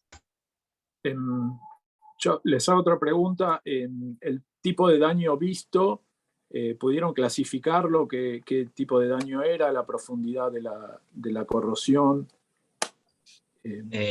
Sí, nosotros durante la apertura medimos la profundidad del pit. Si bien por ultrasonido se complicaba porque la superficie no lo permitía, pero pudimos hacer algunas mediciones mediante galgas y calibres. Llegamos a tener hasta 1 milímetro de profundidad. Y ahora, en etapas posteriores, lo que se está haciendo con este mismo tanque fue, la operadora lo cerró y no reparó la zona corroída. Entonces la idea es, estudios posteriores con emisión acústica, seguir monitoreando ese clúster, ya sabiendo que está ahí y sabiendo que hay corrosión durante 1 año, y al próximo año volver a abrirlo y volver a tener información sobre la tasa de corrosión que hubo y contrastarlo con la emisión acústica que nosotros hayamos registrado durante ese año. Esa es la segunda etapa de este trabajo. Perfecto. Acá José Scopeliti les pregunta si la ubicación de los sensores es aleatoria o se ubican en alguna altura en particular. No, es bajo norma. La norma establece que son 2 filas de sensores. La primera fila de sensores va a 1 metro del suelo. Entonces, con eso ya el software está preparado para poder calcular dónde está la diferencia con el piso. Y una segunda fila que se coloca a mínimo 1 metro del pelo de líquido de arriba y tratando de tener por lo menos una distancia de 1 metro, 60 centímetros de la fila de abajo, que funciona como sensores de guarda. Lo que permite eso es que ningún ruido proveniente de la parte superior del tanque te interfiera con la zona baja. Por ejemplo, un goteo. Cuando los tanques se calientan y tenés el circuito, digamos, de evaporación y goteo, que esas gotas en la superficie no te molesten para la infección abajo. Solamente te dedicas a monitorear del metro que está del piso hacia abajo. Y eso está normado. La ubicación, nosotros por procedimiento, aparte de la norma, colocamos el primer sensor a 1 metro de la boca de acceso del tanque, 1 metro hacia la derecha, y hacemos toda la ubicación posterior en sentido contrario a las agujas del reloj. Acá, perdón, Mario, esperen que no lo veo en la pantalla el nombre completo, creo que es Barrera, minutito. Minuto. Ahí está. Mariano Semorile dice muy buen trabajo y muy buena idea de continuar el análisis. Mario Barrera dice ¿qué software utilizaron para el análisis de datos? Si querés contestar, Alejandro. Sí, estaba viendo si quería contestar, Luciano. Nosotros usamos equipamiento y software marca Valen. El software es el Valen Suite que tenemos la última versión, no te voy a decir el número, pero es la versión licenciada en 2018, así que es una de las últimas. Con software especial para análisis de tanques, sí, eso sí, para fondos de tanque. Acá Guido Ferrari pregunta, dice muy interesante, dice de saber de antemano que estaba el poncho, como hubieran sabido que la corrosión no era crítica, hubieran tenido que abrir igual. Bueno, Sí, esa es una... abrir sí, igual hay que abrirlo. Claro, exacto, pero todo esto surgió porque a veces tenemos lo que ahora fue el poncho, pero en otra ocasión tenemos ánodos de sacrificio que también interfieren en las pruebas Entonces, si abrir, hubiésemos tenido que abrir igual, eso es verdad, pero ya si hubiésemos sabido que en coincidencia con el muestreo y que siempre esas conexiones llevan un poncho abajo, podríamos haber inferido de que era el poncho y no el piso, pero abrir, había que abrir igual, eso es real. Sí, ahí lo que se puede hacer, hacer un análisis completo con si se contara con toda la información, que incluso está bajo norma, de lo que hay adentro, la ubicación coincidiera con la zona del poncho, siempre está la posibilidad que pueda hacer, por ejemplo, un saltado de pintura en el cordón de soldadura. Entonces ya estaríamos trabajando sobre el piso el daño, ¿no? Entonces lo que se hace ahí también es evaluar la próxima apertura y poder plantear la necesidad de monitoreos. Por ejemplo, nosotros sabiendo que es un poncho de sacrificio, ahora vamos a monitorearlo durante un año y ver la criticidad luego para poder medir. Si nosotros ya hubiéramos sabido que estaba el poncho ahí y nos hubiera dado la ubicación bien, podría haber sido ahí. Otro detalle que es interesante nombrar a colación es que si ustedes miran en el trabajo la ubicación del poncho y la ubicación del clúster, hay una coincidencia, pero no es perfecta. Eso es porque en los tanques de bajo diámetro las señales tienen un mayor nivel de error porque está interfiriendo la señal que llega también por la chapa, porque no se llega a atenuar. Nosotros en tanques de gran diámetro, que es lo que preguntaba Abel, las señales a través de la chapa se atenúan mucho, entonces solamente recibís la señal de baja frecuencia que llega a través del líquido. En los casos de estos tanques de pequeño diámetro es más difícil analizar, por eso está bueno creerle al software, digamos, que está el clúster ahí, pero puede haber un error mayor en la ubicación. En tanques de mayor diámetro y la parte central del tanque es mucho más preciso. Y yo tengo una última cortita. El criterio este de tasa y de intensidad, ¿tiene algún vínculo con el material del tanque que se está usando? O sea, ¿cambia según el material o es general para todo, para cualquier material? No, nosotros en principio el criterio no contempla ninguna propiedad mecánica del material. O sea, es una fuente, es un Nielsen, que rompes la mina cerca del sensor y calculas este parámetro que nosotros definimos potencia. Pero en principio las propiedades mecánicas del material están de algún modo. ¿Por qué? Porque las propiedades mecánicas del material son las que te van a dar la atenuación que vos vas a tener en ese material. Entonces, si bien no está relacionado de manera directa, vas a tener materiales que te van a dar valores de potencia de referencia en tu sensor base más altos y otros más bajos. Por eso, en cada tanque particular tenés que realizar tu escala, tenés que construir tu escala. Claro, claro. Y además, como por norma siempre tenés que hacer su Nielsen, ya estaría dentro del procedimiento, o sea, no te llevaría un trabajo extra obtener este dato. Por eso también creemos que es bastante bueno el criterio, porque no requiere un retrabajo ni algo que se sale a la norma. Con los datos que vos ya estás relevando, porque vos usás los datos del su Nielsen para medir la velocidad en el líquido, vos ya estás incluyendo también la atenuación, como dice Luciano, de cuánto se atenuó. Y es más que teniendo en cuenta el material, es como tener un conjunto completo, porque vos considerás ahí la atenuación entre el líquido y el metal, ¿no? Es lo que se llama velocidad aparente cuando haces cálculos en tanques. Bueno, acá estás usando sería una potencia aparente del conjunto líquido-material, si lo vemos de esa forma también, indirectamente. Y por alguna, perdón Alejandro, ¿y por alguna razón usan el Su-Nielsen y no el Pulsar, por ejemplo, del equipo?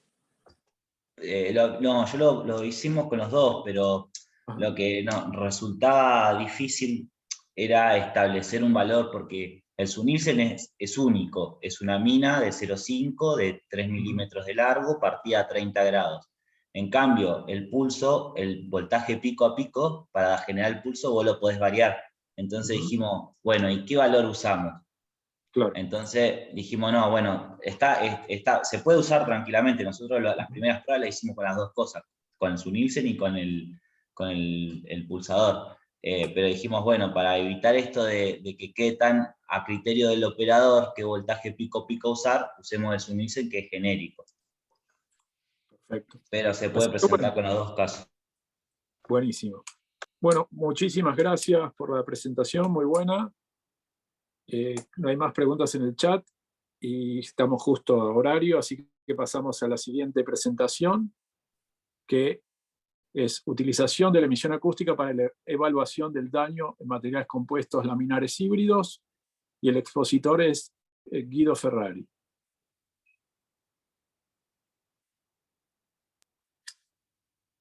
El presente trabajo se titula Utilización de la emisión acústica para evaluación del daño en materiales compuestos laminares híbridos. Este trabajo fue realizado por Guido Ferrari y Martín Gómez, pertenecientes a la UTN Facultad Regional Delta, específicamente al grupo de emisión acústica, y al centro ICES, perteneciente a la Comisión Nacional de Energía Atómica.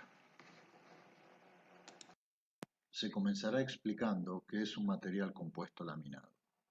Los materiales compuestos laminados están constituidos con elementos que tienen diferentes propiedades mecánicas y en donde en general se puede identificar una fibra de refuerzo dispuesta en láminas que pueden tener diferente orientación a fin de privilegiar propiedades en direcciones específicas, y también se puede identificar una matriz que puede ser, por ejemplo, un polímero, el cual se debe curar mediante un proceso termomecánico para consolidar toda la pieza.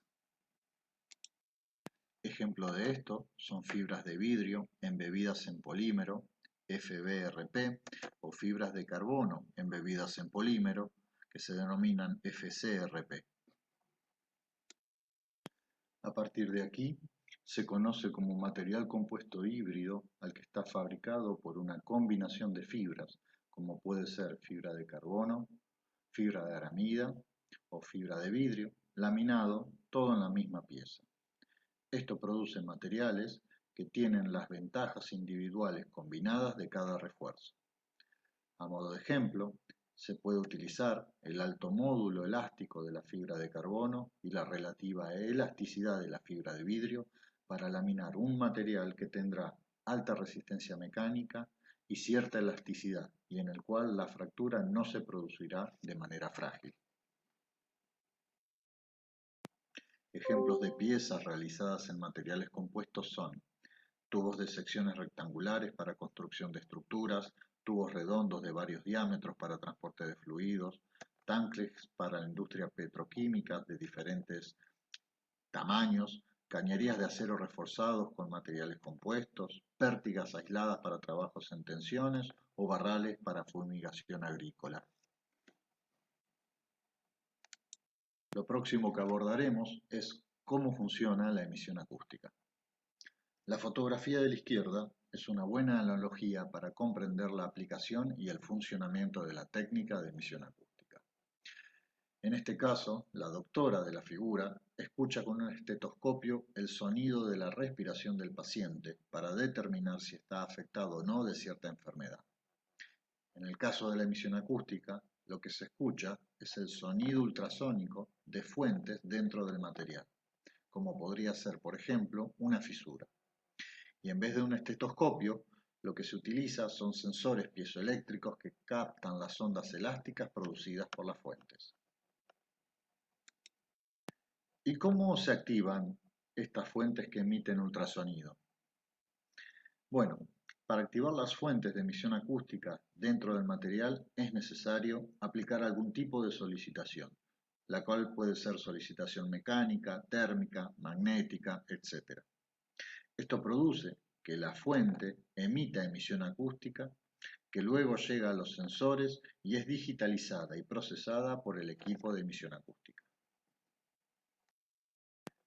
El procesamiento que realiza el equipo es la digitalización de la forma de onda que se observa en color azul, y luego realiza una extracción de parámetros de la forma de onda, es decir, que le mide, por ejemplo, la amplitud máxima, la duración, el número de cuentas, el rise time y otros varios parámetros adicionales, típicamente unos 14 parámetros entre todos.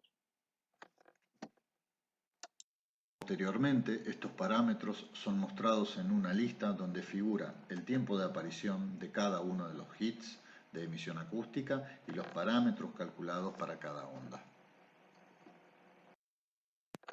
Entonces, recapitulando hasta aquí, se definió como un material compuesto híbrido necesita ser sometido a una solicitación mecánica para activar sus fuentes internas de emisión acústica. Esto es, hacer que los defectos hablen. Y finalmente, mediante la técnica de emisión acústica, se escucha la emisión ultrasónica de las fuentes dentro del material. Montaje experimental de los ensayos realizados. Aquí se presentan las tres placas híbridas ensayadas. Estas placas están compuestas por láminas de fibra de carbono en sus capas exteriores, láminas de fibra de vidrio en algunas de sus capas interiores, y todas están consolidadas con resina polimérica epoxi. Estas placas tienen diferentes longitudes y espesores, así como diferentes cantidades de laminados según las especificaciones del fabricante. Las probetas fueron montadas en soportes cilíndricos que permiten realizar el ensayo de flexión en 3 puntos. Todo este equipamiento se encuentra sobre una máquina de tracción y compresión universal, de manera de poder regular la carga aplicada a la pieza. Posteriormente se pueden observar los sensores de emisión acústica montados sobre la placa que se encargarán de escuchar la emisión acústica durante todo el ensayo de flexión. A partir de aquí se muestran los resultados de los ensayos. Este primer gráfico muestra para la probeta A una línea roja que representa la evolución de la carga en función del tiempo, y en color verde la emisión acústica asociada a la carga y al tiempo correspondiente. Esto se repitió para las 3 muestras examinadas. Una de las primeras operaciones que se puede hacer es un filtrado en amplitud para relacionar los hits de emisión acústica de mayor amplitud con la carga soportada por el material. Esta emisión de alta amplitud está relacionada con fenómenos de mayor potencia y posiblemente severidad. En función de la bibliografía respectiva del tema, la emisión acústica asociada a niveles de amplitud de 70 dB o mayores está relacionada con procesos de delaminación entre fibra y matriz y fractura o cortes de las fibras de refuerzo. Realizado el filtrado de la información, se puede asociar el valor de carga en el cual comienza la emisión acústica de alta amplitud.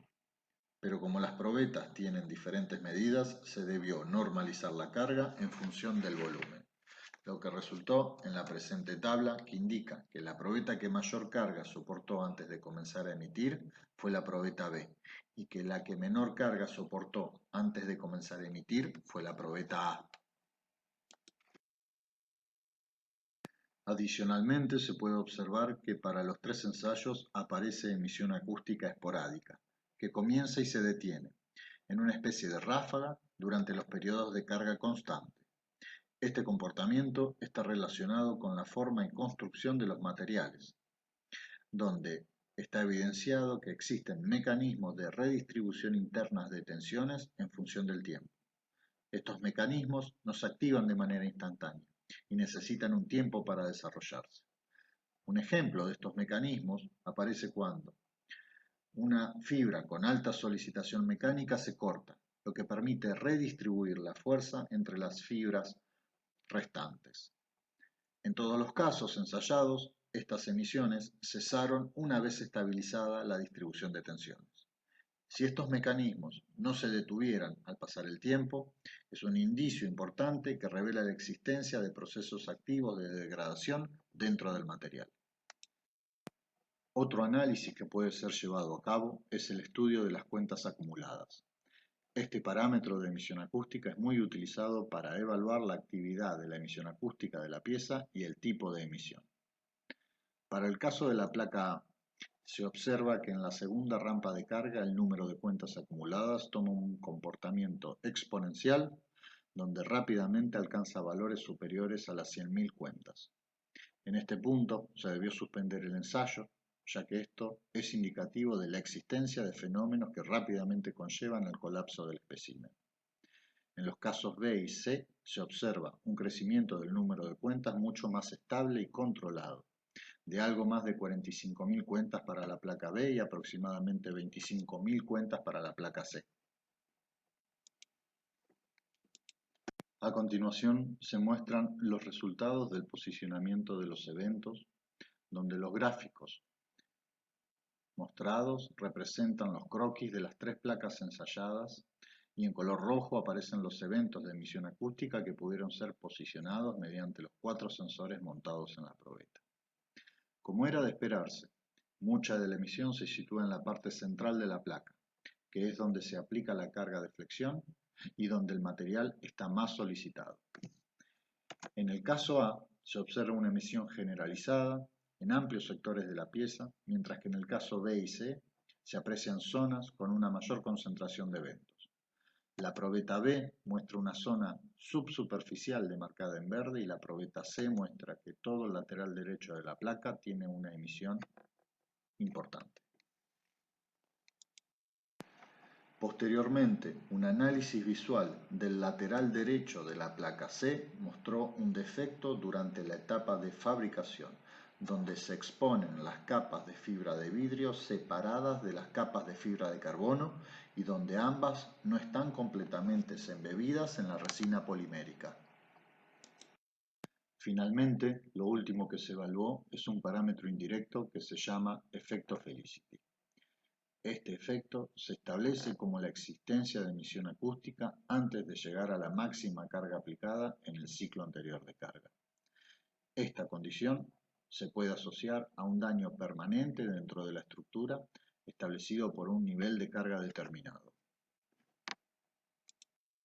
En los presentes gráficos, para las probetas A, B y C, se demarcan en amarillo los puntos de evaluación donde se realizó la descarga y carga del componente, y se evaluó la emisión acústica acumulada observándose que la cantidad de hits fueron 8, 12 y 5 hits para las probetas A, B y C respectivamente. Si bien esto indica la existencia del efecto Felicity, la escala del mismo es mínima, pudiendo establecerse que no hay mecanismos destructivos de gran magnitud inducidos por las cargas de análisis, que en estos casos fueron 1089 kilogramos fuerza para la placa A, 1452 kilogramos fuerza para la placa B y 1547 kilogramos fuerza para la placa C. Conclusiones finales. Se pudo aplicar la técnica de emisión acústica para el estudio de placas de material compuesto híbrido de FBRP y FCRP durante los ensayos de flexión en 3 puntos.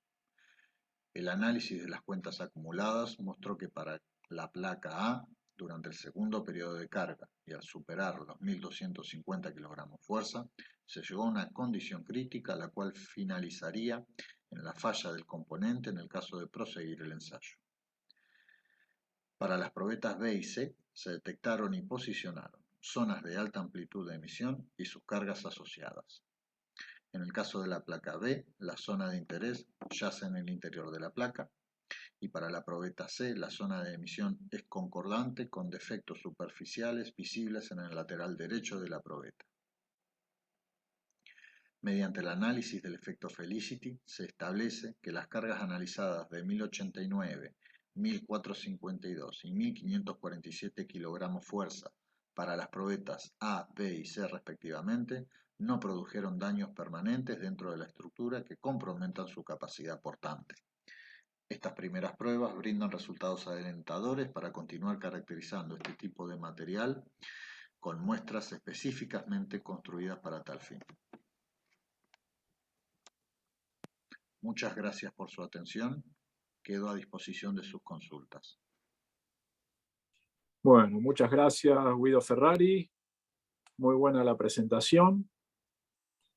Y bueno, ahora preguntas por el chat, los que quieran hacer alguna pregunta sobre el trabajo. Y comento que te deja, Guido, felicitaciones y muy buen laburo, Alejandro Montenegro, pero se tuvo que retirar del evento porque tenía otro compromiso. A ver, acá, bueno, todavía no veo consultas en el chat, y bueno, voy a aprovechar para hacerte alguna preguntita del trabajo. Por ejemplo, en esos eventos que estaban en esas plataformas de carga constante y aparecen como unas ráfagas de hits, ¿pudiste en algún momento analizar qué tipo de formas de onda o cómo era el tipo de emisión de esos eventos? En primera instancia, la forma de onda de esos eventos no se evaluó, porque más que nada fue una condición, o sea, las placas tenían condiciones irregulares, no eran comparables ninguno de los ensayos entre sí, desde el punto de vista que el fabricante no realizó las placas de manera homogénea. Entonces esta simplemente fue una primera aproximación a ensayo como para evaluar la eficacia de la técnica. Perfecto. Y seguramente esos picos estaban en la probeta que tenía los defectos laterales. Las emisiones se constataron en las tres probetas. Durante los periodos de carga estable, los tres tipos de probeta tuvieron estas emisiones que se asociaron a redistribución de tensiones. Perfecto. Que luego en el efecto Felicity prácticamente no se evidenciaron. Claro. Y luego de un tiempo, ya que es lo esperado, o lo normalmente esperado en estos elementos, que se acallen, una vez que la distribución de tensiones se llevó a cabo. Perfecto, perfecto. Así que, buenísimo. Muchas gracias. Otro saludo acá, Hernán Xargay dice: felicitaciones, muy didáctica la presentación, muy claro todo. Muchísimas gracias. Y bueno, tenemos más preguntas. Muy bien la presentación. Muchísimas gracias, Guido Ferrari. Gracias a ustedes, les mando un saludo. Y pasamos entonces, un poquito adelantados, a la siguiente presentación, cuyo expositor va a ser Hernán Xargay, y el trabajo se llama Emisión acústica y evolución de daño en vigas de hormigón armado sometidas a carga cíclica.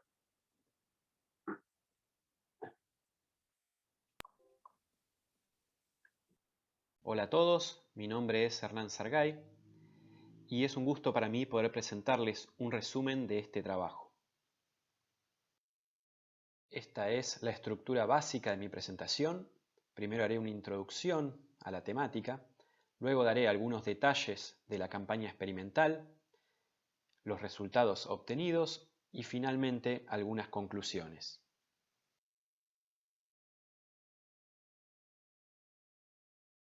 La emisión acústica es un método no destructivo, pasivo, de monitoreo en tiempo real de estructuras. Conceptualmente, su funcionamiento es tal que a medida que se estimula el elemento en estudio, aplicando esfuerzos crecientes, la zona en proceso de fractura va a ir emitiendo energía de deformación y ondas elásticas llamadas de emisión acústica. Estas ondas se propagan por el hormigón y pueden ser detectadas por sensores adheridos a la superficie del elemento que las transforman en señales eléctricas. Luego son amplificadas y digitalizadas. Las frecuencias de las señales de emisión acústica son del orden del kilohertz, es decir, ocurren en el rango del ultrasonido. Es conocido que el proceso de fractura del hormigón comienza con la generación de microfisuras que se extienden y coalescen para formar macrofisuras, las cuales son las que eventualmente se pueden visualizar en una superficie. Como ventaja, la emisión acústica permite detectar la formación y propagación de micro y macrofisuras, aun cuando se dan en el interior del volumen del hormigón. Un evento o hit es el proceso de detección y medición de una señal en un canal del equipo de emisión acústica.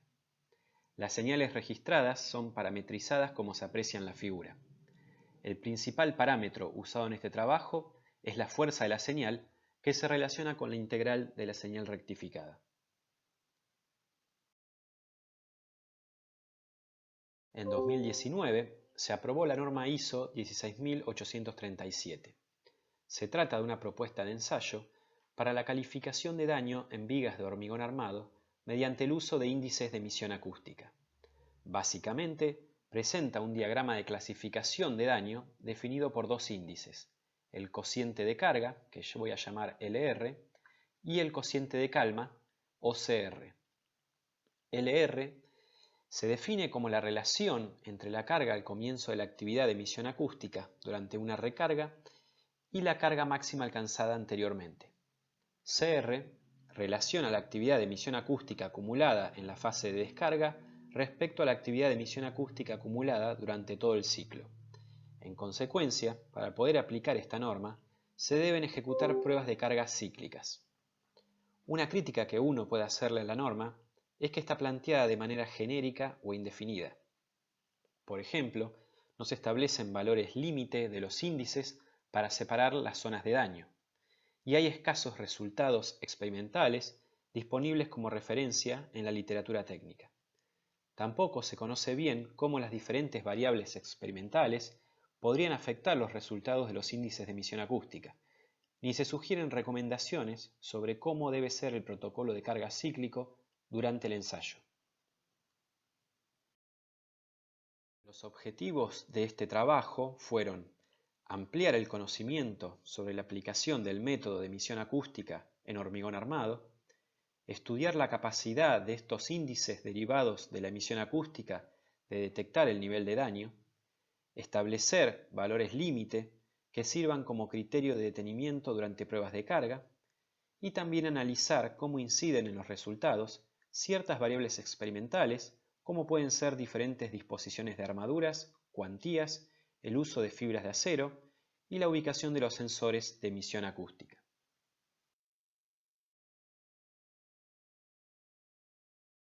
Se usó un hormigón con una resistencia a la compresión de 30 megapascales a 28 días. Se usaron las típicas barras de acero calidad ADN 420. Y en cuanto a las fibras de acero, su longitud fue de 50 milímetros y tenían extremos en forma de gancho. Se incorporaron a la mezcla de hormigón como un componente adicional en una cuantía de 40 kilos de fibra por metro cúbico de hormigón. Se diseñaron dos esquemas de armaduras buscando obtener diferentes modos de falla. Las vigas llamadas B se diseñaron para tener una falla por flexión controlada por tracción. En particular tenían dos barras Phi del 12 como armadura longitudinal inferior y estribos cerrados Phi del 6 separados cada 15 centímetros. Las otras vigas, llamadas S, se diseñaron para que tuvieran una falla global por corte. Tenían 4 barras Phi del 12 de armadura inferior y con la particularidad que no se colocaron estribos de corte. Por lo tanto, la cuantía de armadura inferior fue el doble que el caso anterior. En este trabajo se presentan 4 vigas. Las muestras B y S se subdividieron en especímenes de hormigón simple y de hormigón reforzado con fibras, siendo BP y SP las vigas elaboradas con hormigón simple, mientras que BF y SF las llenadas con hormigón reforzado con fibras, que consistió en la misma composición básica de hormigón a la cual se le adicionó al final del mezclado los 40 kilos de fibras por metro cúbico.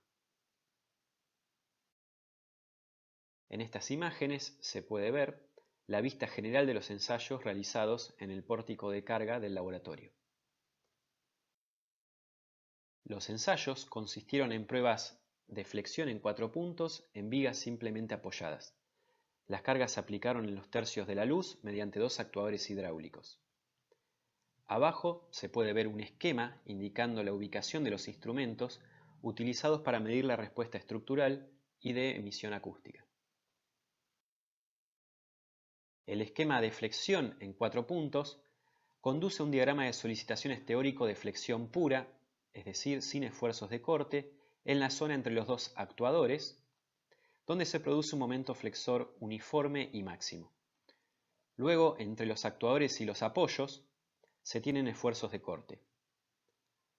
Por lo tanto, los canales 2 y 3 se ubicaron deliberadamente en el vano central de flexión pura, mientras que los sensores 1 y 4 se colocaron oportunamente en los vanos de corte para ver cómo afectaba la ubicación en los resultados. Si hacemos un acercamiento en el centro de la viga, vemos en detalle los instrumentos utilizados.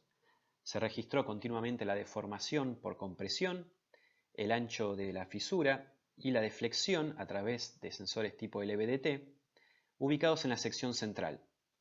También se midió el ancho y extensión de las fisuras utilizando un microscopio óptico digital. En las imágenes se ve el equipo de emisión acústica y también se muestran la celda de carga y algunos sensores LVDT utilizados.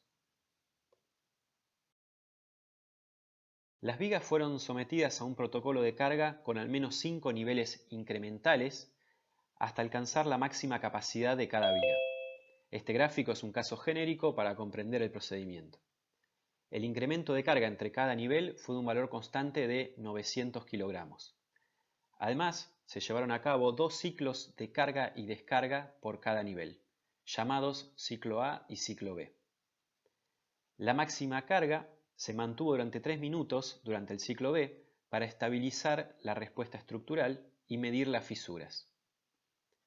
Con este protocolo es posible calcular los índices de emisión acústica por separado en el ciclo A y en el ciclo B. En los ciclos A se supera la carga máxima anteriormente aplicada, mientras que en los ciclos B claramente no. Entonces es esperable que la respuesta de emisión acústica cambie entre el primer ciclo de carga y las subsiguientes recargas debido al posible crecimiento o no de las fisuras. Además, a medida que se extienden las fisuras, crecerán las emisiones acústicas por fricción durante las descargas por el movimiento de cierre de las mismas.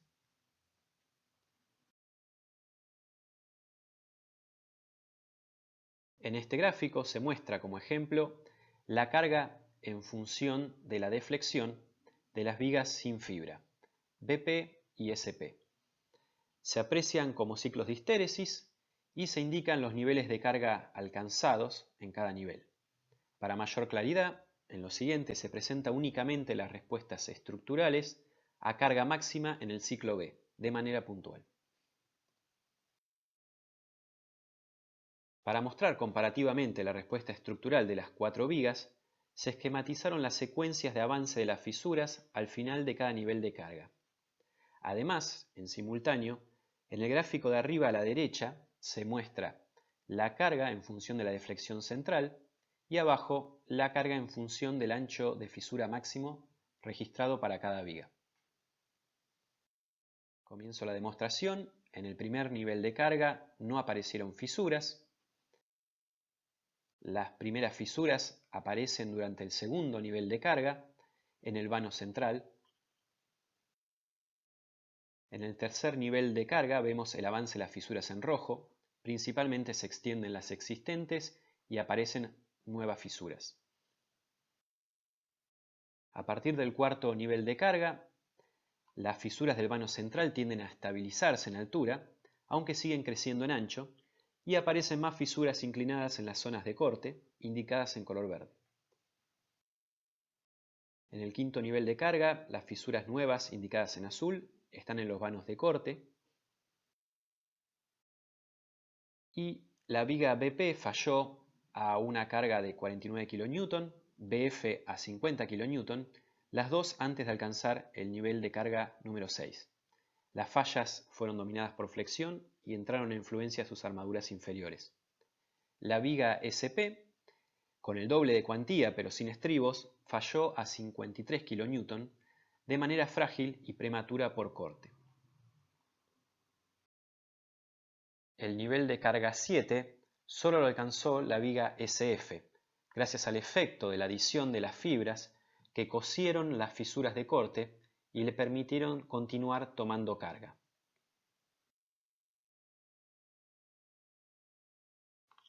Finalmente, desde el nivel 7 se cargó a la viga SF hasta que falló a 83 kN. Su falla fue dominada por flexión. Las fotos muestran el estado final de las vigas al detenerse cada uno de los ensayos. Las vigas B presentaron menos fisuras, más espaciadas, más extensas en altura y de mayor ancho que las vigas S. Esto es por el efecto de la menor cuantía de armadura longitudinal de las vigas B respecto a las S. Además, se verificó que la adición de fibras de acero fue eficaz para mejorar la resistencia al corte y producir fallas más dúctiles. También se observó que las fibras parecen restringir o demorar el desarrollo de las fisuras a bajos niveles de carga. A continuación les presento los resultados de emisión acústica.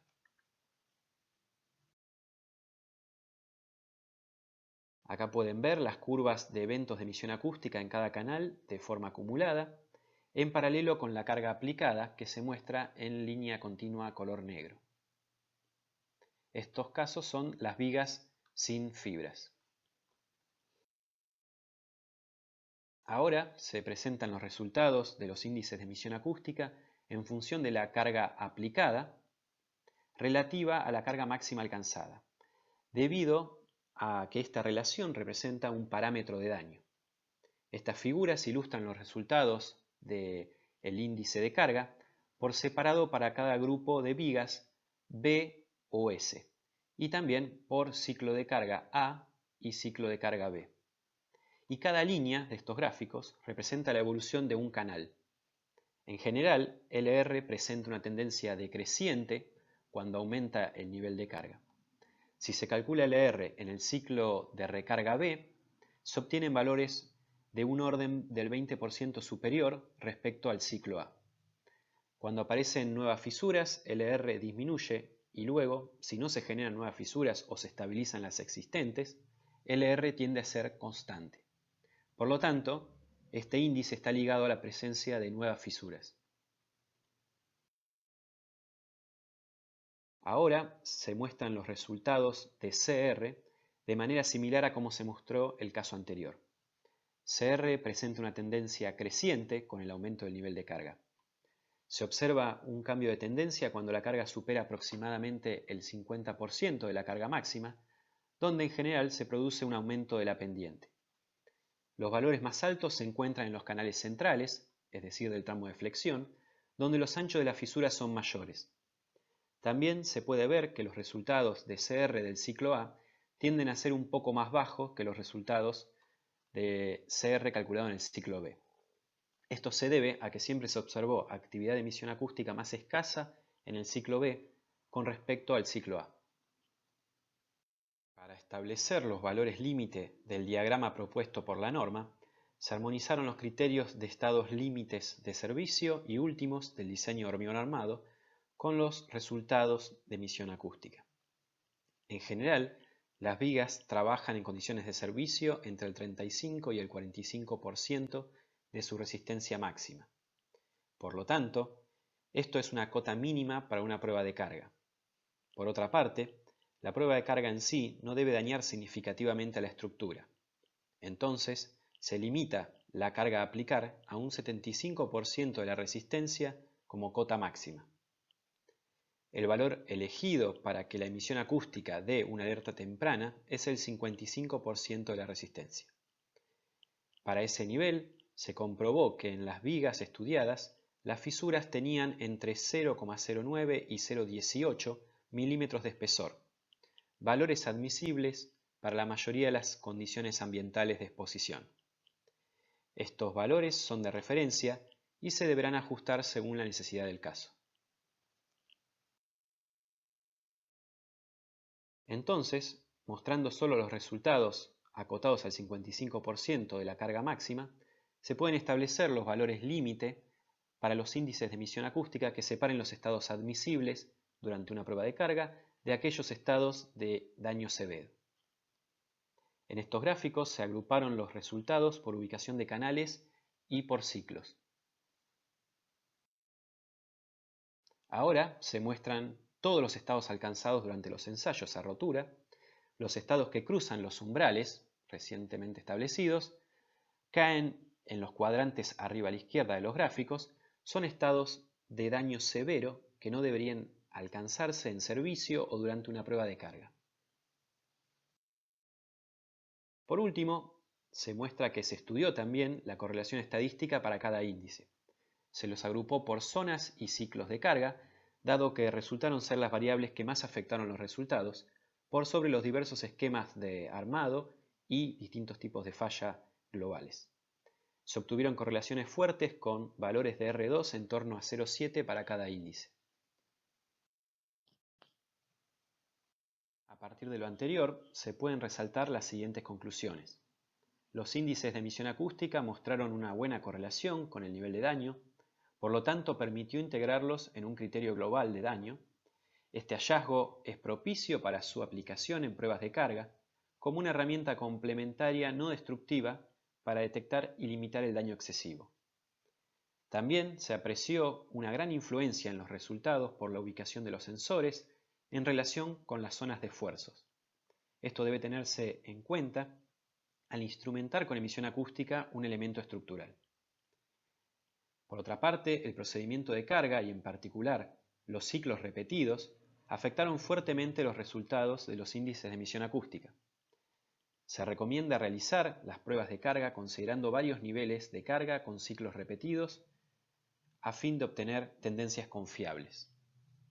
También la adición de fibras de acero modificó el comportamiento estructural de la viga de hormigón armado sin estribos, mejorando la resistencia al corte.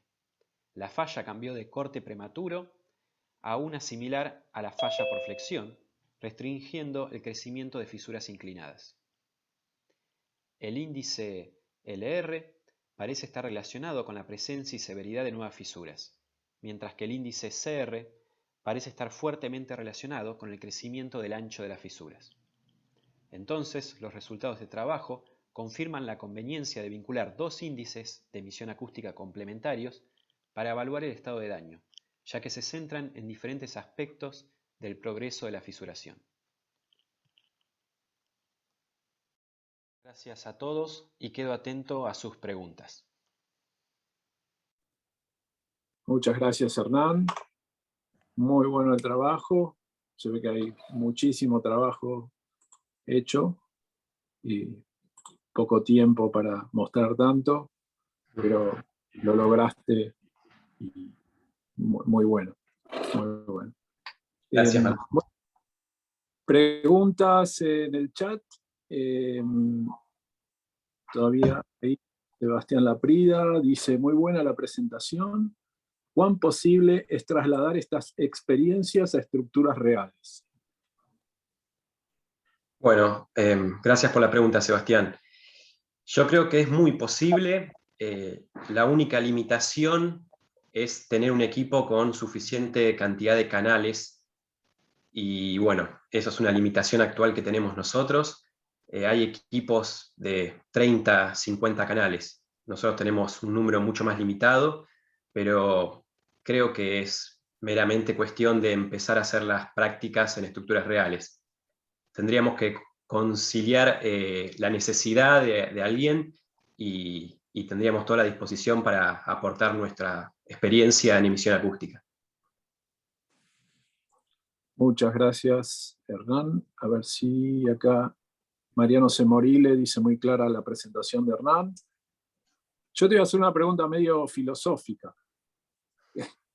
Bueno, ya algo capaz que estuvo en las conclusiones, pero ¿cómo sintetizarías el vínculo entre la norma y lo que vos experimentaste? O sea, ¿cómo podrías vincular la norma con lo que vos experimentaste?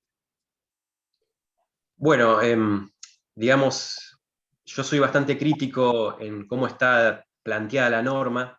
El origen de la norma es un poco impulsada por los investigadores de Japón que fueron los que innovaron con estos índices, pero me parece que les faltó todavía un desarrollo experimental más amplio, ¿no?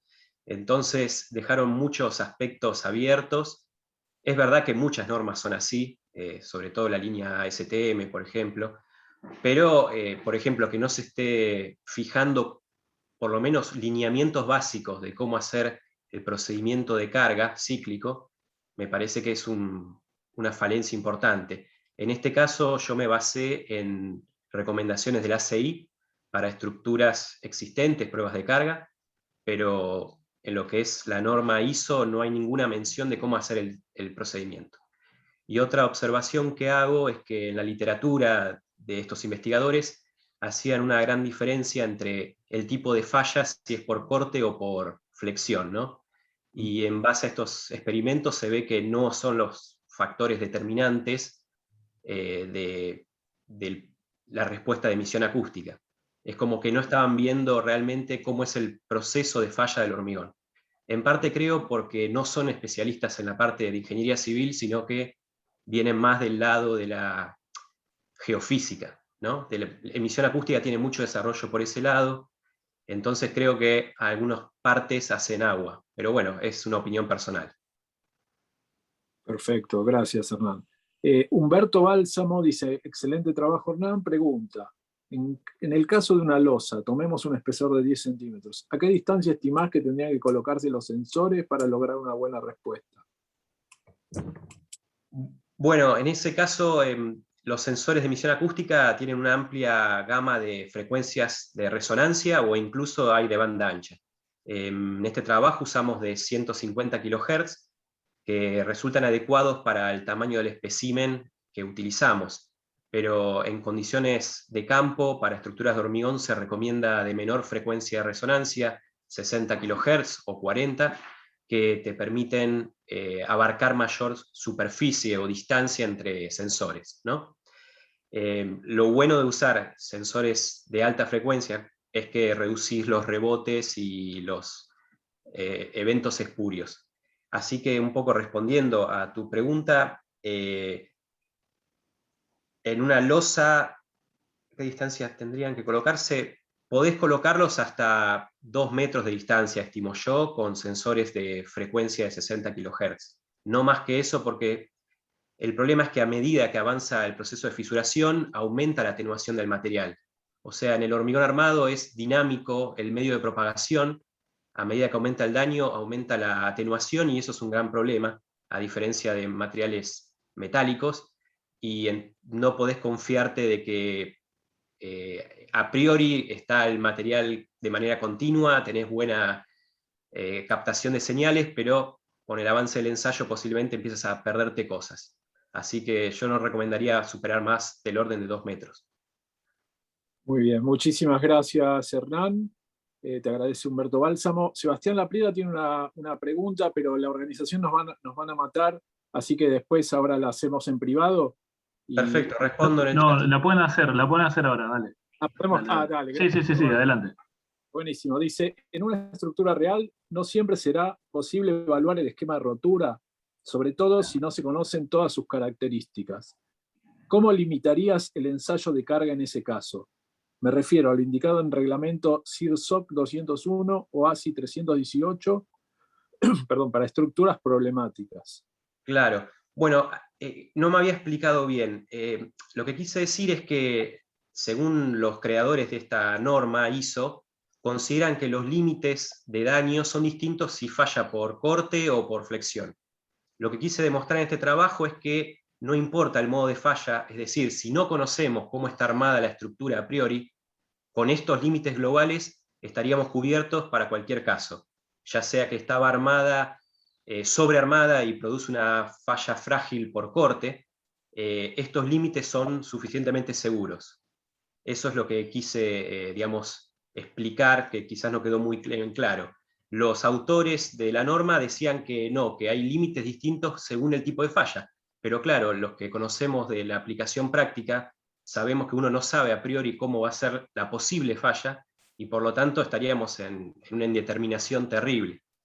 En base a estos ensayos, por lo menos información preliminar, podemos decir que estos límites estarían siendo seguros para cualquier tipo de falla. Incluso, como vimos, sin ninguna armadura de corte, que es una falla totalmente frágil.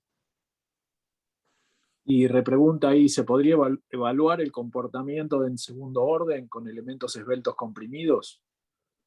La verdad que es una muy buena pregunta. Hasta ahora no me lo había planteado. El problema del segundo orden es que se puede dar incluso en estado elástico, ¿no? Es una inestabilidad del equilibrio quizás geométrica, con lo cual, concretamente la emisión acústica lo que detecta es la fisuración, micro y macro, ¿no? Entonces, es muy propicia cuando no queremos tener ninguna fisura, elementos pretensados sobre todo, o por condiciones de durabilidad, hormigón armado que no debe ser fisurado.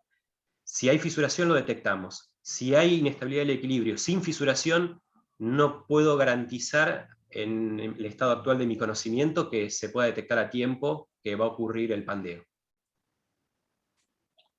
Muchísimas gracias, Hernán. Acá también el público, Guido Ferrari, también dice muy buena presentación, Hernán.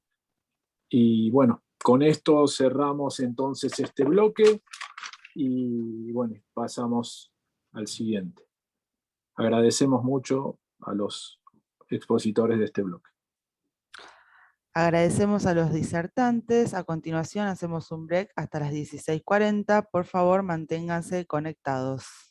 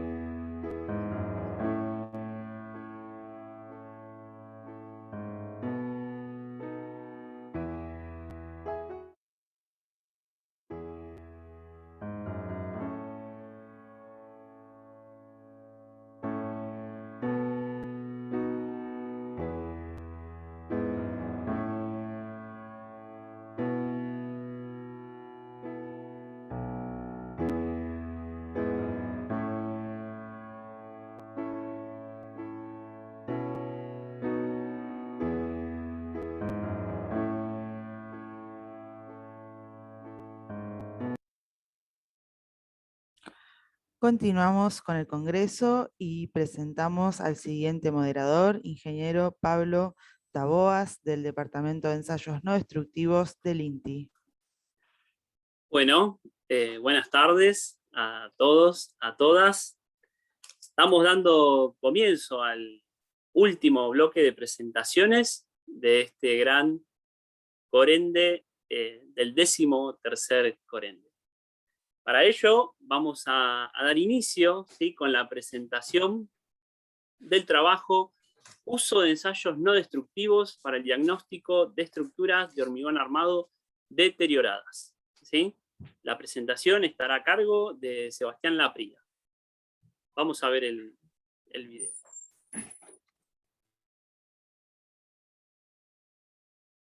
Hola a todos, muchas gracias al presentador. Bueno, estamos muy contentos de poder participar en este 13º corende, así que espero que disfruten de esta presentación dedicada al uso de ensayos no destructivos para el diagnóstico de estructuras de hormigón armado deterioradas. Los deterioros en este tipo de estructura pueden deberse a varias causas. En la foto de la izquierda se ve un exceso de carga en una columna que la ha hecho estallar. En la segunda foto, una columna que ha sufrido un desplazamiento durante la construcción de un edificio debido a un error de hormigonado. En la tercera foto, una columna cortada prácticamente por el accidente del choque de un vehículo.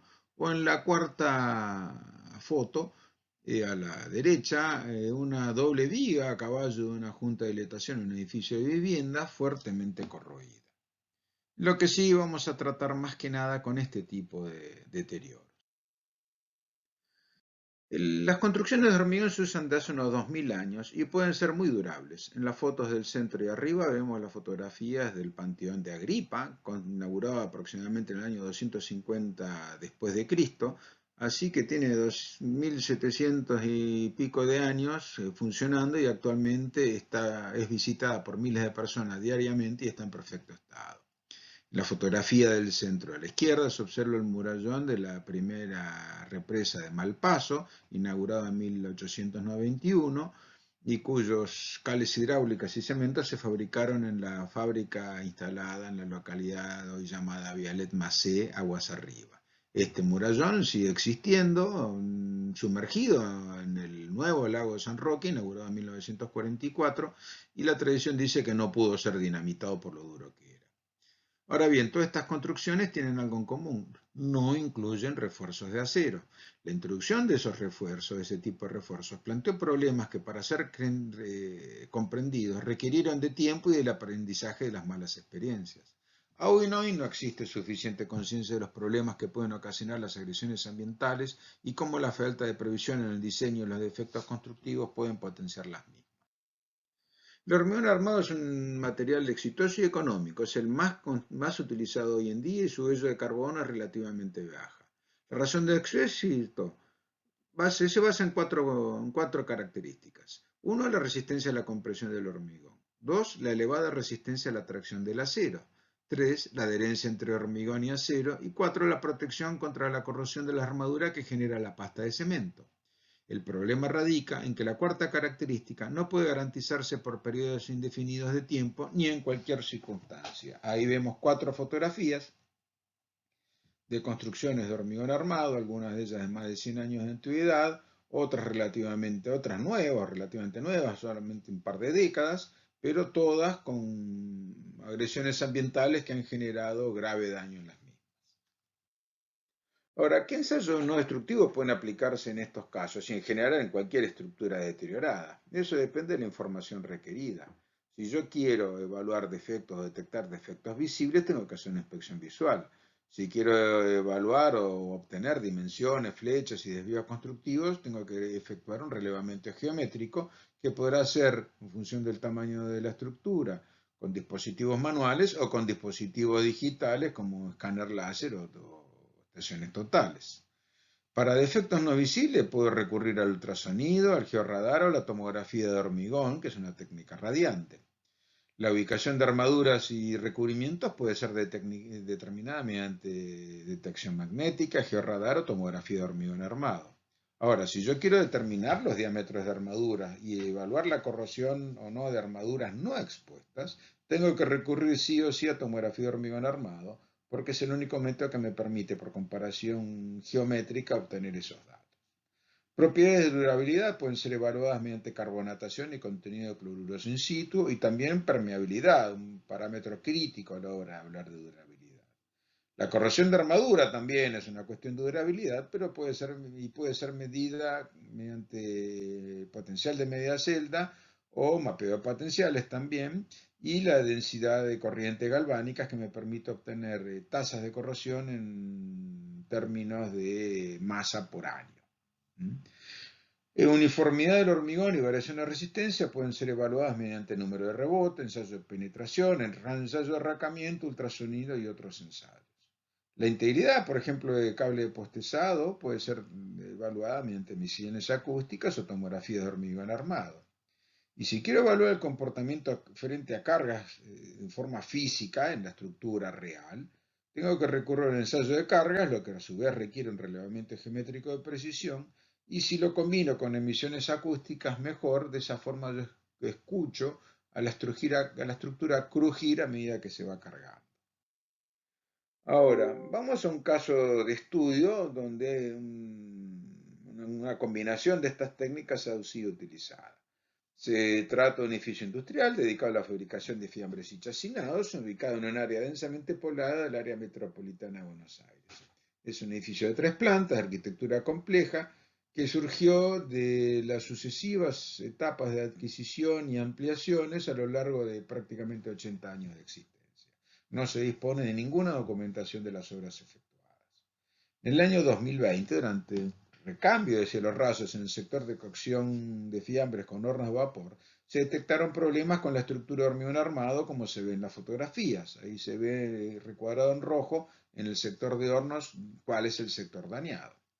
Esta estructura fue construida entre los años 1996 y 97, es decir, que apenas tiene 24 o 25 años, y la estructura de hormigón está formada por columnas en las antiguas líneas de medianera de un lote de 8,66 metros de ancho, es decir, que tengo luces de vigas de 8,50 metros.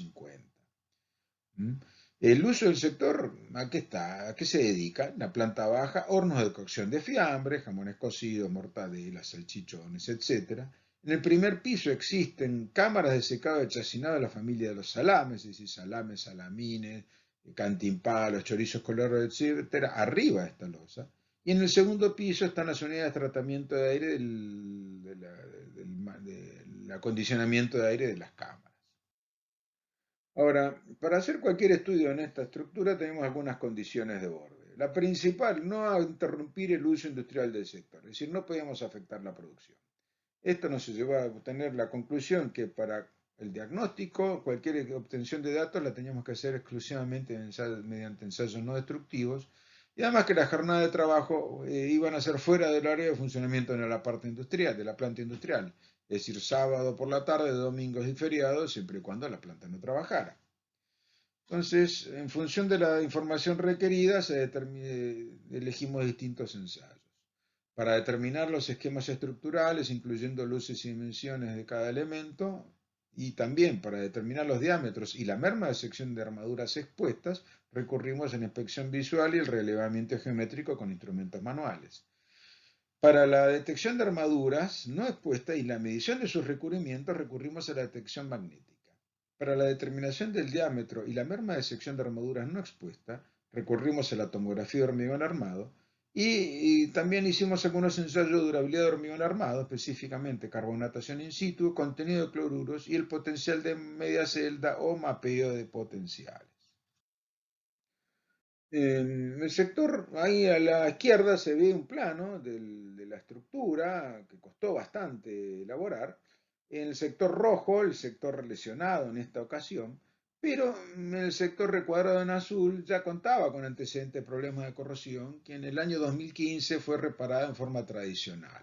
En ese momento la losa se había perdido prácticamente la totalidad de su armadura, por lo que se efectuó una limpieza del sector, se aplicaron morteros premezclados industrializados que permitieran ser azotados hacia arriba y se instalaron viguetas de acero en reemplazo de las armaduras vinculadas a las vigas existentes mediante anclaje y colocación en seca.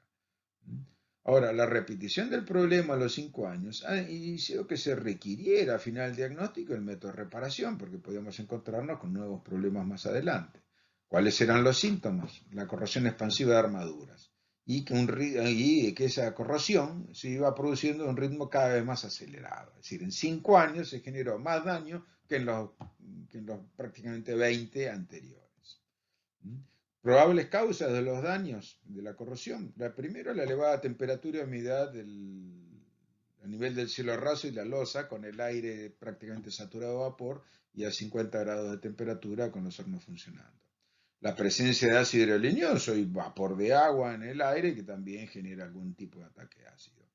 Las filtraciones de agua de lavado de los secaderos de salame, arrastrando salmuera y ácidos grasos, si bien habían sido reparadas, ya habían ocurrido. Por otra parte, mínimos y inexistente recubrimiento de armadura. Hormigones de características normales, es decir, no especialmente resistentes a agresiones ambientales, tal vez H17 o H21, y lo que fue evidente, una construcción de cuidados por lo menos pobres. Los trabajos fueron desarrollados en distintos fines de semana y fueron afectados por las restricciones de la pandemia. En el plano de la lámina anterior, ya le dijimos que requiere un arduo trabajo en campo y gabinete, y aquí en las fotografías se observan detalles de la inspección visual, con estribos cortados, y la necesidad de recurrir a barras de muestra para comparar y tratar de determinar los diámetros de las armaduras existentes. Como las armaduras estaban cortadas y no había evidencia de fisuras de corte a 45 grados, típica fisura de tracción por corte, llegamos a la conclusión que tenían que existir barras de armadura dobladas, es decir, caballetes de corte, lo que fueron detectados mediante detección magnética. En la fotografía de abajo a la izquierda se ve el mal estado de la superficie del hormigón, también ya debido a seguramente en el propio momento hormigonado, por la fea terminación superficial que tenía. Hicimos ensayo de carbonatos en situ y mostró dos tipos de resultados bastante llamativos. En el sector más afectado, lo que estaba recuadrado en rojo, en el plano de las láminas anteriores, indicaron avance del frente carbonatado hasta 50 o 60 milímetros de profundidad, es decir, más allá de las armaduras existentes. En cambio, en el sector no afectado, el que había estado recuadrado en celeste, solamente 10 a 20 milímetros, lo que es mucho más razonable para esa condición de exposición. Además, mientras efectuábamos las perforaciones para hacer esta inspección, estos ensayos, en el sector afectado detectamos una oquedad en el interior de la viga que fue especialmente tomografiada. Eso nos asustó y preocupó bastante porque uno podía meter el dedo por esas caladuras en el hormigón, efectuada con un taladro, y podía sentir que había piedras sueltas en el interior del hormigón, es decir, que no había pasta de cemento en el interior de la viga. En la tomografía de la izquierda se ven los dos órdenes de barras de armadura de 25 milímetros de diámetro y en buen estado de conservación, y en las tomografías del centro se observan las trazas, distintas trazas de la oquedad de la que estamos haciendo referencia. También hicimos un ensayo de potencial de media celda que confirmó potenciales muy electronegativos en el sector corroído y en cambio poco electronegativos en el sector en buen estado, recuadrado en celeste en las láminas anteriores. También se hicieron los ensayos en algunas columnas y otros sectores accesibles, no olvidemos que estamos en un local industrial, y se detectaron potenciales electronegativos que indicaban procesos corrosivos en algunas de esas columnas. El contenido de cementos y cloruros es un ensayo que se efectuó en laboratorio sobre los escombros retirados de la viga lesionada, cosa que vemos ahí algunos de los escombros que se obtuvieron. En las fotografías del centro a la izquierda se pueden ver el ensayo potencial de media celda con la llave para hacer la conexión eléctrica y cerrar el circuito con la celda de media pila, y se ve la dificultad del ensayo en medio de bandejas portacables, caños de vapor que estaban calientes y demás cosas. Abajo se ven algunos del mapeo de potenciales obtenidos, donde en amarillo y rojo se muestran los sectores de alta y mediana probabilidad de corrosión. En función de todo esto se pudo determinar el esquema de armado de las vigas y columnas y efectuar el diagnóstico estructural y el proyecto de reparación. La oquedad generó una condición estructural insegura, acorde al reglamento ACI 562, por merma en la sección de las bielas comprimidas de la viga estudiada. En función de eso se limitó el uso de los locales del segundo piso hasta no reforzar la estructura. La oquedad inyectada fue inyectada con aproximadamente 10 litros de lechada cementicia. Quiero que vean esta pequeña filmación donde durante la preparación de los trabajos, en una de las caladuras para instalar los alemites, inyectamos agua y de a poquito se fue filtrando por esa oquedad que prácticamente ocupaba 1,5 metros de largo, y bueno, para que vean la fea situación en la que se encontraba esa viga.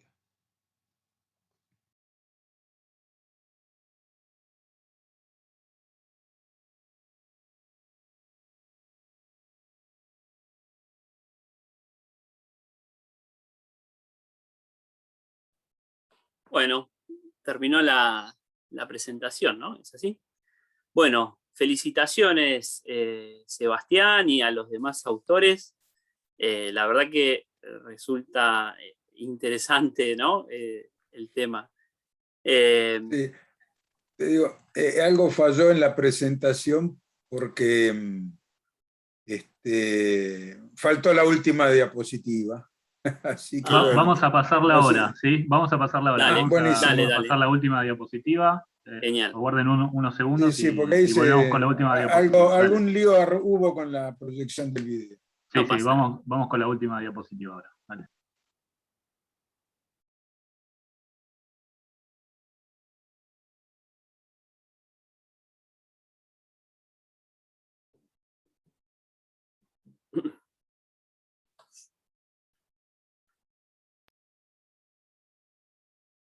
El trabajo de reparación incluyó, obviamente, los trabajos en la viga y los afectadas y en 4 de las columnas existentes.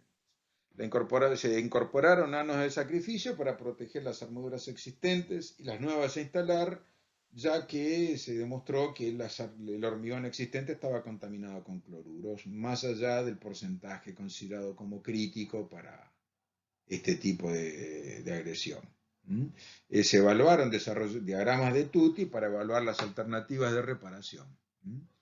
Obviamente se incorporaron armaduras de reemplazo y refuerzo en las secciones afectadas, y los trabajos se efectuaron sin inconvenientes y se rehabilitaron los locales del segundo piso. Ahí en la fotografía se observan los anos de sacrificio, la columna reparada con su revestimiento cerámico y cómo quedó la losa y la viga tan afectada. Muchas gracias por su atención y bueno, abrimos la ronda de preguntas. Bueno, ahora sí, más interesante todavía, Sebastián. No, y bueno, y sobre todo felicitaciones porque a la complejidad del trabajo vemos que se sumó la complejidad de la pandemia, ¿no? Lo veíamos ahí en la foto con los barbijos. Sí, lamentablemente teníamos previsto hacer algunos ensayos que no pudimos hacer porque el personal que lo tenía que ejecutar no estaba habilitado para